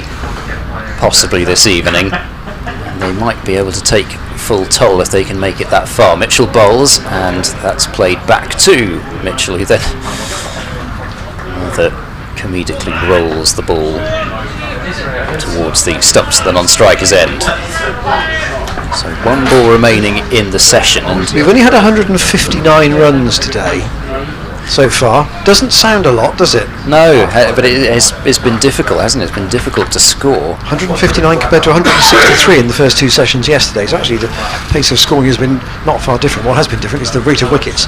Mitchell bowls full, and Bracey defends and declares will intercept from short extra cover, and with the clock reading 4:01, that is time for a cup of tea, with Gloucestershire 58 for 1, leading Middlesex by 205. The pace of the game with regards to runs until the last 45 minutes or so has been quite slow, but the pace of the game as a whole has been one of a sprint, and it has been a sprint which Gloucestershire are currently winning fairly comfortably. But there is still lots more cricket to be played, and Hammond and Bracey certainly know that as they walk off, but they will be delighted with the position they're currently in. Yes, as Ed said, 205 is the lead at lunch, made up really after a tremendous bowling performance, a double bowling performance from Matt Taylor and Tom Price after lunch, when they took 6 wickets in 7 overs between them to see Middlesex go from 86 for 4 to 101 all out. Only 2 batsmen in double figures. Robson, who made 37, was out before lunch, and Hanscom, one of that clutch of wickets afterwards, he made 21. Taylor 4 for 19, Price 3 for 29, and that gave Gloucestershire a lead of 147 as well as full bowling points, and they're now 205 ahead with a session to go. They 42 overs in theory still to be bowled when we return at 20 past 4. Whether we get that far will depend on the light and the weather, of course, but Gloucestershire trying to push that lead as far as they can. Join us, if you will, shortly before 4:20 for the resumption post-tea, with Bracey and Hammond trying to press home the Gloucestershire advantage. Hammond on 26, Bracey on 29 at the interval.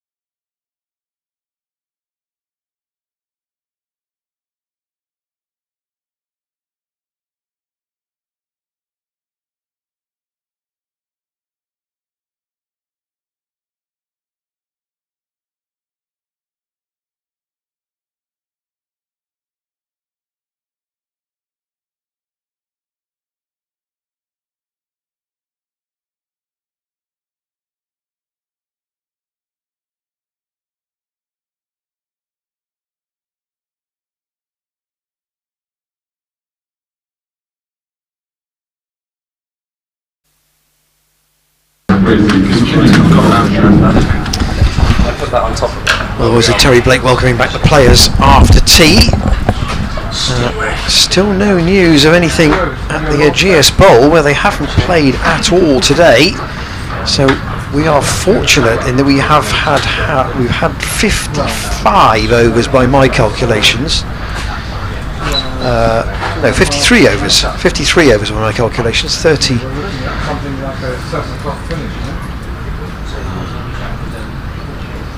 Six. Shot out, you might say, for 101. And Gloucestershire with a lead of 147, now 58 for 1 in their second innings. Just the loss of George Scott so far. LBW to Ethan Bamber for a duck.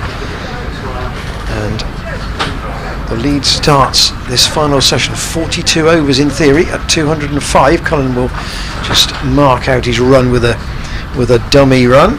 But they were saying meant to be having a look at the Aegeus Bowl at 4 o'clock with an inspection, and there is still no news from there, either in terms of a resumption or indeed any other news that may come out of. I've checked one or two other sources that we might normally do for that information, but nothing from them either. Must be a risk that game will be off today, I would have thought.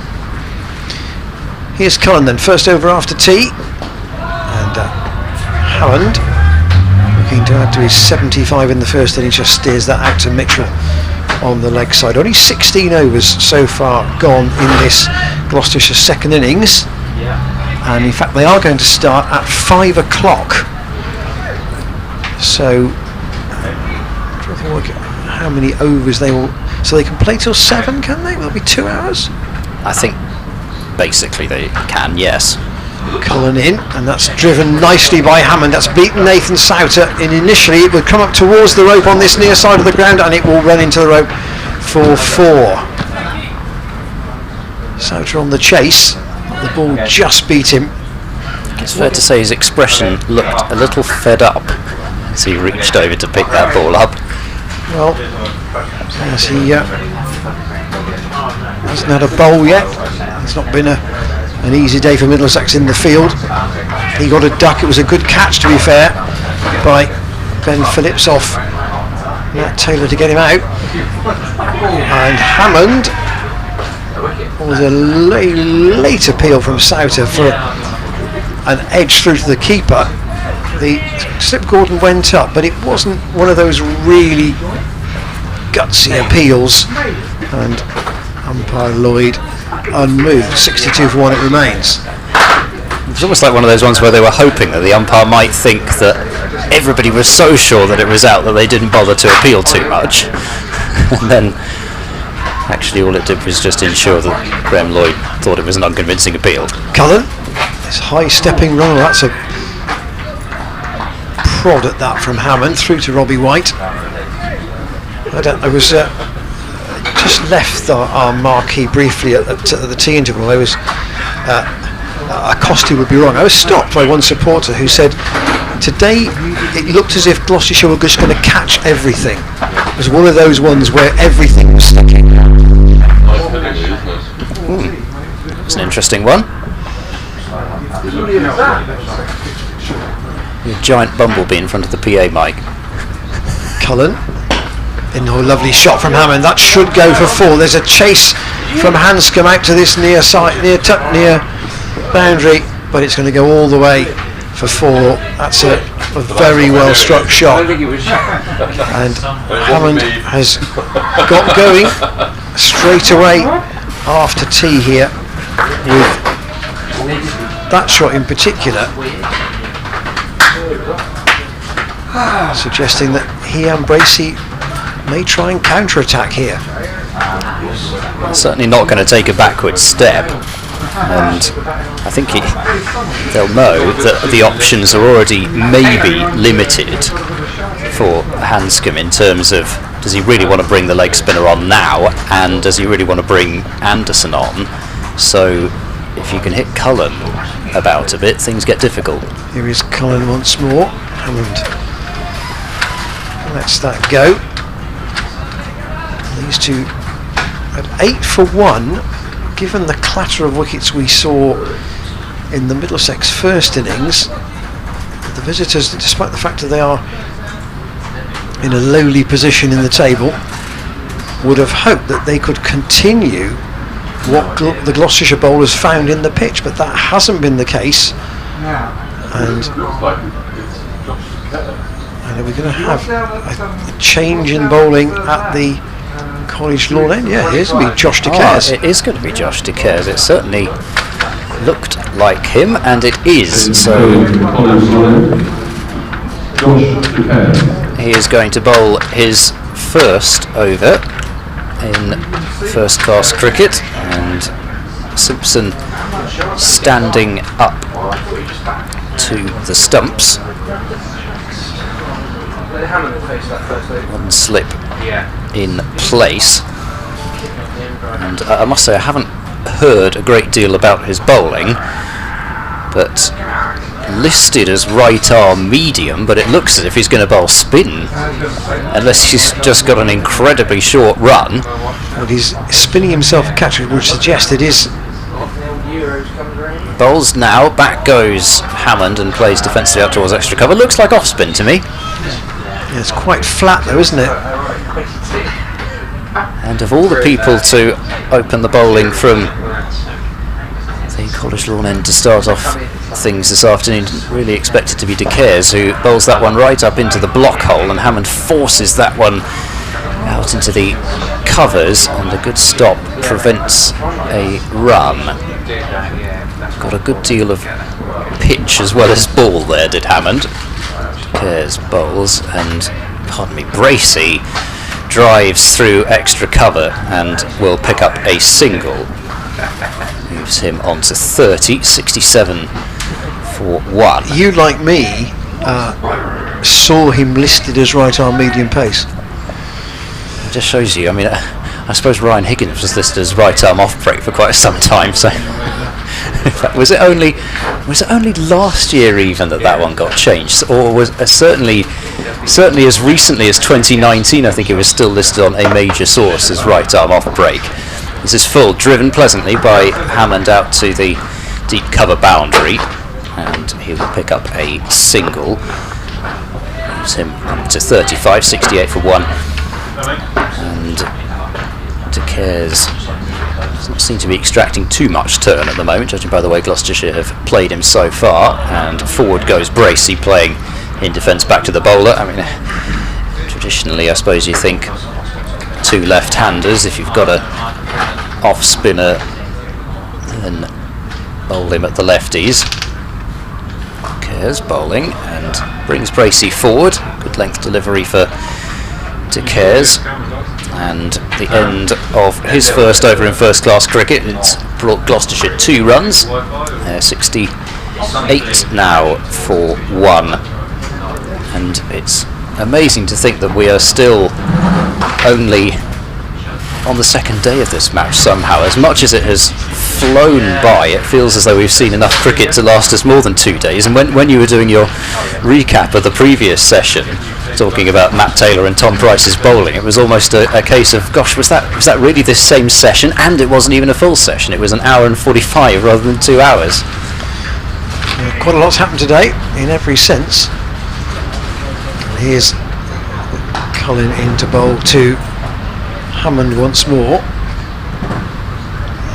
Nudge a single out into the leg side. I think that really comes from the fact that when you and I got to the ground by our various means this morning, the England story was just being announced at that point, in terms of, right, it's going to be a completely reshaped squad, Ben Stokes will captain it, and there have been positive COVID tests, and you know, none of us knew the implications of that. Then gradually the implications became apparent, and that was all before play actually started.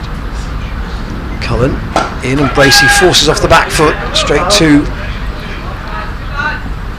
Mitchell, who thought about a throw at the non-striker's end, but then thought better of it. I must say, when I first saw the story, I assumed, well, it's only a few cases, so they'll only need a few replacements. It was only until afterwards that it kind of dawned on me that, hang on, the whole squad's going to have to isolate.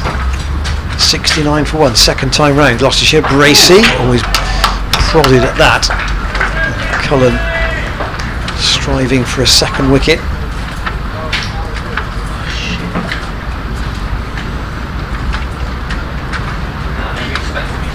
That kind of length that he bowled in the first innings, and yeah, Bracey's actually come forward to a ball, or slightly forward to a ball that has risen up above his waist. Bounce that Cullen can get, but Bracey again trying to force through the offside. Can't do it, and it's Mitchell again who does the fielding. So Cullen's into his 6th over in all. No wicket for 22. Bamber 5 overs for 14. Murtagh 4 overs for 10. Slightly surprising that it wasn't used at the start of this session, but if there's no joy from De Caires for 2 or 3 overs, they may turn again back to Bamber and Murtagh, you'd have thought. Just to recap that they're starting for the day at 5 o'clock at Southampton, where they haven't played at all. And at Taunton, last time I heard, Leicestershire were 5 down. Well, they're doing substantially better. Shall I do all the scores during the next over? Well, very, very fine tickle by Bracey. He'll look for 2. That was aggressive running 2. Down to fine leg. It might have been a comfortable single there, but he pushed the fielder and they got 2 from it. So 71 for 1. Remember, add 147 to that to get to the overall Gloucestershire advantage, which is therefore 218. And 36 to Hammond and 32 to Bracey. So at Taunton, in reply to Somerset's 461 for 9 declared, Leicestershire are now 304 for 7. So that has been a very good day for Leicestershire's batsmen. They look as though, unless 3 wickets fall for fewer than 8 runs, Leicestershire are going to avoid the follow-on, which puts a big dent in Somerset's victory hopes there. Ackerman 67, Swindles is currently not out 88. 40 for Ben Mike as well, so Leicestershire's middle to lower order putting up a lot of resistance when a lot of the focus was on particularly Marcus Harris, number 3 after his form, as De Caires bowls and Hammond goes back and plays to Mitchell at short extra cover, and they play catch for a bit to Mitchell and White, but Hammond, he's quite confident actually of playing full deliveries off the back foot. You saw that a fair bit in his couple of innings against spin at Grace Road and at Surrey. This time he gets a full delivery which he drives flowingly out to deep cover and will pick up a run. Moves his score up to 37. So Leicestershire giving Somerset a few headaches down there. Of course they've lost Craig Overton from that game, which is, needless to say, a big loss. Lewis Gregory was injured, but he's also in the Somerset. He's the England squad. I suppose he is in the Somerset squad. That's pushed up to mid on that last delivery from De Caires. Meanwhile, in Group 1, Derbyshire 108 for 5 in their second innings, still trail Notts by 50 runs. De Caires bowls and Bracey forward and playing to Mitchell at short cover once again. So Derbyshire 108 for 5. They made 149 in their first innings. Notts 307. Finn Hudson-Prentice took 5 wickets for Derbyshire. De Caires bowls, Bracey drives but can't beat cover. It's a good piece of fielding. And a dot ball, but Notts getting to work, and they may well find themselves top of Group 1 by the end of this round. There's a drive from Bracey once again. It's athletically stopped this time at short extra cover in the end of an over which has just produced 1 run from De Caires. The score is 72 for 1. And it's raining currently at Edgbaston, where Durham are 173 for 5 in reply to Warwickshire's 237. A draw there would make things very interesting for the final round of matches in Group 1. Craig Miles has taken 4 for 42 for Warwickshire. Group 3, Northants 131 for 8 in the final innings of the match at Wantage Road, needing 75 more runs to win. They were 43 for 5 at one stage and 97 for 7, so Northants trying to do what they couldn't quite do in the reverse fixture and get over the line against Yorkshire with their tail enders. Here's Cullen to continue around the wicket, and Hammond is on his toes and works that into the onside, but straight to Mitchell. Been very little play at Old Trafford today. Kent 74 all out yesterday. I'm sure I don't need to tell you the headline story there. Lancashire today 164 for 6, lead of 90, but not much play there, but they may not need much play. Lancashire and Sussex and Glamorgan have played, but that's not a match of so much consequence. That's just fallen short of Souter. Gets to his feet, but they'll get a couple. That's cracked into the offside by Hammond. It was just short of Souter. He couldn't take it on the half volley. He probably needs to be 2 yards further in to make it into a catch. He couldn't do that. And Gloucestershire up to 74 for 1. Hammond back ahead of Bracey once again on the board, and waits for Cullen to come around the wicket to him, and he works that onto the leg side, and they'll pick up a single. We remain very, very fortunate that we've had as much cricket as we've had today in particular. Yesterday certainly compared to some we were fortunate, and with a chance at the moment that the only time we've lost could be made up at the end of the day.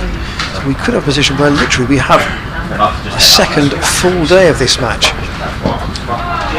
onto the pad of Bracey from Cullen's next delivery, but there's no appeal, and Bamba does the fielding.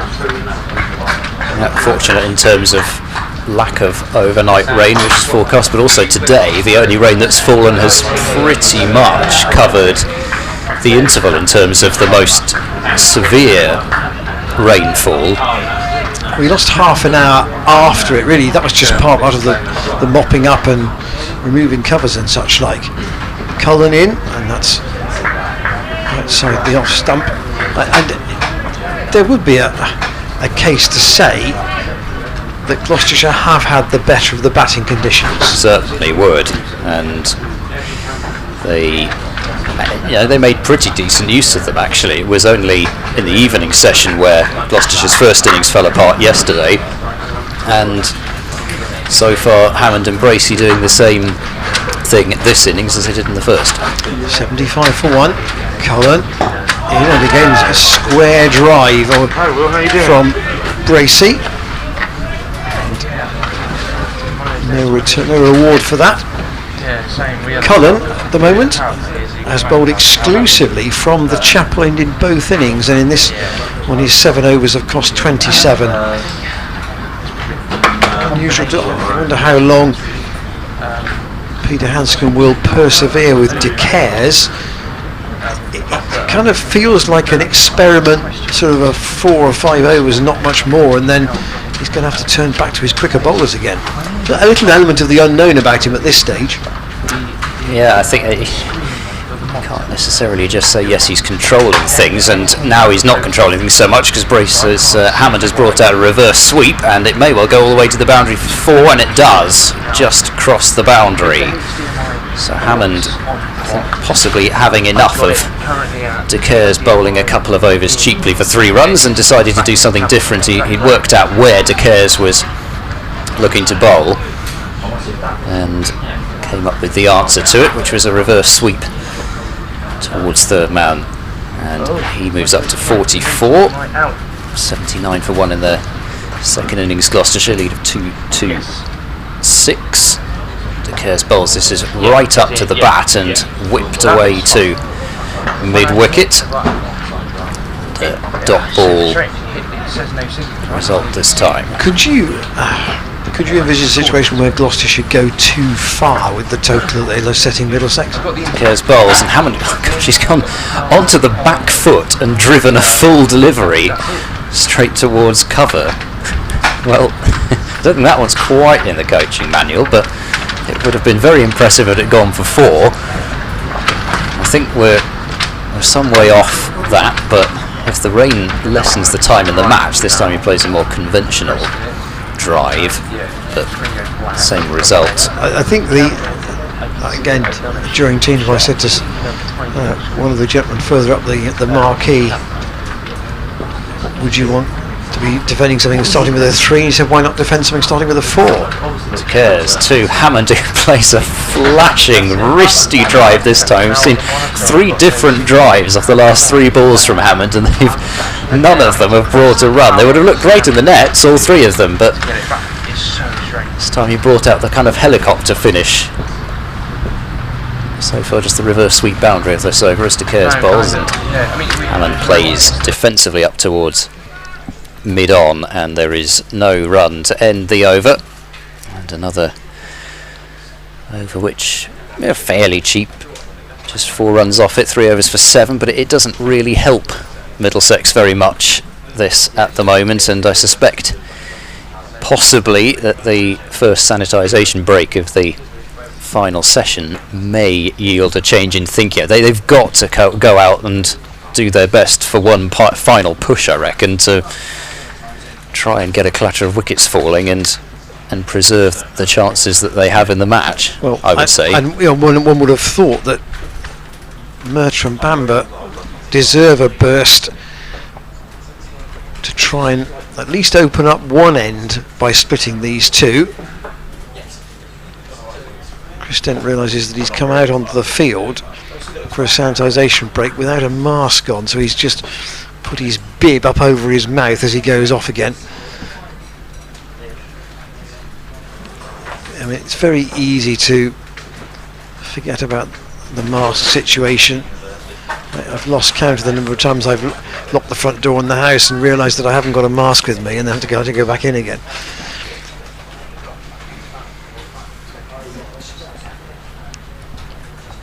Bracey on 32, waits for Cullen, who's willingly trying to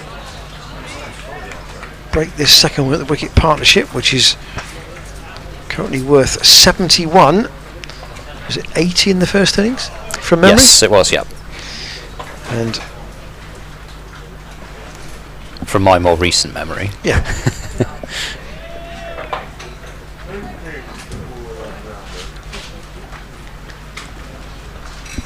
Still just the 2 slips. Cullen's high step, and that's hit Bracey on the thigh pad. I don't think there's any bat involved in that. So it'll be a leg by when Graham Lloyd gets to the point of signalling. 80 for 1 then. Gloucestershire, this is the 23rd over of their second innings, and you think that's a healthy run rate. Overall it's been a bit less than that, but there was 1 expensive over from John Mitchell, for Darryl Mitchell, which cost 16, and that's made a big difference to the overall average. Hammond drives, doesn't quite time it, it goes up to Hanscom at mid-off. I kind of with you, Ed, in a way, in that, you know, here we are, and it's nearly 4:45, and there've been so many different lines to come out of the day, if you like. The penalty runs during the morning session, Dan Worrell's reaction when he, after that instant when he bowled Sam Robson, then the clatter of Middlesex wickets, and then the question of whether Gloucestershire would be able to push home the advantage that the bowlers had given them afterwards. And so far they've managed to do that. And also sometimes it's not always the same people who step up. Batting wise, you tended to say, yeah, okay, it's usually the top 4 or 5. But today we've had, Matt Taylor and Tom Price being the bowlers who've made the bowling headlines, if you like. Yeah, and I think that was one of the encouraging things about the early part of the season when Josh Shaw started things off with a terrific outing against Surrey. Hammond again defends and Cullen fields off his own bowling. And it was pretty much a different person doing the job for Gloucestershire with both ball and bat, and Goodman of course came into the side and performed extremely well at Taunton. And then on the batting side of things you had Graham van Buren with his extraordinary century to help win the game against Surrey alongside Chris Dent. James Bracey was the story at Taunton. Cullen in, and Hammond has gone. Caught behind by White. That really did bounce quite sharply, and Hammond has got to go. So the stand between the two of them is worth 74, and this is the dismissal. It really did come off the glove. I think it was maybe he misjudged the bounce a bit, but Hammond has to go, and the partnership is split. Hammond having made 46, he's caught by White off Collins, leave Gloucestershire 82 for 2. Well, it's another impressive match aggregate for Miles Hammond, and one of these weird things about the emphasis that we put on centuries in cricket, because had Miles Hammond in the matches that he's played of late, had he accumulated the runs that he has in the match over the course of one innings, he just said, gosh, he's on incredible form. He's scored 3 centuries in a row. He could have done, because he scored over 100 runs in all 3 of the matches at Grace Road, the Oval and here, and yet we're not, you don't talk about the kind of form that he's on in the same way, because he hasn't reached 3 figures in any of them, but he is on tremendous form, and it took a magnificent piece of bowling from Cullen to get rid of him, because there are, and that's why people get excited about him. We saw why there is the hype around Cullen in the first innings, and there's another instance of why people are rightly getting excited about him, because there's not many bowlers in this country that can generate that kind of bounce off a pretty full length, and Hammond was got out by a good ball. No two ways about that. So Tom Lace in at number 4, and if you've watched Gloucestershire and red ball cricket so far this season, you know that he can play some very, very nice shots, but he has tended to be a bit of a scratchy starter. That would be my summation of him. When he's got in, he's played some gorgeous strokes, but it's that initial period where he's getting established where he doesn't exude that kind of fluency. De Care's out of the attack, and a change.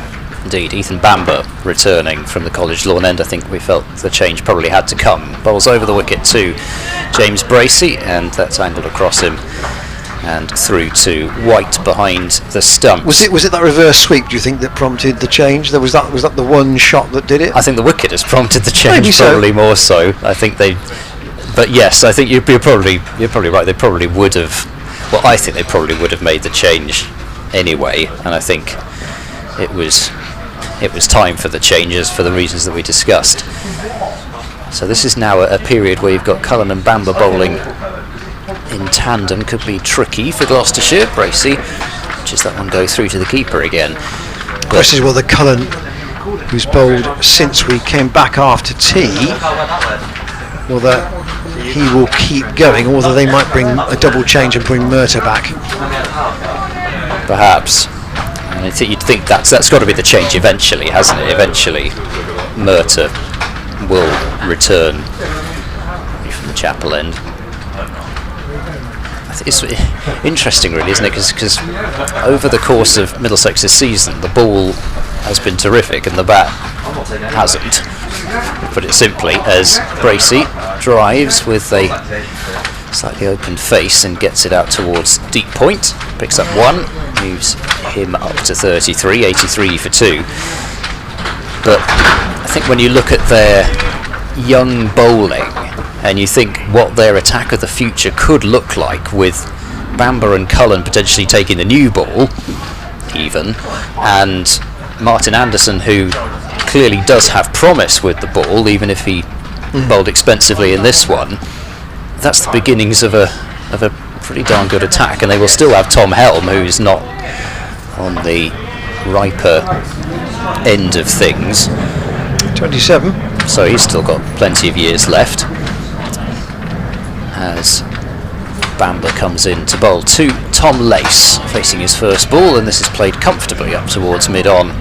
No run. You've got spinners, you've got Holman Wallaluita as well, yeah, and Holman, who's all-rounder, leg spinner, whatever useful cricketer that is. But then you look at, on the batting end of things, De Caires, of course, and they've tried a couple of other youngsters. I suppose Robbie White sort of fits that kind of age bracket just about, and then the likes of Holden, as Lace once more playing defensively up towards mid-on. Holden and the other young wicketkeeper who played in a couple of matches for Middlesex, opening the Josh batting. Davis? Jack Davis. Jack Davis. And so, you know, there's I suppose what I'm getting at is the potential with the bat is not quite coming on at the moment at the same level as the potential with the ball, but there is a lot of potential in this Middlesex squad. Bamber bowls to Lace, and that one rises a little on Lace and possibly not that far away from off stump, and we'll get another look at that delivery, which coming down the slope from the right armer Bamber to the right hander, and well, it could leave it on height as well as on line, but just a little bit of bounce there for Bamber, and Lace has negotiated 3 balls remaining in that over, and Bracey will have the strike for the next one with Gloucestershire 83 for 2, leading by 230. Yes, and still 34 overs left in the day. That lead could be if we play right through to the close, that lead may not be far off 300 by the end of the second day, which you say is at very much the pound seats position. Bracey with a single out to deep mid wicket. Anderson's out there, haven't seen him with the ball yet, but that time may come. The various scribes to our right, no doubt building their story of the day, or building their notes for the day, shall we say, at this stage. Another magnificent piece from Paul Edwards. Did you see that one on the festival yesterday? Well, I'm a fan of his writing, so Lace drives pleasant. He uses imagery very well, or symmetry very well in his pieces by and large. I won't steal his lines, so you'll have to go and read it for yourself. Yeah. But like you say, the imagery, the building of the picture, and bringing more to the piece than just necessarily what happened out on the field. Cullen in, dropped on by Lace quite late. Bringing the feel of what it was like to watch it and to be at that place. Yeah, that's very much his way, and if you read Paul in the Cricketer, then you will know that. He's a Lancastrian, as you also may know. Cullen in, and Lace drives. I think when Lancashire went to play at Sedbergh, he was actually in his element. Probably could not have found a man in a happier place cricket on a Lancashire outground that he'd never been to before, and although I think Lancashire had never played there before in first team level. Was that right when they went there? I don't know, actually, I'm afraid.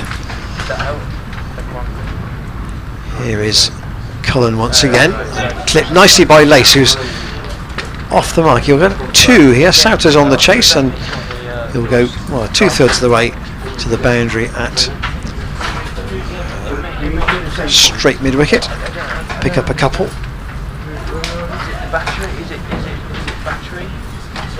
And it will be Souter who now reverts back to a deep square leg. And Cullen into bowl to Lacer. Lets that go outside the off stump. End of the over, 86 for 2. James Bracey not out 34, and Miles Hammond the man out since he caught by a keeper White off Cullen. That was a sharp delivery. Hammond out for 46, added to his 75 first time round.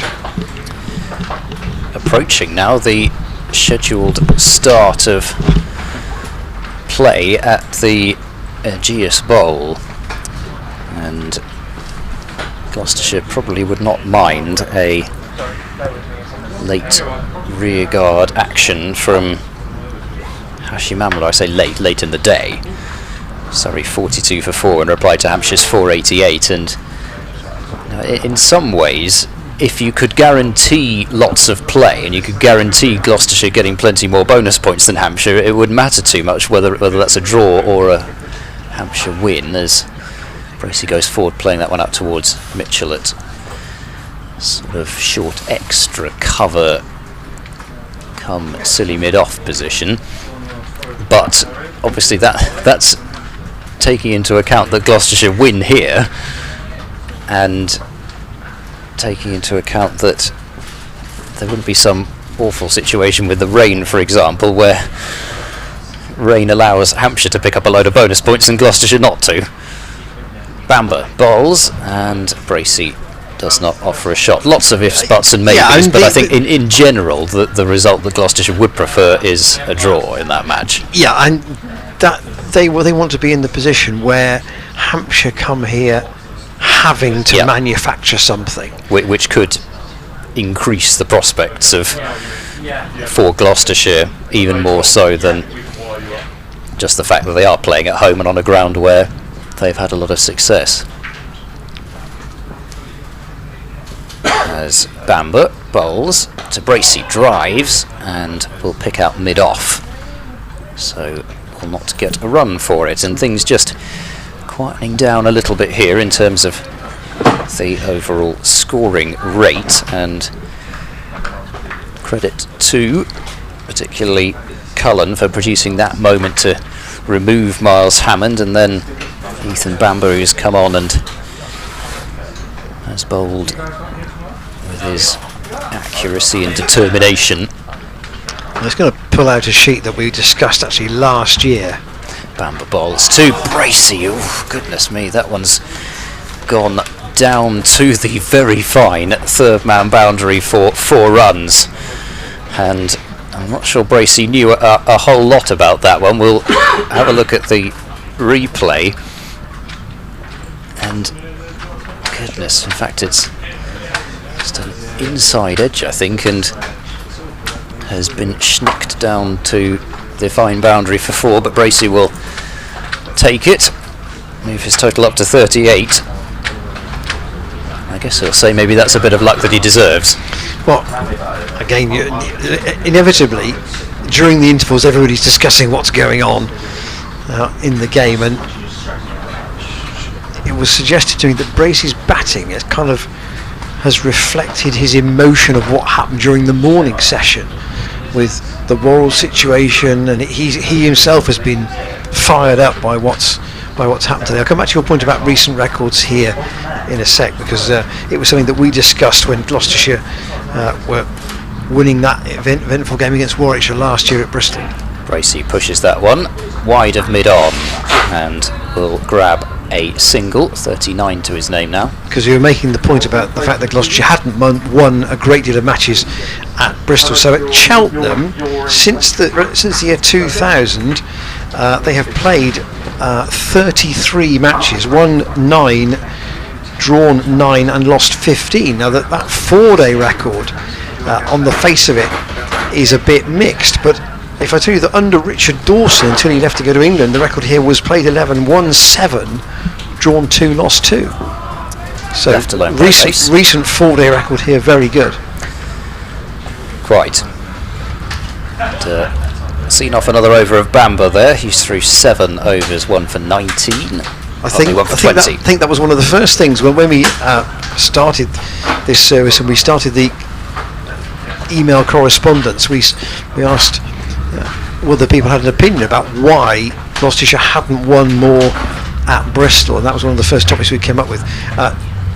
Just as we're ticking round to 5 o'clock, I'm conscious people might be joining us for the last hour and a half or so. A reminder of our email, commentators at glossccc.co.uk.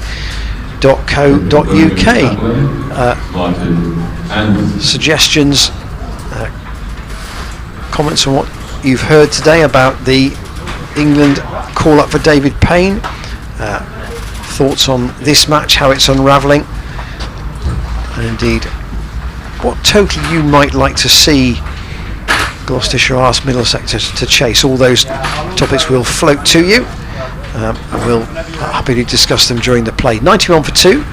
Cullen is off, 9 overs, 1 for 32, and we're going to see Martin Anderson for the first time in this second innings, and he's got a deep backward point on the boundary straight away, and just 2 slips to Bracey, who has 39, and Anderson comes around the wicket to him, and Bracey flicks him off his pads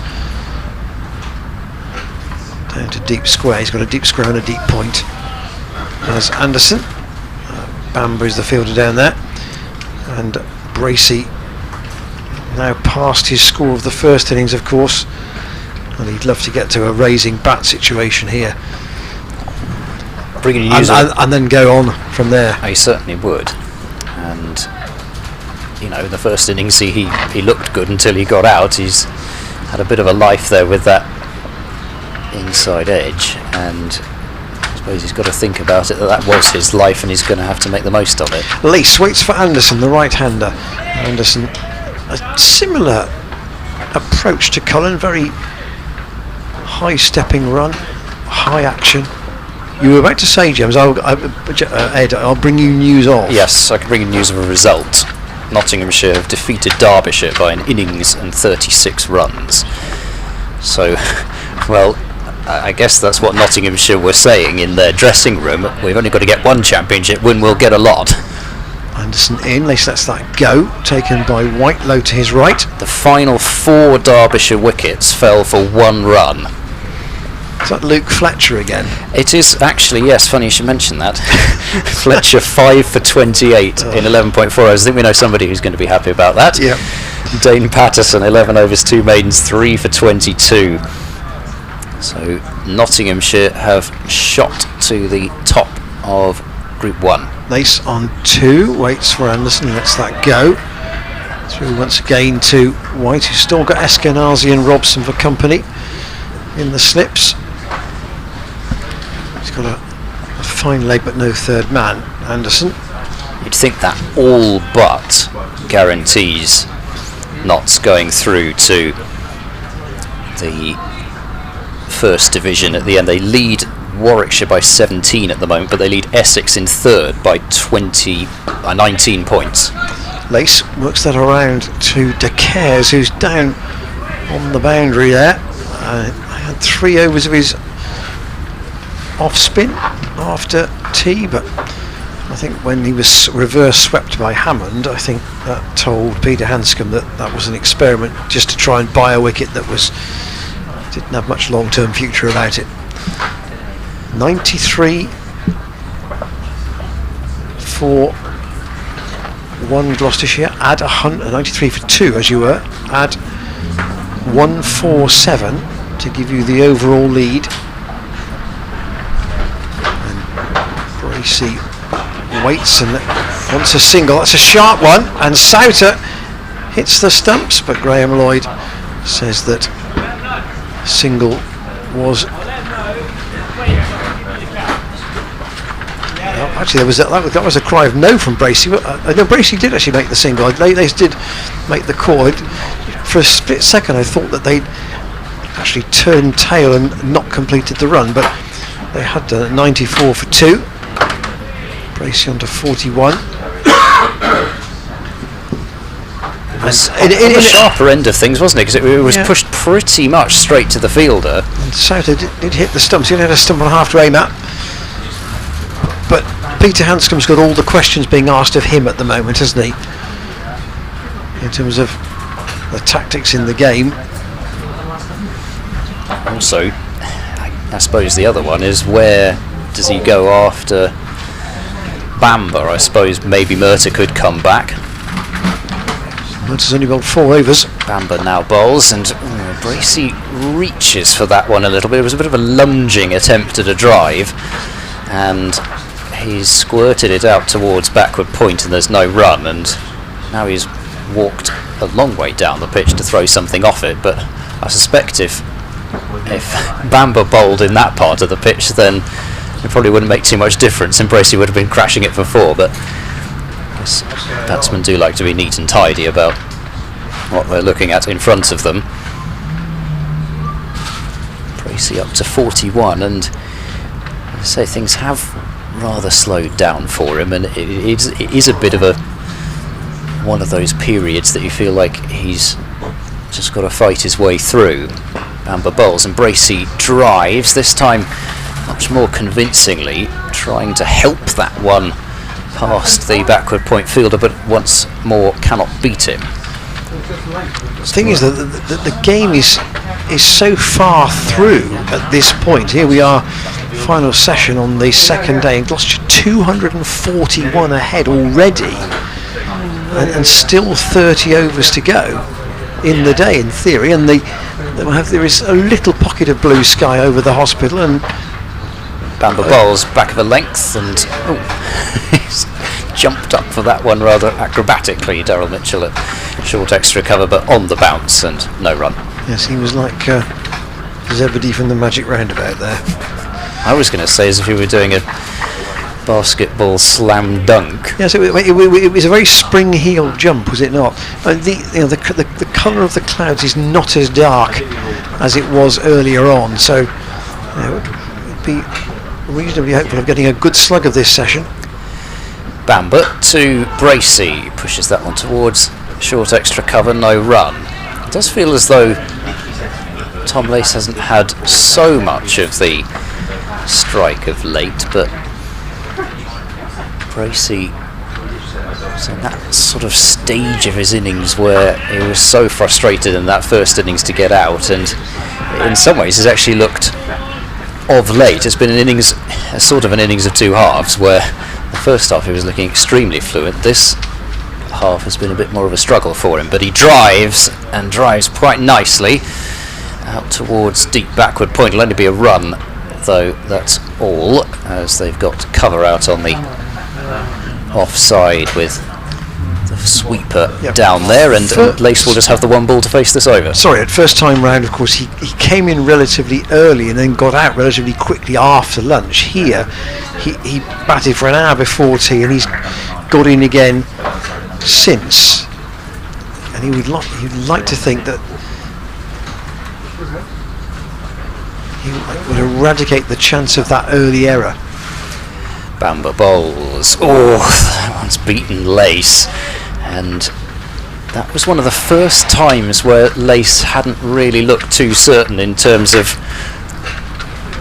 coming forward to the ball, and once again Bamber getting that ball to come towards him down the slope, and he's really pushed at that one actually. You can't necessarily see the sideways inclination of the bat towards the ball from here, but he really did poke at that one, did Tom Lace, in addition to the fact that the feet didn't really go anywhere.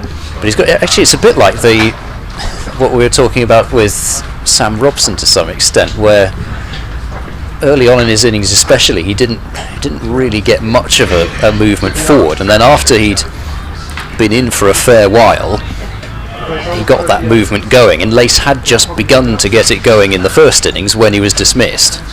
Anderson going round the wicket to Bracey, who clips that pleasantly off his pads, and he'll get 4. That was well timed. It didn't appear to be much effort in that, but he split the fielders with the one at fine leg and the one at deep square, and went all the way for 4. Bracey's 7th boundary, has 46. And Gloucestershire up to 99 for 2. 246 is the lead. He kind of knew that he could play that one uppishly as well, because there's nobody other than a short mid-wicket short on the leg side. Anderson in again, a lively bounce, but taken by White a little bit on the juggle. There was another result in, and Yorkshire have seen off the late resistance of Northamptonshire, so Yorkshire defeat Northamptonshire by 53 runs. I think that's 9 wickets overall in the match for Dom Bess. Anderson to Bracey, tries to steer it past Souter, who gets a partial hand on it, and it will go in the end up to Murter at mid-off. Of course, in the first innings, Luke Proctor didn't bat because he was absent injured. In the second innings, he's finished 42 not out. So you almost wonder if he'd had Proctor's runs in the first innings, then maybe that might have been enough to get Northants very close or over the line. Murter just doing some stretches as Anderson comes in, and Gloucestershire completes a leg by, which brings up the 100. 100 for 2. 2 openers out. Scott without scoring, and Hammond for 46. I think what that basically does is also put Yorkshire through. So they now lead Northants by 28 points, and I don't think that Glamorgan can catch them either. So Notts and Yorkshire have sealed their positions in Division 1. Short from Anderson, ducked underneath by Tom Lace. It's worth, actually, you go back to your point about Miles Hammond's form. You just pull up a grid a moment, which will just tell us the scores that Hammond has got. Basically, he obviously had a period in the side where he wasn't playing because of Craig Brathwaite being at the club for the early part of the season. Lace again leaves that from Anderson by getting the bat well out of the way. That's the end of Anderson's over. But in terms of coming back into the side, Hammond's contributions have been 77, 45, 67, 8, 75 and 46.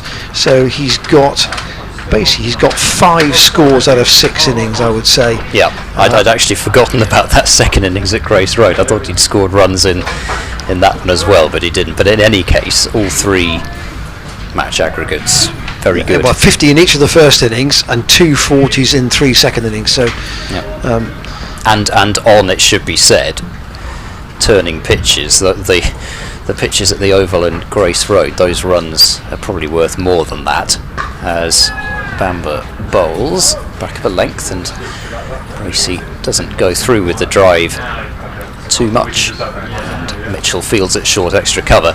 I mean, the pitches weren't turning square, but at the same time, especially given they had wickets falling all around him all the time, and the ball was turning, you can't shy away from that fact.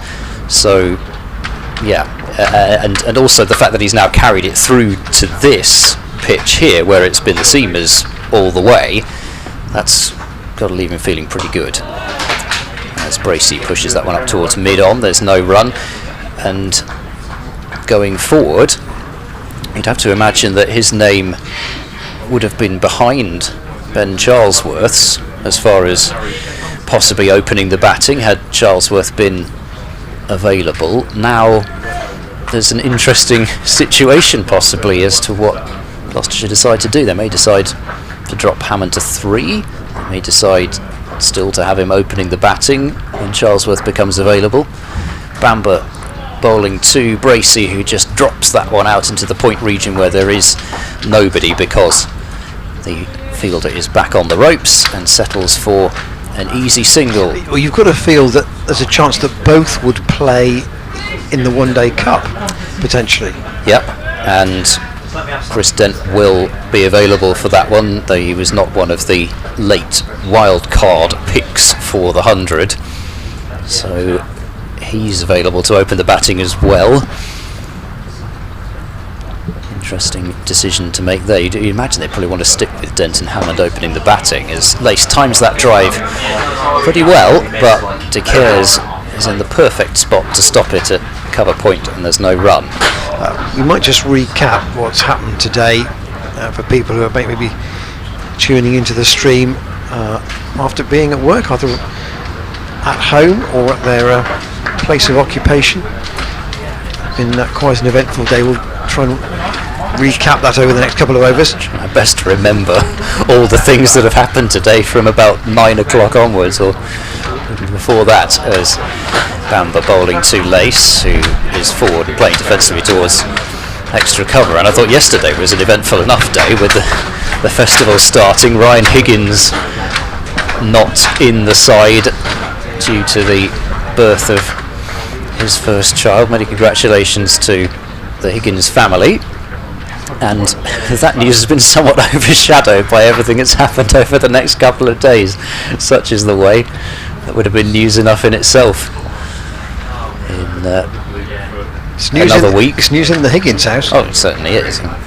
News around the general Gloucestershire Cricket Network as Bamber bowls and Lace works this one away fine. That's going to go to the fine leg boundary for 4. So Lace just getting enough bat on it, and at the same time not so much bat on it that it went to the long leg boundary. And the replay here, yeah, just on exactly the line that you would want for the fine leg glance, and Lace didn't miss out, moves on to 705 for 2 the score, and Gloucestershire's lead passes 250. Yeah, that's quite something when you think about where they were at the start of play, looking for wickets to work their way into the Middlesex batting order. So in terms of the day, we'll try and mop up the key headlines for you while Anderson gets through his over. He's going to stay over the wicket to the left-handed brace. He actually changed his angle of attack somewhat because he was round the wicket in the previous over. Cullen's gone to deep point. There's also Bamber out at deep square. Anderson in, and Bracey lets that go, and it's taken by White. So when we arrived at the ground this morning, you may or may not be aware that the ECB released a story. There were 3 players and 4 members of management who tested positive for COVID, and that the ODI series against Pakistan would therefore necessitate a completely renamed England squad. And that 18-man squad was named at about 5 to 11. Here is Anderson in, and again Bracey lets it go. Players therefore all around the country being substituted from championship matches already in progress, and here 1 player from each team. So John Simpson, the Middlesex keeper, called up, hence why Robbie White is keeping wicket, and David Payne, a first England call up for him at senior level, and that's why Dom Goodman is substituting for Payne in the rest of this match. Anderson in, Bracey will get a single out to Cullen at deep point. So congratulations, quite a year for Payne. He's moved house this year, he's had a baby, he and his partner have had a baby daughter, and now an England call up. One of those tests, of course, one of those ODIs is at Lords, and I think, as you made the point, Ed, he's the only left armer in the squad, so that's it, that's his point of difference in the group. Quite, and had so much success at Lords. His career best first class figures this year, and he was the one that bowled the final over of the last Gloucestershire Trophy win there.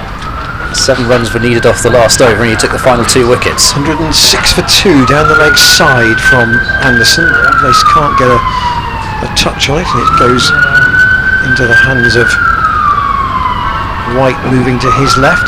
So when play actually started, and all that happened before play, at 2:48 of course was the Gloucestershire score overnight. Middlesex came in this morning, and the first point of note was not a wicket, but an incident over some penalty runs. Anderson in the lace defends out on the leg side, fielded by Souter.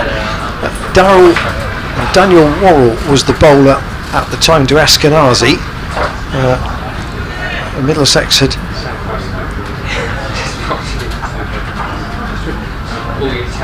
lost Josh DeCare's LBW to Matt Taylor early on, but Eskenazi and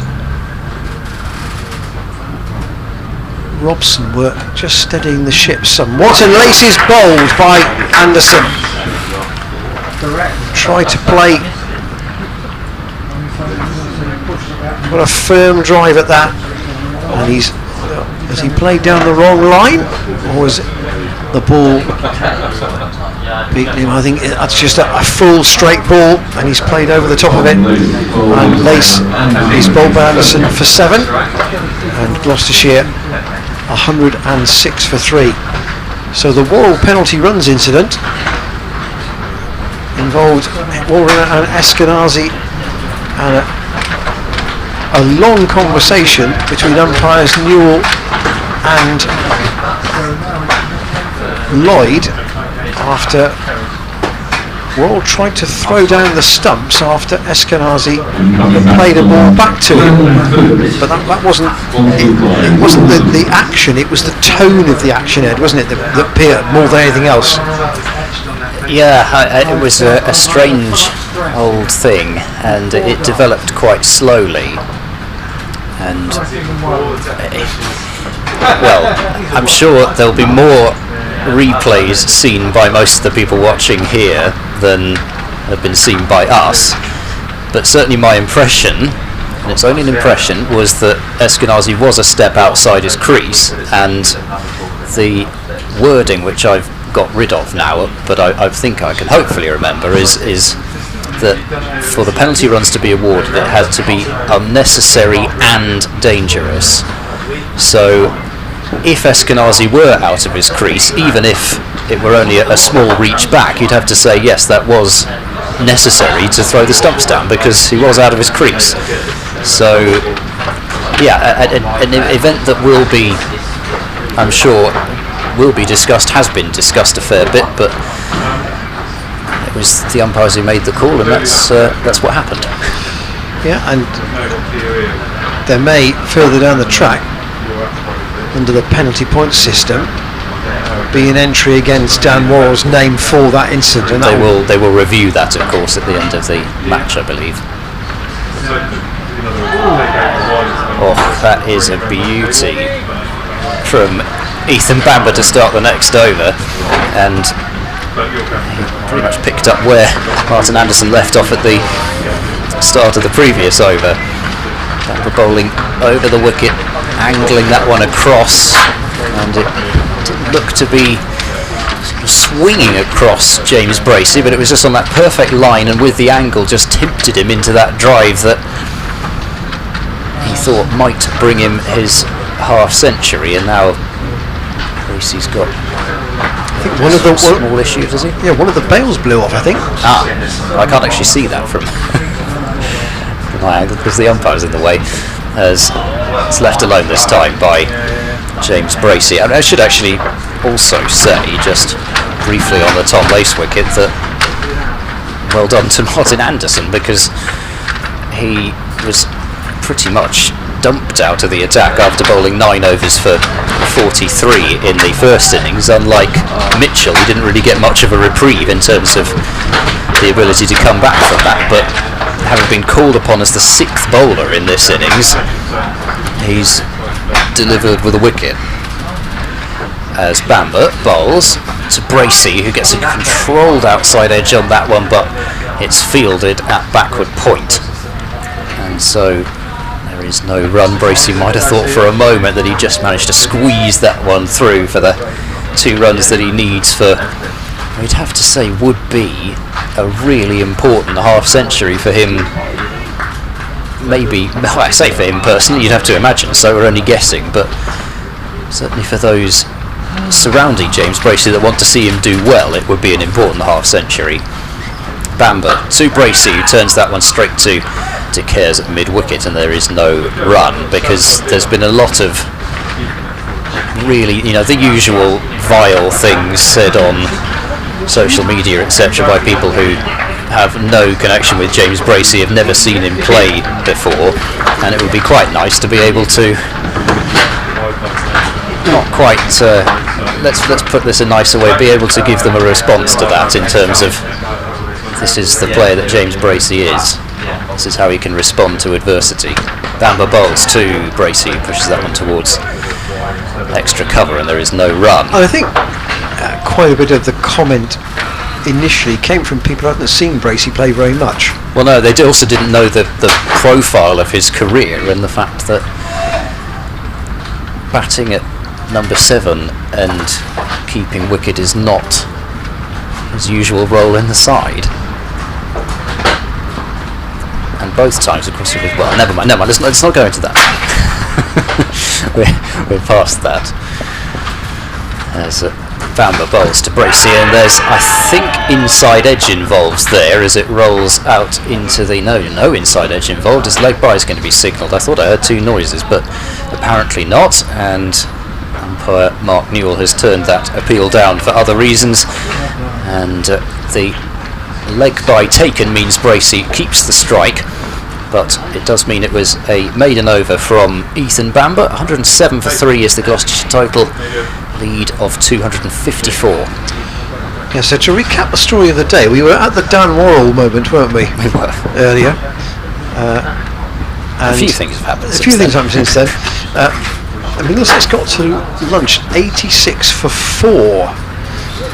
Really, because Worrell, in response to that incident where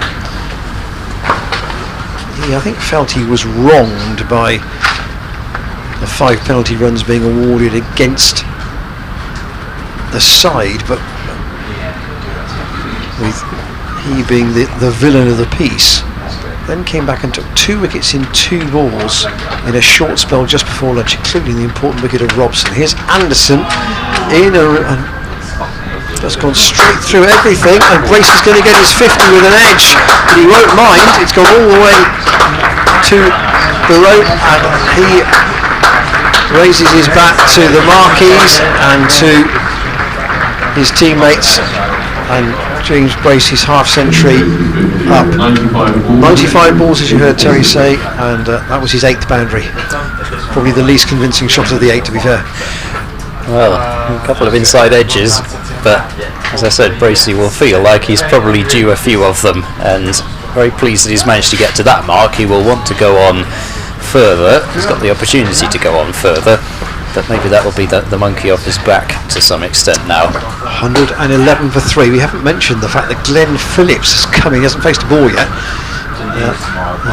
He will do now, and Phillips in at number 5 with, once again, as I said to a friend in a conversation last night, half an hour of Phillips would have made that board look very different last night, until he was brilliantly caught by Hanscom. Again today, we might say that the match position gives him a little bit of freedom. Yes, it could be the perfect situation for Phillips, in terms of there's not as much pressure on him as there was in the first innings, but then, having said that, the shot that he played to get out in the first innings wasn't a shot of somebody under pressure. It's his first ball from Anderson, which he plays back to and defends. So 86 for 4 at lunch, and then the fun really started. 6 wickets in 7 overs after lunch. 3 to Matt Taylor, 3 to Tom Price, and Middlesex, who had been 76 for 2 before those 2 wickets of Worrell's, 86 for 4, and then 101 all out. And as one correspondent told us on email, without the penalty runs they might have had to follow on. Here is Anderson in, and Phillips is beaten by that. That was a little bit of a prod, and it was taken quite low down by Robbie White. Anderson bowling from the Chapel end.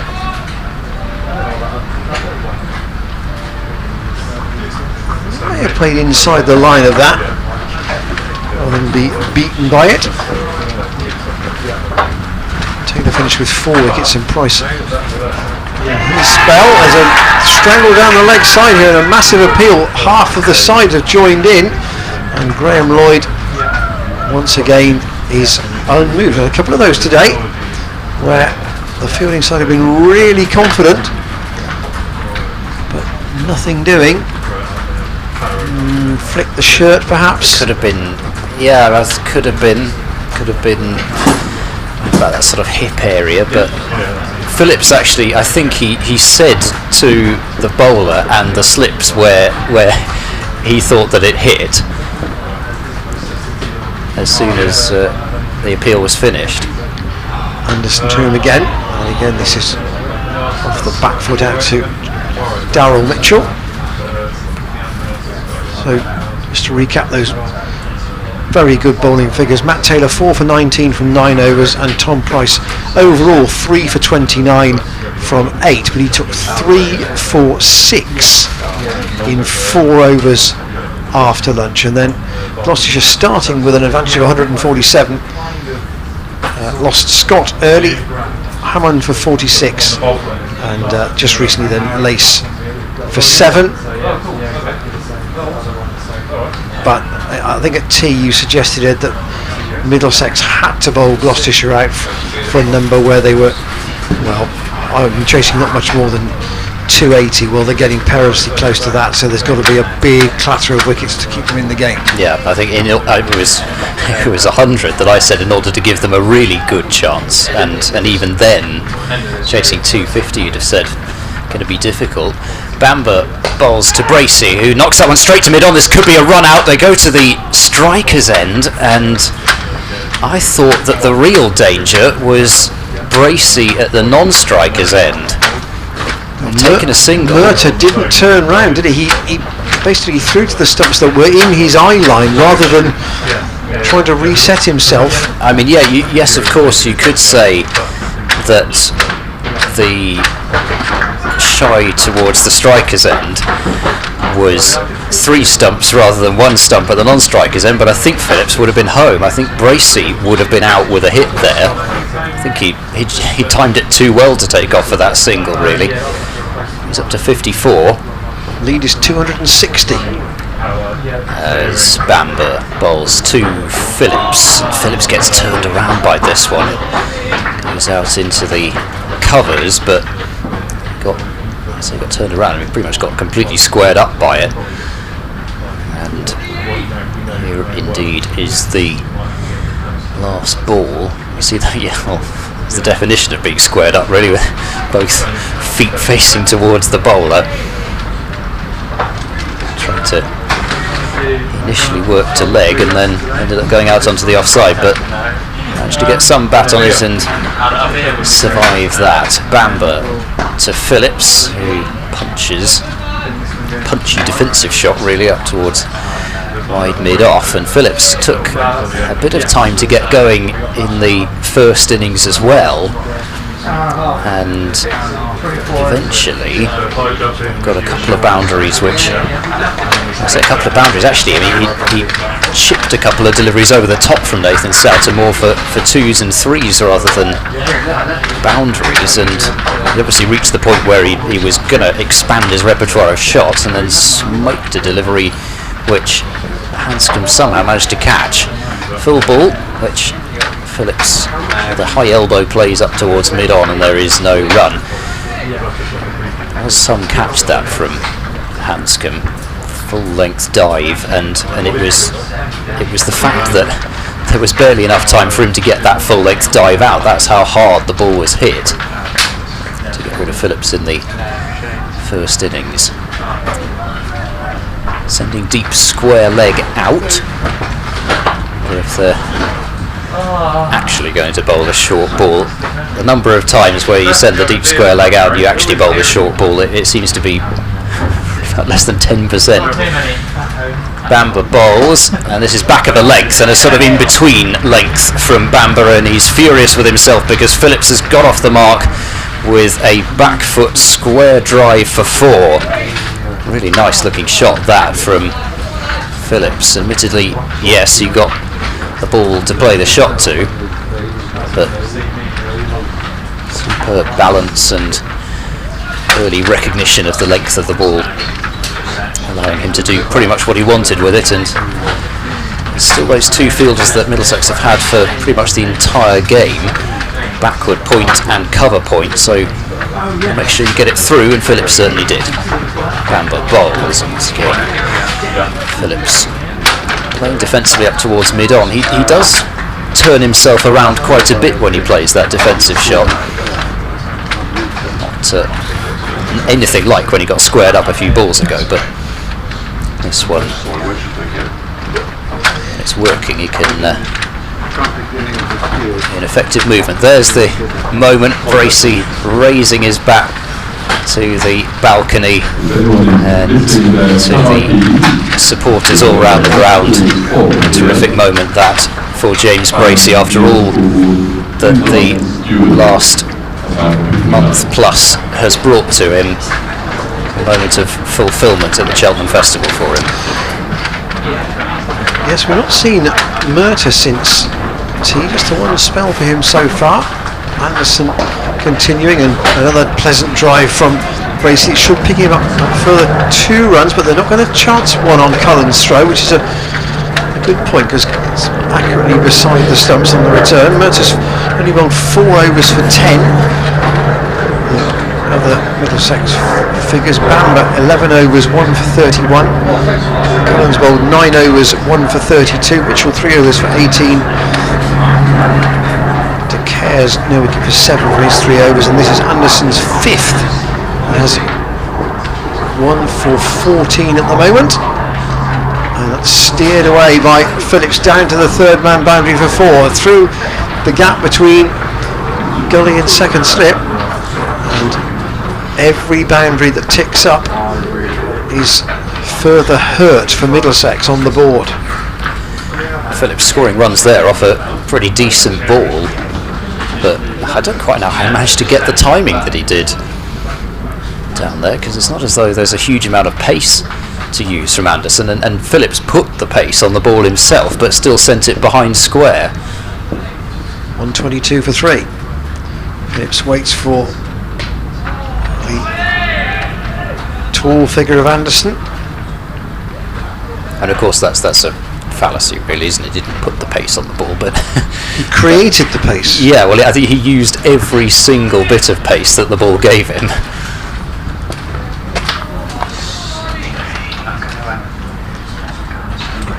Safra again is sent to the boundary at deep square. A deep point also out for Phillips. Anderson to him, and he's played that straight to short cover where Mitchell is now fielding. So we've got, I was going to say, almost like a first slip and a third slip there. There's quite a gap between Robson and Eskenazi. Would you say that's orthodox? It is probably now. It didn't look it as the ball was making its way back round to the bowler, but the gap between the two of them has tightened up again. Anderson into Phillips lets that go, and it's taken by White. Sunshine. Yeah, lovely late afternoon sunshine now. We can play on until, well, assuming that the light holds, we still have 23 overs to go, so we could be here till 7:15 probably.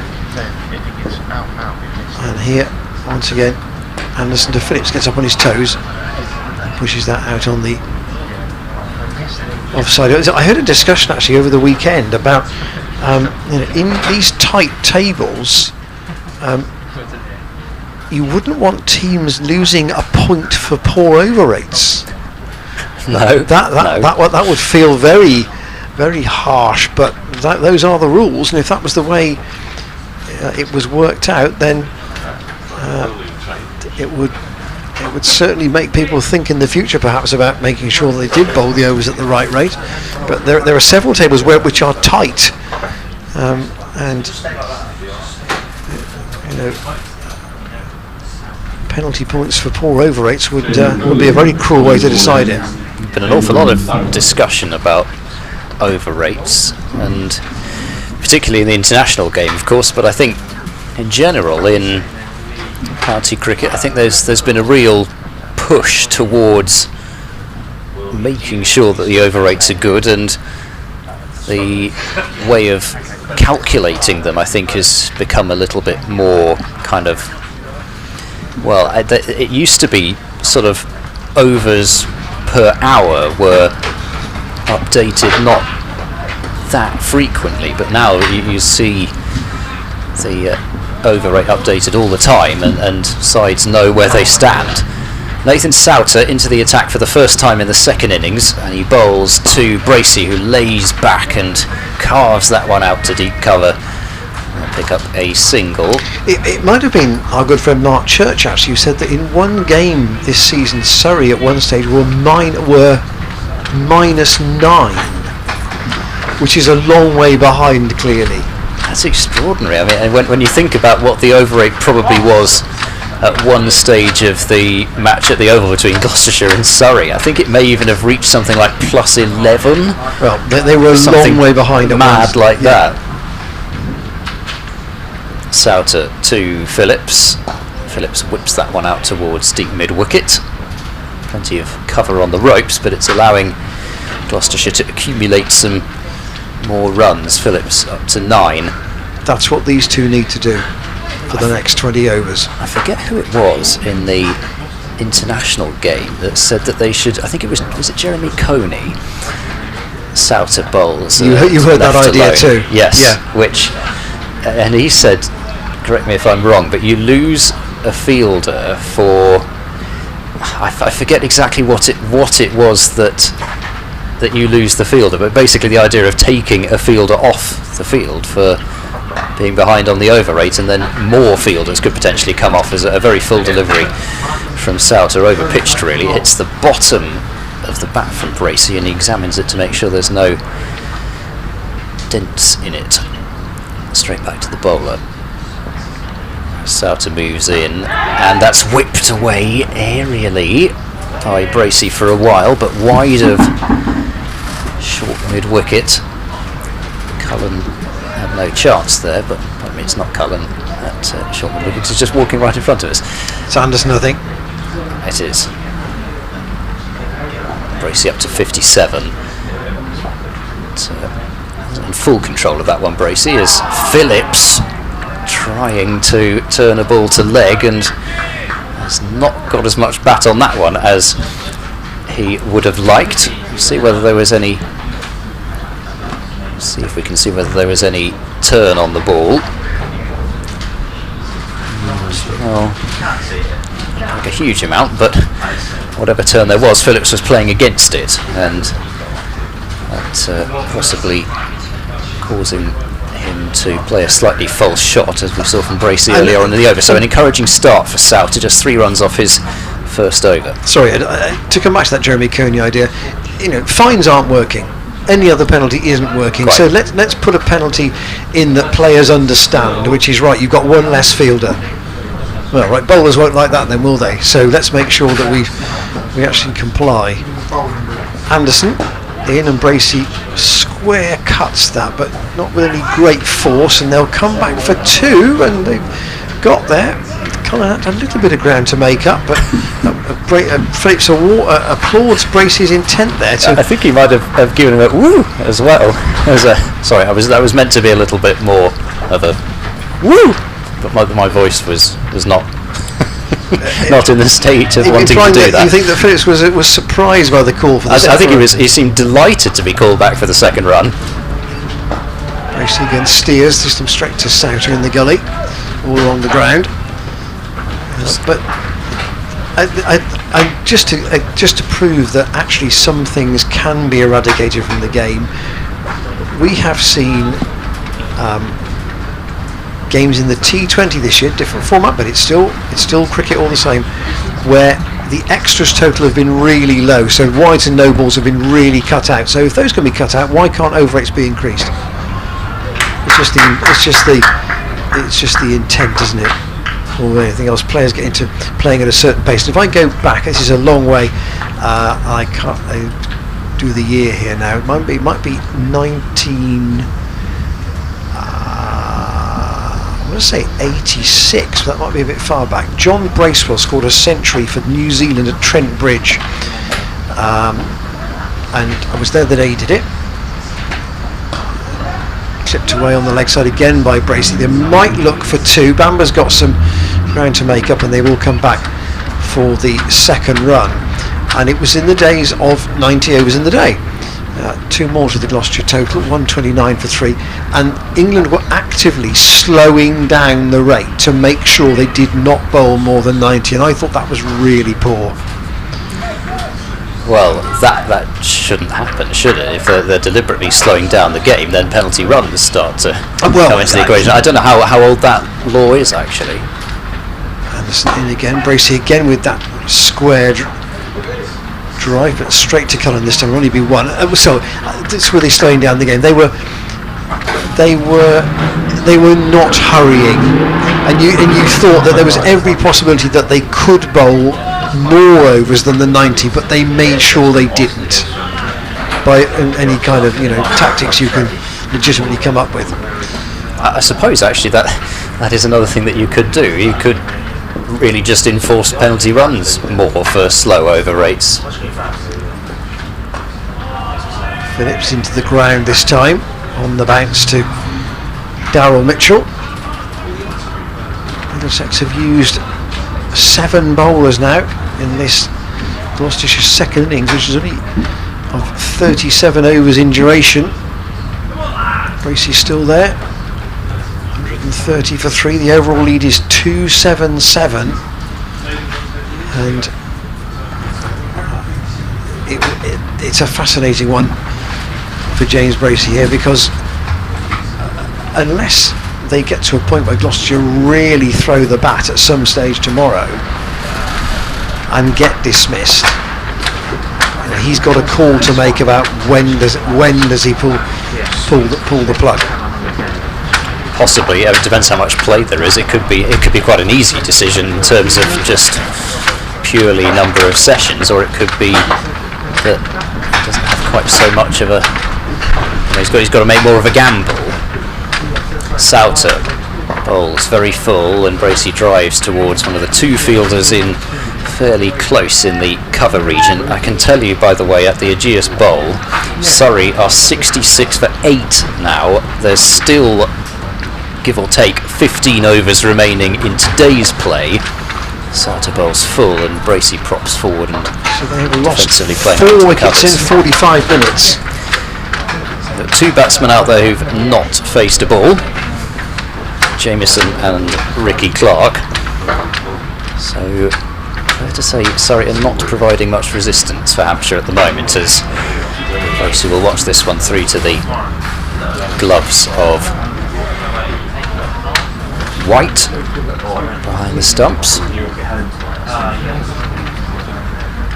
Bracey waits for Souter, who bowls him a full toss, and Bracey's clipped that one through square leg. Not got as much bat on it as he might have hoped, I would think, and he'll get 2 runs for it. I think he was looking to probably turn leg side whatever happened to the ball, and then the full toss came and he almost couldn't believe his luck, and in the end he's got 2 runs for it. Could have possibly picked up more, but he's moved up to 64, and Gloucestershire's score moving along a little, and won't move here though as Bracey drives up towards mid-off, but won't pick up a run for it, even though mid-off and mid-on are relatively deep,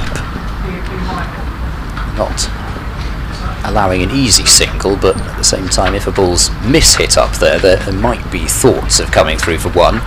Souter bowling, and Bracey strides forward and leaves, and Middlesex offering some encouragement for Souter, as if to say, well, he's a leg break bowler, you do know that, don't you, rather than an off break bowler turning it away from you. And we'll see if we can see how close this was. Not a bit of mental geometry, but I don't think it was that close to Bracey's off stump, but because he is turning the ball towards that off stump, Middlesex getting a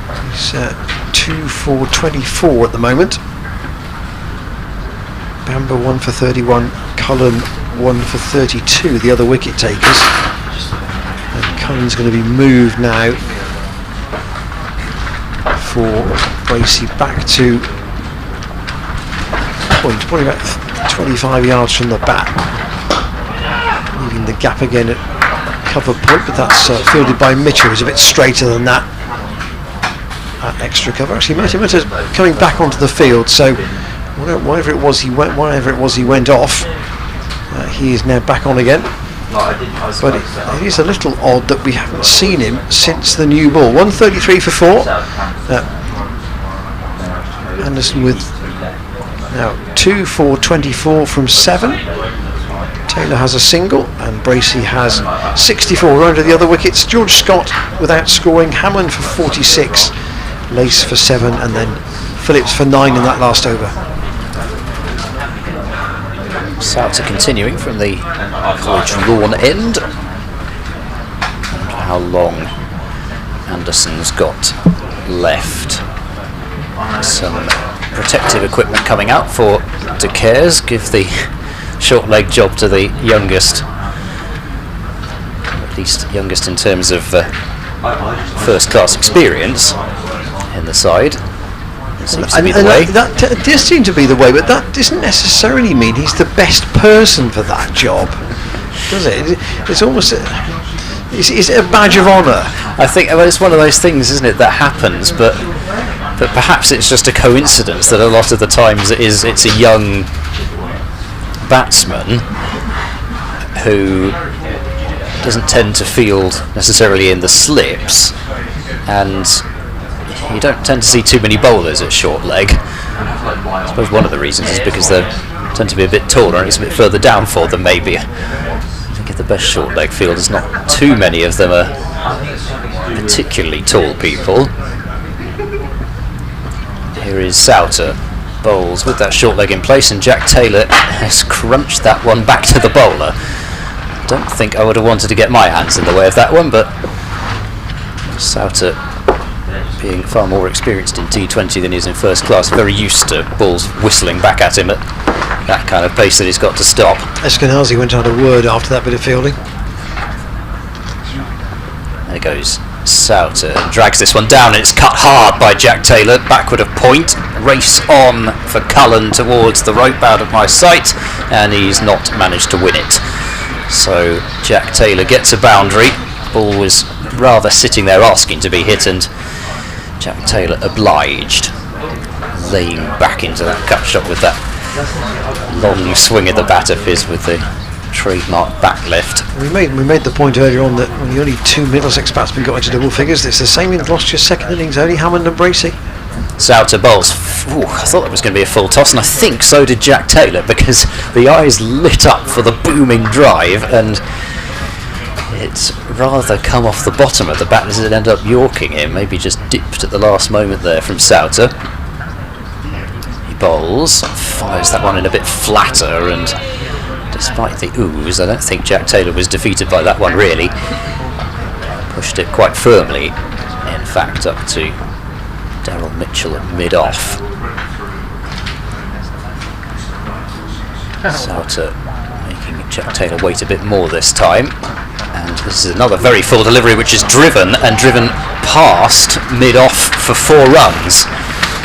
He almost ran round that ball, I thought, from this angle, but maybe it was just because he realised that he couldn't get there.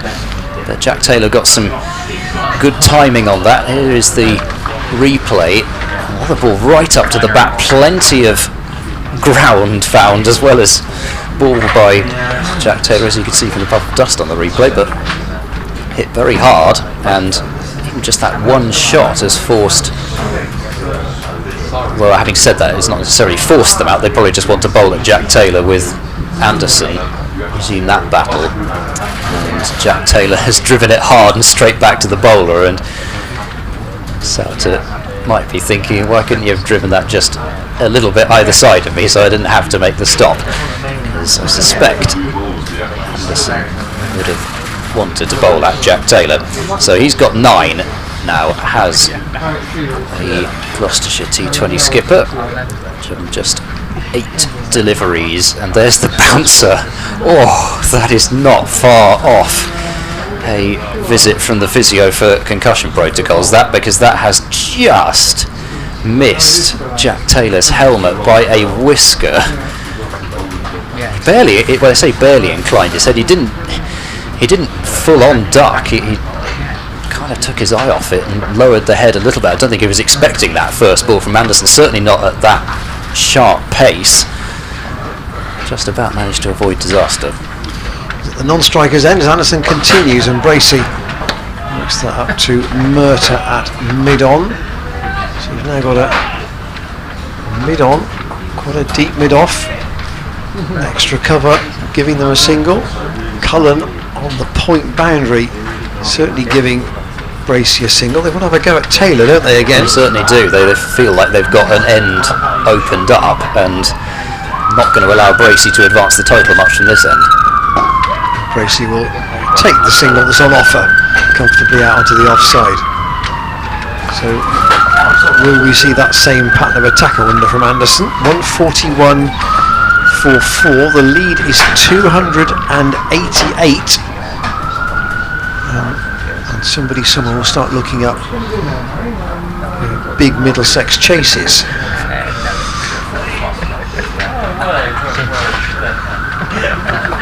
Certainly chases over 300, and then you might. But I don't think Bracey will be pulling out anywhere at that kind of level. All sorts of things to look up, ground chases as well, and plethora of things you could amuse yourself with. Could be burning the midnight oil tonight. 142 for 4. Santa's dropping out. And Hanscom just says he wants him to be at 3 parts of the way to the boundary at mid-wicket. There's a short leg in as well. And Anderson to Taylor, who stands tall and plays it out on the offside. Santa wants a hat. Not that far from his teammates just to our left, so he might be able to go and get one in during this over. But it's thrown to him and he catches it, which is very appropriate. Announced he does have a new contract for him earlier today. Short ball from Anderson again, ducked underneath by Taylor, taken by Robbie White. I suppose the recent bowling from Anderson would lead you to suggest that he doesn't think the ball is swinging as much as it was for him possibly even earlier on in his spell, because he's gone to the short ball tactic very quickly against Jack Taylor. He hasn't even really had much of a look at too many pitched up balls. He is again past umpire Lloyd, and Taylor works that off his hip. It's going down to fine leg, and once again Cullen, who's works his way round the outfield down to finally does the fielding. 143 for 4.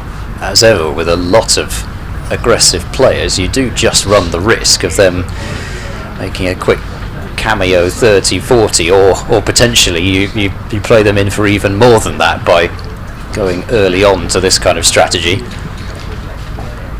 Bracey, who's been the glue of this innings, lets that go. He's getting into long stay mode, you would hope, from a Gloucestershire perspective. 65 from 118. He's been in for 2.5 hours, and still with an hour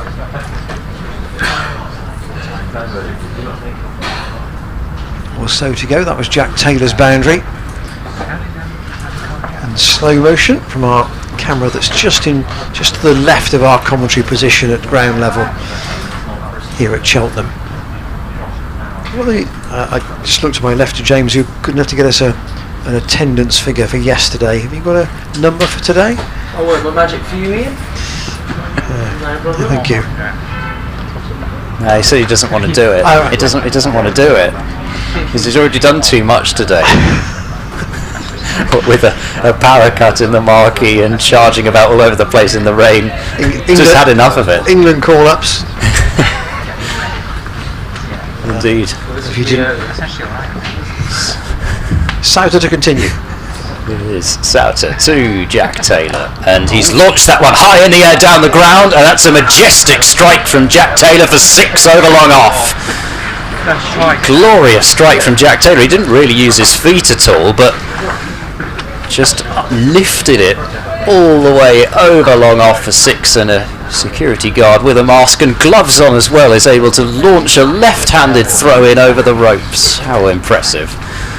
Also means that the ball won't have to be sanitised, which is even better. Jack Taylor up to 16, 149 for 4, lead up to 296. Souter to Jack Taylor, punches that one firmly up to long on, and that will bring him another run. Gloucestershire's 150 comes up for the innings. Jack Taylor has moved smartly on to 17. It just shows you really it's only taken one big hit, and this is not a case of them wanting Jack Taylor at the other end. Run rate definitely faster in this second innings than it has been for most of the rest of the game. They're suddenly having to think about the runs, aren't they? Forward goes Bracey, playing that one quietly up towards mid-wicket, and you know, they've gone for, I suppose you could say, risky strategy from both ends really, bowling potentially the short stuff from one end and leg spin from the other. Jack Taylor could take advantage. Bracey drives, and I'm not sure if that was a bump ball or not. I think either way it was well short of the fielder at cover, who is De Cares. But Bracey not quite getting that one into the gap as you might have hoped. Souter bowls, always gone for the reverse sweep as Bracey, and has rolled that one along the floor to slip. Not sure if that came off pad or if that came off bat. I wonder what the Middlesex skipper Peter Hanscom thought of that fielding at slip. He probably knows where his side are in the game.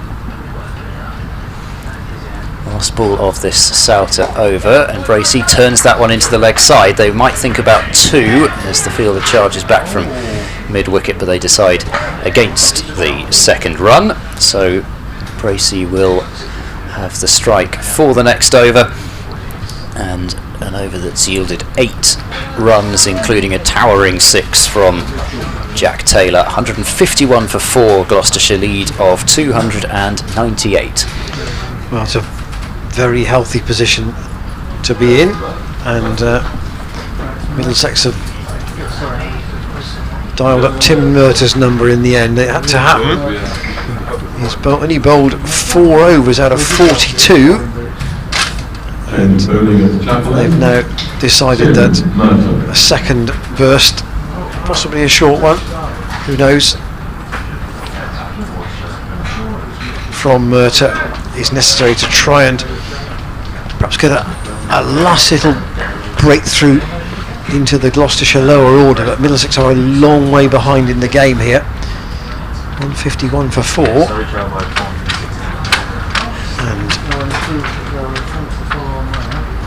at the GS Bowl, remember, play didn't start until 5 o'clock, and Surrey all out in their first innings yet? Surrey have been bowled out for 72. So they're a little way behind then. Yeah, just a small matter of 416 runs. That is day 3 though, not day 2. Bracey facing the first over of a new spell from Murtaugh from the chapel end, works a single into the onside. Now the question really is, and I suppose it's kind of the same question for Middlesex here, have they got the mental resolve to bat a day? And so much is going to depend on the top, isn't it? Particularly, you're thinking Robson, with him opening with the debutant. You're having to think that Robson in particular is going to be somebody that provides the glue and provides a big start for them. And sorry, I meant that from a sorry point of view as well. Oh, sorry, I thought you were talking about Middlesex. In both it does. It's equally valid. Jack Taylor was a lovely shot out through the offside. That will go to the extra cover boundary for 4. De Caires won't catch that.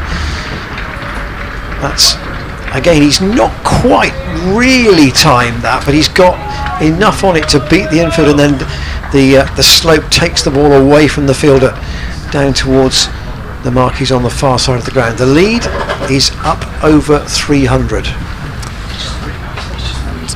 Another significant milestone there, of course, and well, you'd have to think they would back themselves to score another 50 from here. Taylor out on the offside. They might get another 50 tonight. 15 overs remaining, and the way Jack Taylor is going, it's just have to possible. think that 3 and over, a little bit over 3 and over is possible. And you come back to your point about mental fatigue. 156 for 4. Taylor on 21. Murtagh from the chapel end, and Taylor's gambled there, and he's got 4 more away out beyond Ethan Bamber. It was a bit of a streaky one, not as anyway as convincing as the earlier stroke, but the trajectory took it well out of Bamber's reach, and it's gone running away to the boundary at deep backward point for 4 more. Full ball inviting the drive, and Jack Taylor's not bothered to keep it down at all, and I think it went quite a distance over and past the fielder, but at any rate enough to get Murtagh interested. But this is, I guess, the thing. If Murtagh's not going to swing the ball and he's going to bowl it quite full, then he's bowling basically in the T20 slot, which is where Jack Taylor will like it. Taylor waits for Murtagh again. Steered that away past De Caires. Again, that's going to go down towards the point boundary, and that will be 4 more. So, just as in the Darryl Mitchell over earlier on, when Bracey picked up 4 boundaries, Taylor now has got 3 in this over. Another delivery with a fair bit of width. It wasn't a half volley this time really, but Jack Taylor's not going to turn down an invitation to drive, and I think he does just feel that Murtagh is a pleasant pace for him to work with. Well, Middlesex shelling runs here. And Gloucestershire touch trying to take full advantage, and Taylor respectfully, as that's a better ball from Murtagh, does play defensively, and Murtagh walks away ruefully. He may get a sweater. He may have asked for a sweater to be brought out, but 164 for 4. Taylor's got to 29 from only 17 balls. Bracey has 67, and the overall lead is 311. He may well be playing after 7 o'clock tonight, and if the light holds, we certainly ought to be 15 overs remaining, and also having now taken Sauter out of the attack with pace from both ends. It's not going to help the time that we finish. Not that we care about that, of course, because it's far more important that we get the cricket in. There's some late evening sunshine for people to just enjoy. To go back to that, what's the relative points of the 2 matches, if Surrey want to have any chance of getting into the top 2, they have to draw that game at the Ageas. Yeah, I haven't quite worked out. I say I haven't quite worked out. I haven't begun to work out what happens if Somerset draw, because Somerset, I believe, are playing Surrey in the final round of fixtures. So can Surrey overtake Somerset with a win? And could it be that Somerset are the ones that miss out? I don't know if that's possible or not. Mitchell back into the attack, bowls to Bracey, and Bracey offers no shot at this one, 3-2. I would have Bobby thought White. the more likely situation would be, could they overtake either Gloucestershire or Hampshire? Well, no, I understand that, but it's because of the way that the fixtures work that I'm sort of thinking about in terms of Surrey's prospects, because having Surrey interested in batting those overs out is obviously vital for, but potentially vital for Gloucestershire. It may turn out not to be, but Mitchell in the bowls wide, driven beautifully through extra cover by Bracey, and it beats the fielder out on the rope for 4 runs. Another one of the shots to add to Bracey's highlights package at the end of this innings. He moves to 71, and yeah, this one was a wide half volley, but when Bracey gets that cover drive right, it is a lovely thing. And he's up to 71 with his 9th 4. Lead of 315. As Mitchell tries again. He bowls to Bracey, further back of the legs, but this one doesn't really get through to White too much. I remember saying, those of you who were with us earlier may remember, I think we floated the idea about how many runs were in the day for Gloucestershire when they came out to bat. And I said, I wondered if there were 100 runs in the day for them, they might end the day 250 ahead. Well, they've absolutely smashed that idea. Gone on a lot quicker than we might have thought, scoring at nearly 4 and over in the second innings. Mitchell round the wicket now to Bracey, who comes forward, playing the bat pad quite close together and more inside half of the bat as it goes up towards mid-on, but no harm as far as Bracey's concerned, really. So just to make Surrey's position clear, they will now have to bat for 105 overs in order to save that game. They've already managed one, so. But, and is there any rain around in Southampton tomorrow? I don't believe there is. I looked at the weather forecast for Southampton and it looked to be fairly clear as Mitchell in and bowls to Bracey, flicked backward a square on the leg side, and that ball I assume has been cut off judging by the body language of the players out in the middle, although I can't see it. And a couple of runs is the result. Bracey moves up to 73, just seemingly a little too straight. But looking at the forecast for Southampton tomorrow, during the hours of play, the chances of rain on this forecasting site are indeed the 10% or less than that. As Mitchell bowls full and Bracey squeezes that one up towards mid-off and does not pick up a run. That ends another over from Mitchell, which has gone for 6, and Gloucestershire's lead is 317. The subplot with 14 overs to go tonight. It's the aerial drive from Jack Taylor. I mean, you can see actually even from the slow motion replay there's no fielder in sight, but didn't bother to keep it down and move exactly, well, pretty much where he was hitting it, even though he was hitting it in the air. And the flowing bat of Jack Taylor in super slow motion is a pleasant thing to watch if you're a Gloucestershire supporter. Yep, let's hit the subplot, 14 overs to go. Bracey might have an outside chance of getting 100 tonight, that would be something. Here's Taylor in, depends on how much strike he gets, and Taylor prods at the first ball of a new over from Murtagh. It goes through to Robbie White. It's probably the kind of length that Murtagh needs to be bowling. Yes, he wants Jack Taylor to drive because he wants him to nick off, but he wants him to drive at a ball that's not a half volley, or quite close to being a half volley. Jack Taylor would have to go searching really for a shot there if he wants to hit that one. The wind's just getting up a little bit. Murtagh with the wind behind him comes in and Taylor drives once more, but it's gone too square for Mitchell to lay a hand on it, so it's gone all the way out to Bamber on the boundary. Sorry, that's Anderson on the boundary out there. Yes, with the blue-heeled boots. Yeah, that's the telling factor. Cullen is going round in front of us. Whether he'll have another bowl, not sure.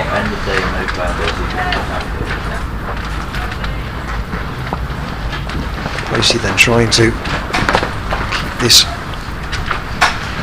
run rate up. You have another single here, steered away on the offside. Cullen will do the fielding. We did briefly just touch on this a little earlier.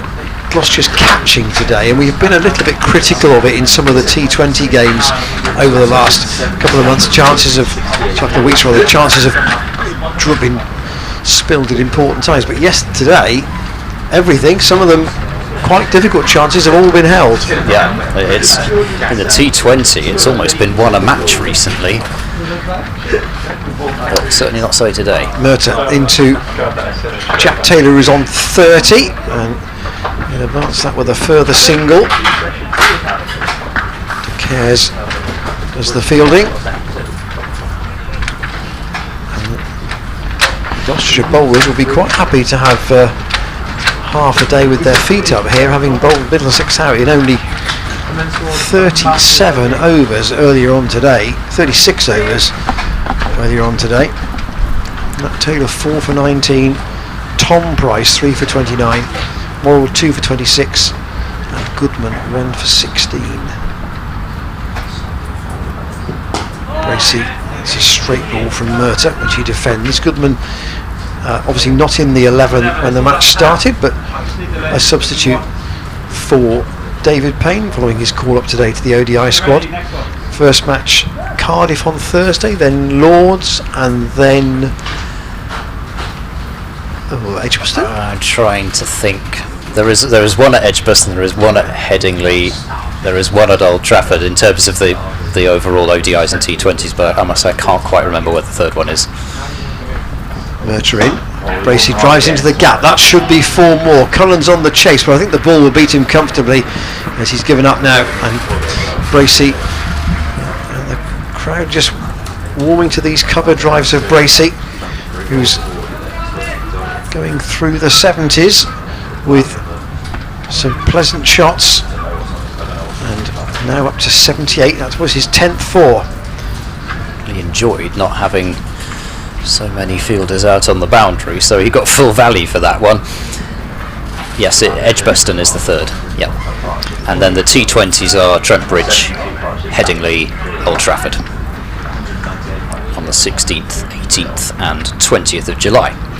324 is the Gloucestershire lead. You would definitely say 350 tonight is on now, wouldn't you? Yeah, well, as an advantage. Something. Well, I suppose the only thing that would stop that is either natural forces or one of these two getting out, and then a bit of pressure being exerted on new batsman. Mitchell bowls to Jack Taylor, and his footwork there was rather intriguing. It's almost like a dancing shuffle, isn't it? Yes, a sort of moonwalk almost. I think it, mind you, it was probably more forwards than backwards, but at any rate, yes, I think the shuffle is a good one. Either way, Jack Taylor got the bat down on the ball, and when the eye is in, the hand-eye coordination kind of takes over, and whatever Jack Taylor does with his feet, it doesn't really matter too much.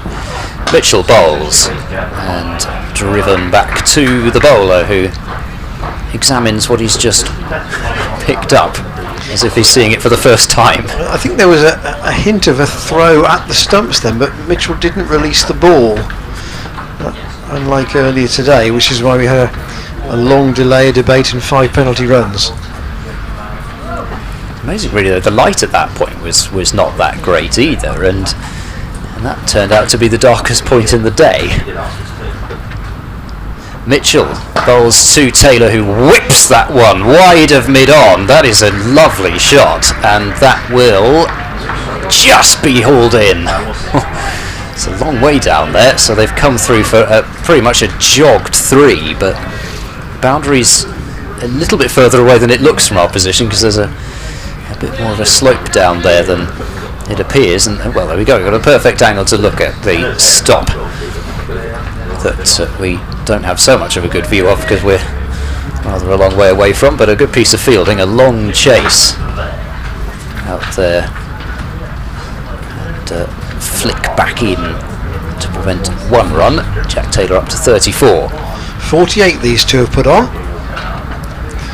Bracey's got the minority share in that, but he's on strike now.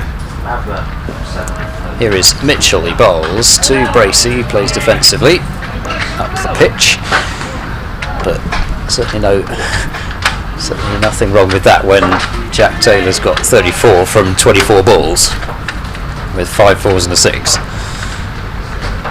Bracey's just gone about his business in a controlled fashion, and he's taken advantage of the fact that there are a few extra fielders out on the ropes by just kicking singles along and getting more when he can, but being happy just to accumulate his runs as he does.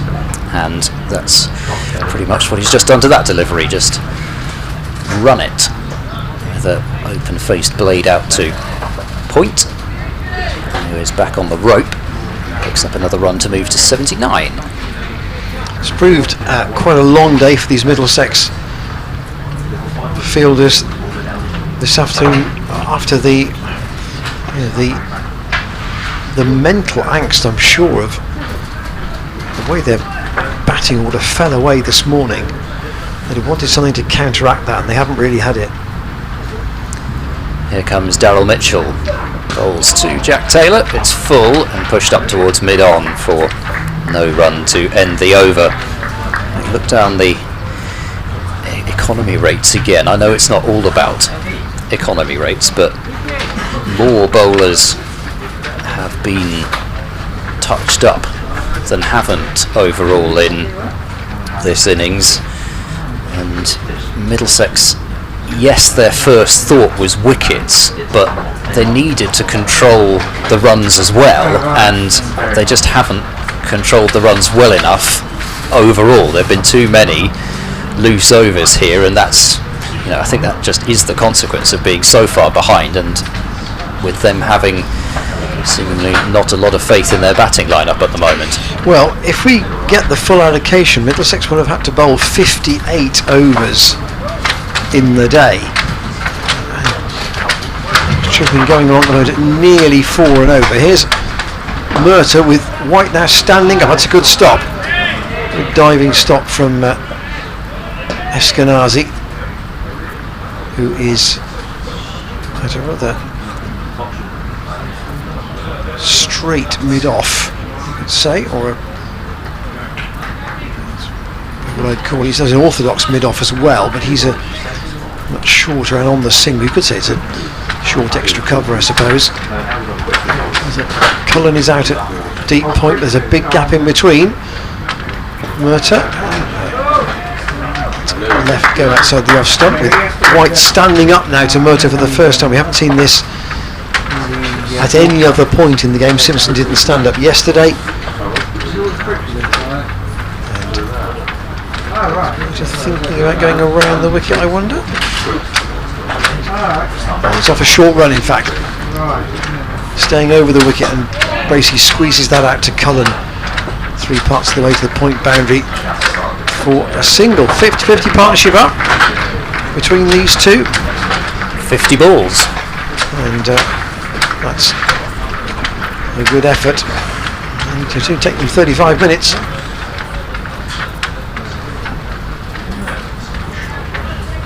One way or another, the game has continued to move along at pace, and this is really the first extended period where it's been because the runs have been flowing to all parts of the ground. Taylor with White right behind him. And just turns that a little in the air initially, and Murtagh can't do the keepy ups. He's had enough. He's just kicked the ball away in disgust. It's been one of those days. Only 3 as the keepy up is. And Middlesex have lost 6 out of their 8 championship matches so far. 1 win and 1 draw, both against Surrey, their old rivals from over the river. And Taylor on 34 waits and smokes Murtagh down the ground, and that will go for 4 more.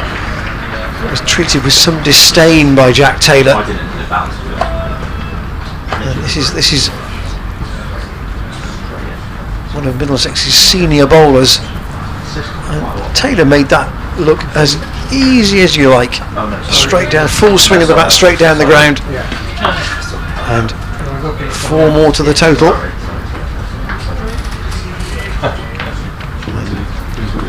Taylor on 38, made in very good time. Squeezes another, we get another couple here. I thought it's a chase for Bamber. It's into the gap wide of mid-on, and they'll come back for 2 more. Just look at Taylor's ball's faced. He's well inside it.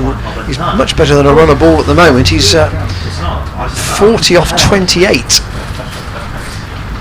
So definitely really helping to force the pace here, and I'm sure that both Taylor and Bracey will be saying, well, we see no need to go into our shells, because the match situation says against a tiring attack, how much can you really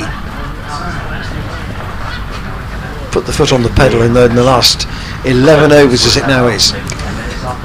I think he's been striking the ball better and better throughout the T20s, Jack Taylor, I think, and almost that innings that he played at Hove, where he basically just had to partner Glenn Phillips and stay there in order for Gloucestershire to get a decent total. From then on, he started to strike the ball better, as Mitchell now bowling to Bracey, who turns that one away through mid-wicket. Good diving stop is made at mid-wicket by Eskenazi, and a single taken, 189 for 4, Bracey to 81, but he's really translated that into this particular 4-day innings. He was out for 5, leg before to Mitchell in the first innings before he could show what kind of touch he was eating. In this situation, there's been absolutely no tension about the innings at all. It's a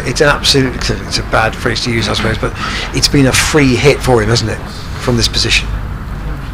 Here comes Mitchell, bowls to Jack Taylor, and he's got a nick on that. I think he has, judging by his body language, and yep, out, says umpire Newell. So that is the end of the fun for Jack Taylor. 40 of 29 deliveries, and Mitchell's got him in both innings. Here is the replay, and it's a ball that he's ended up pushing at quite hard, and then he tried his best to pull the bat back in at the last moment, push and a pull from Jack Taylor, but he's gone. A little edge through to Robbie White, and it's another catch behind for Middlesex, so make that 7 out of the 15 wickets have been caught by the wicketkeeper by Middlesex. And the first this innings for Daryl Mitchell. Jack Taylor, a very well made 40, and particularly well made given the situation, because it's nudged Gloucestershire towards that 350 lead mark in double quick time, and overall the mental impact that has had on Middlesex, I think, is as great as the runs that he scored. I'm sure that's the case. Ollie Price coming in at number 7. So we've still got 10 overs to go tonight. Is there an outside chance this game could be over tomorrow? Well, I think there is a chance for sure, but that would depend on how the weather is. I mean, I think it's now inevitable, I would suggest, that a declaration is not likely. I think, yes, when we were sort of running through the situations, I was going to say, but didn't say, that the likelihood is that the declaration, because there's so much time left in the game, that the declaration probably wouldn't be a factor. So Ollie Price on strike to Mitchell, who bowls, and no shot is offered, and there's loud cries of ooh from Middlesex. Perhaps not quite that kind of ooh, actually.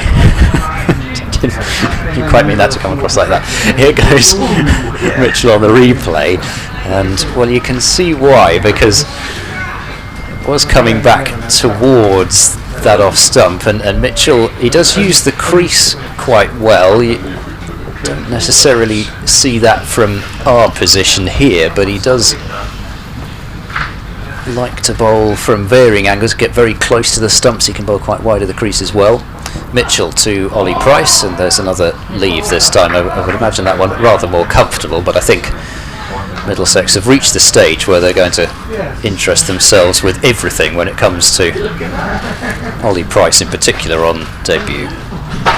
Crowd just over 1,000 today, so I'm sure that the first day there would have been people looking at the forecast on Sunday and saying, yep, could be the best day of the week to go to the festival, but still to get over 1,000 today when the forecast would have been, well, not great last night for sure, and people may have made a judgment at that stage. Mitchell bowls to Ollie Price, who punches that one on the bounce back to the bowler. You have to imagine that a fair chance of there being plenty tomorrow as well. So for day one against Hampshire, expected crowd is 2,500, and I would have thought that, given that the importance of the game, you'd like to hope that that's what they get. Yeah, that was always likely to be the crunch match. Yeah, the crunch game, wasn't it? Mitchell bowls, no shot offered by Ollie Price, and I can tell you that Surrey have already lost a wicket in their second innings following on. Mark Stoneman LBW to Keith Barker for 1, so Surrey 5 for 1 in addition to their 72 all out in reply to Hampshire's 488, and that's another wicket for Keith Barker. He took 4 for 24 in the first innings and he claimed his first wicket in the second innings, and in fact he's bowled 3 overs, 3 maidens and got a wicket. So yeah, Keith Barker and Kyle Abbott, they're going to be a bit of a handful, I would have thought. Certainly worth coming and watching. 10 overs remaining in the day's play now here. What can Gloucestershire add on? Mercer to Bracey, who just have to steer Ollie Price. I think had Jack Taylor still been in, Bracey goes to 82. There'll be a chance of him getting to his 100 tonight. There still might be, but I think he will be mindful of the fact that he's got a debutant at the other end. You'd have to imagine he won't get too much of the strike, because I thought Middlesex will even more want to give Bracey singles in order to trap Ollie Price on strike, and they're not going to be giving Ollie Price too many easy singles. Mercer 2, the right-handed Price, who plays that pleasantly up to mid-on, but to get to a lead that's his 350, or in all probability north of 350 by the close, is going to be a very, very good position with 2 days to go. I mean, if Hampshire were to win that match and Gloucestershire were to win, obviously that completely obliterates Surrey's chances of getting into the first 2. Murtagh into Price for game, plays respectfully forward, and the score remains at 190 for 5. The starting position was Somerset 119, Gloucestershire 109, Hampshire 108, Surrey 101, so they could afford no worse than a draw from that game. They might still get it, but it's going to take an awful lot of doing. Yeah, it's beginning to look rather unlikely. You'd imagine that Rory Burns will have to bat the majority of tomorrow. Murtagh in, and Price again. Forward, he's not going to... He dislodged without a good delivery. He's come in to support his captain and try and concentrate through to the close. Burns and Amler, I would imagine, will have to do the majority of the work. I mentioned Jamie Smith, and we saw Brian Patel score some runs against Gloucestershire, but in terms of people who can really bat for huge periods of time, Burns and Amler probably the two that stand out. Murtagh in once more, and Price again defends. He had just the 1 over today, so we didn't learn much about his off spin, I don't think.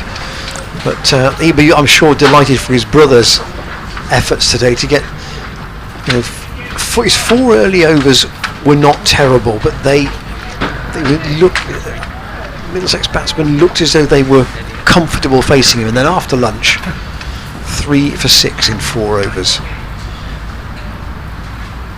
Murtagh in, and Price works that to Souter at mid-wicket. There was half a thought of a single, but Price wasn't interested. And 9 overs remain on the day. 190 for 5 Gloucestershire in their second innings. They lost Scott early, and a good stand between Hammond and Bracey before Hammond was out for 46. Lace and Phillips went cheaply, and then Jack Taylor gave Bracey some excellent support, made 40 off only 29 balls before he was caught behind off Mitchell.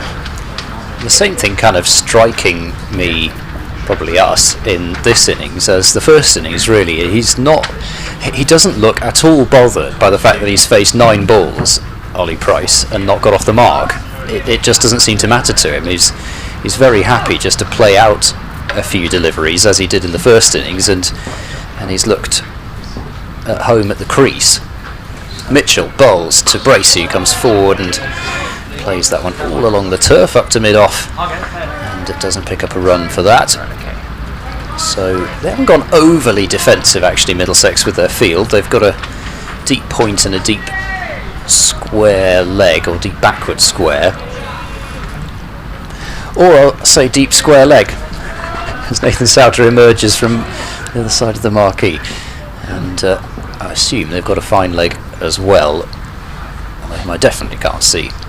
Mitchell to Bracey, inside edge drive, which trickles out behind square on the leg side. They might think about turning back for 2, but Souter is to the ball quickly and making sure that that doesn't happen. Bracey up to 83, but just those 3 fielders out for Bracey as well, so keeping some sort of a pressure on him as far as not just allowing him to milk singles. I wonder how he would feel to be maybe 89, 90 or in the 90s overnight tonight. I think at the moment he'd say, I'll take that. I'll take it and walk off, thank you, but overnight, yes, who knows. Got time to think about it. Mitchell bowls to Ollie Price, who pushes that one up towards mid-on, who prevents a run. I don't know how anybody would do that, really, be able to sleep on an innings. I'm sure some don't. There was an inning, if I get the year of this, but Chris Taylor was 196 not out at the close of play. 196 or 192. Might have been one in the 190s. Yes. So he was either out to the first ball he faced the following morning, or he went 192 4 out. Mitchell bowls and Price plays that one right into the ground. I think it was 196, and he was out to the either the first or second ball he faced the following morning. And he thought, oh. Yes, oh dear. I often wonder actually with night watchmen how they feel, because they'll be even less used to it than the regular batsmen in terms of coming out the next morning and resuming the innings, and yet they don't always necessarily come out and get out early on. In fact, quite often the first wicket to fall isn't the night watchman. Mitchell bowls and Ollie Price plays that one off the back foot. The thing I suppose with that Taylor innings was that he was so close to a double 100, and they are so rare, certainly in a county career, for a non-international county player to make a double 100. That wouldn't happen all that often.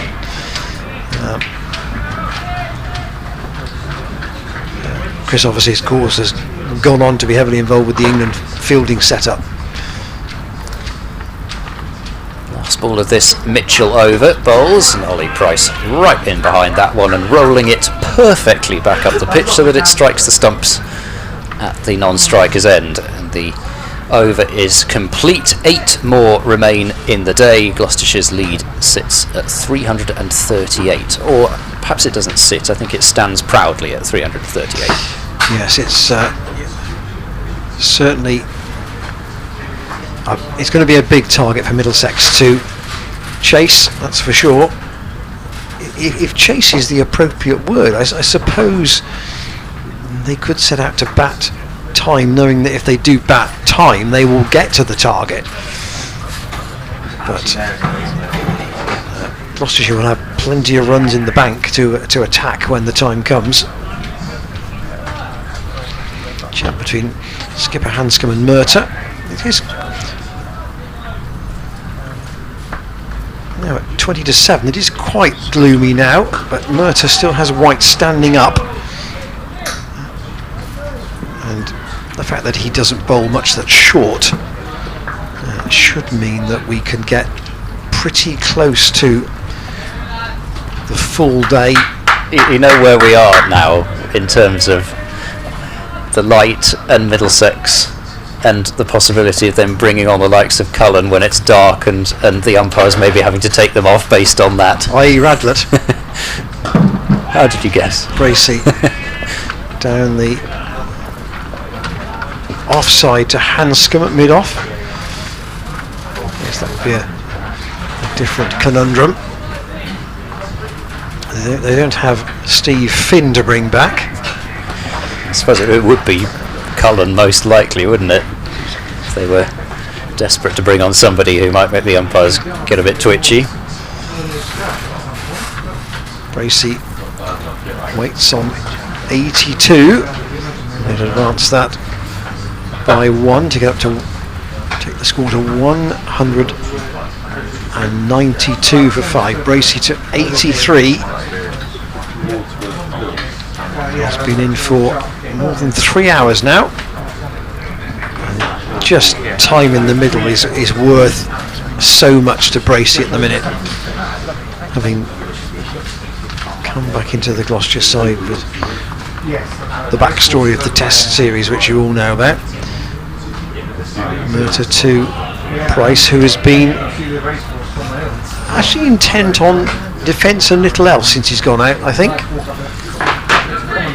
Yeah, hasn't let that bother him, and he must have faced, I'm not sure from memory, it felt like about 16 or so deliveries in the first innings before he got a delivery which was well down the leg side and he could clip it away to find leg for 4, and just waiting patiently for a ball that he can do that to, or something similar. Middlesex still hoping for another wicket, and there's a steer from Price that will give him his first runs down towards the third man boundary. A chase from De Caires. It was all the way along the floor. It wasn't it was off the outside half of the bat, really. It was a low risk shot without being a particularly graceful one, but he got 2 runs for it, and it's 194 for 5. I can think of 1 or 2 counties who might think about getting to a lead of 350 and declaring tonight and getting the opposition in.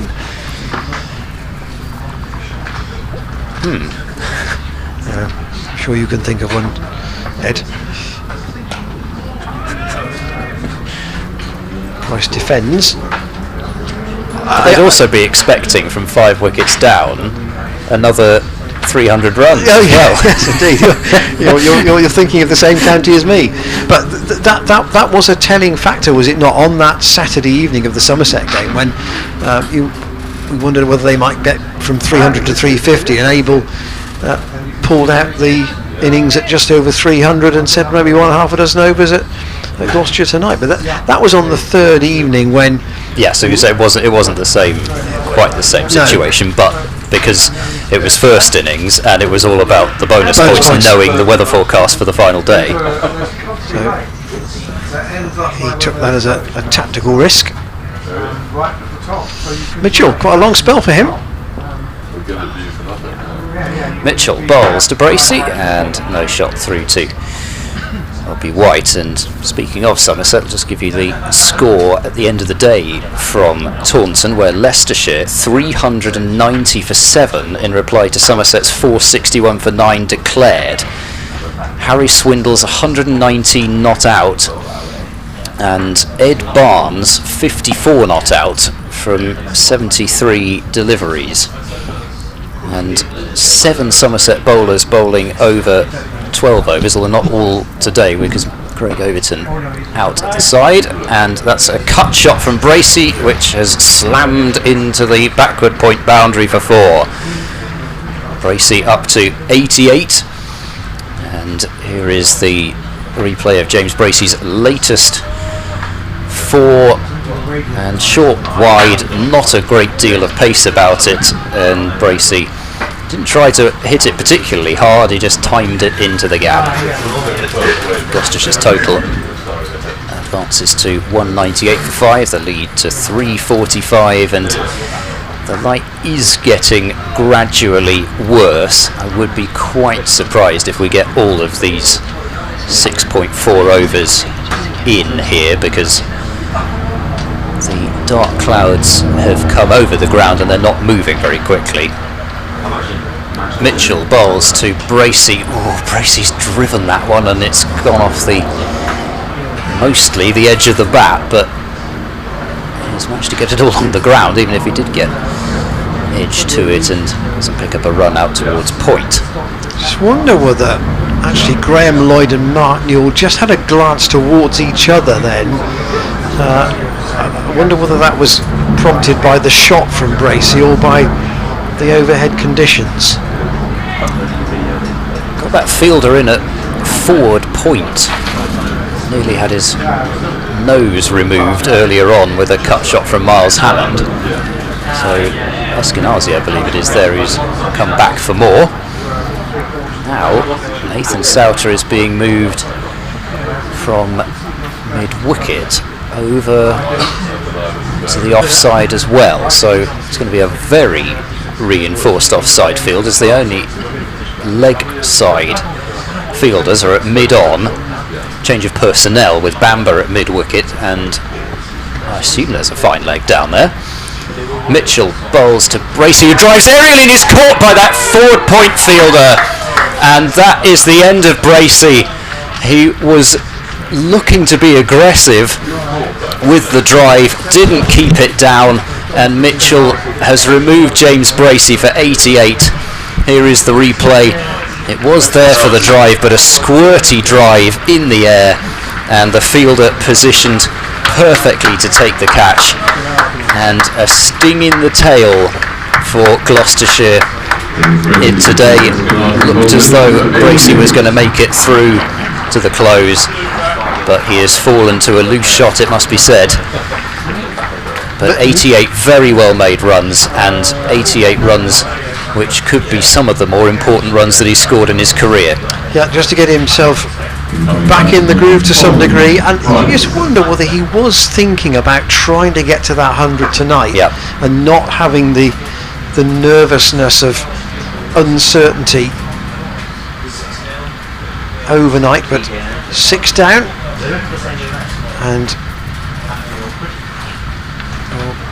Middlesex have got a bit of a bonus wicket, so they've got only the tail. They don't have an established batsman now to try and hold things together for Gloucestershire in whatever remains of this second innings.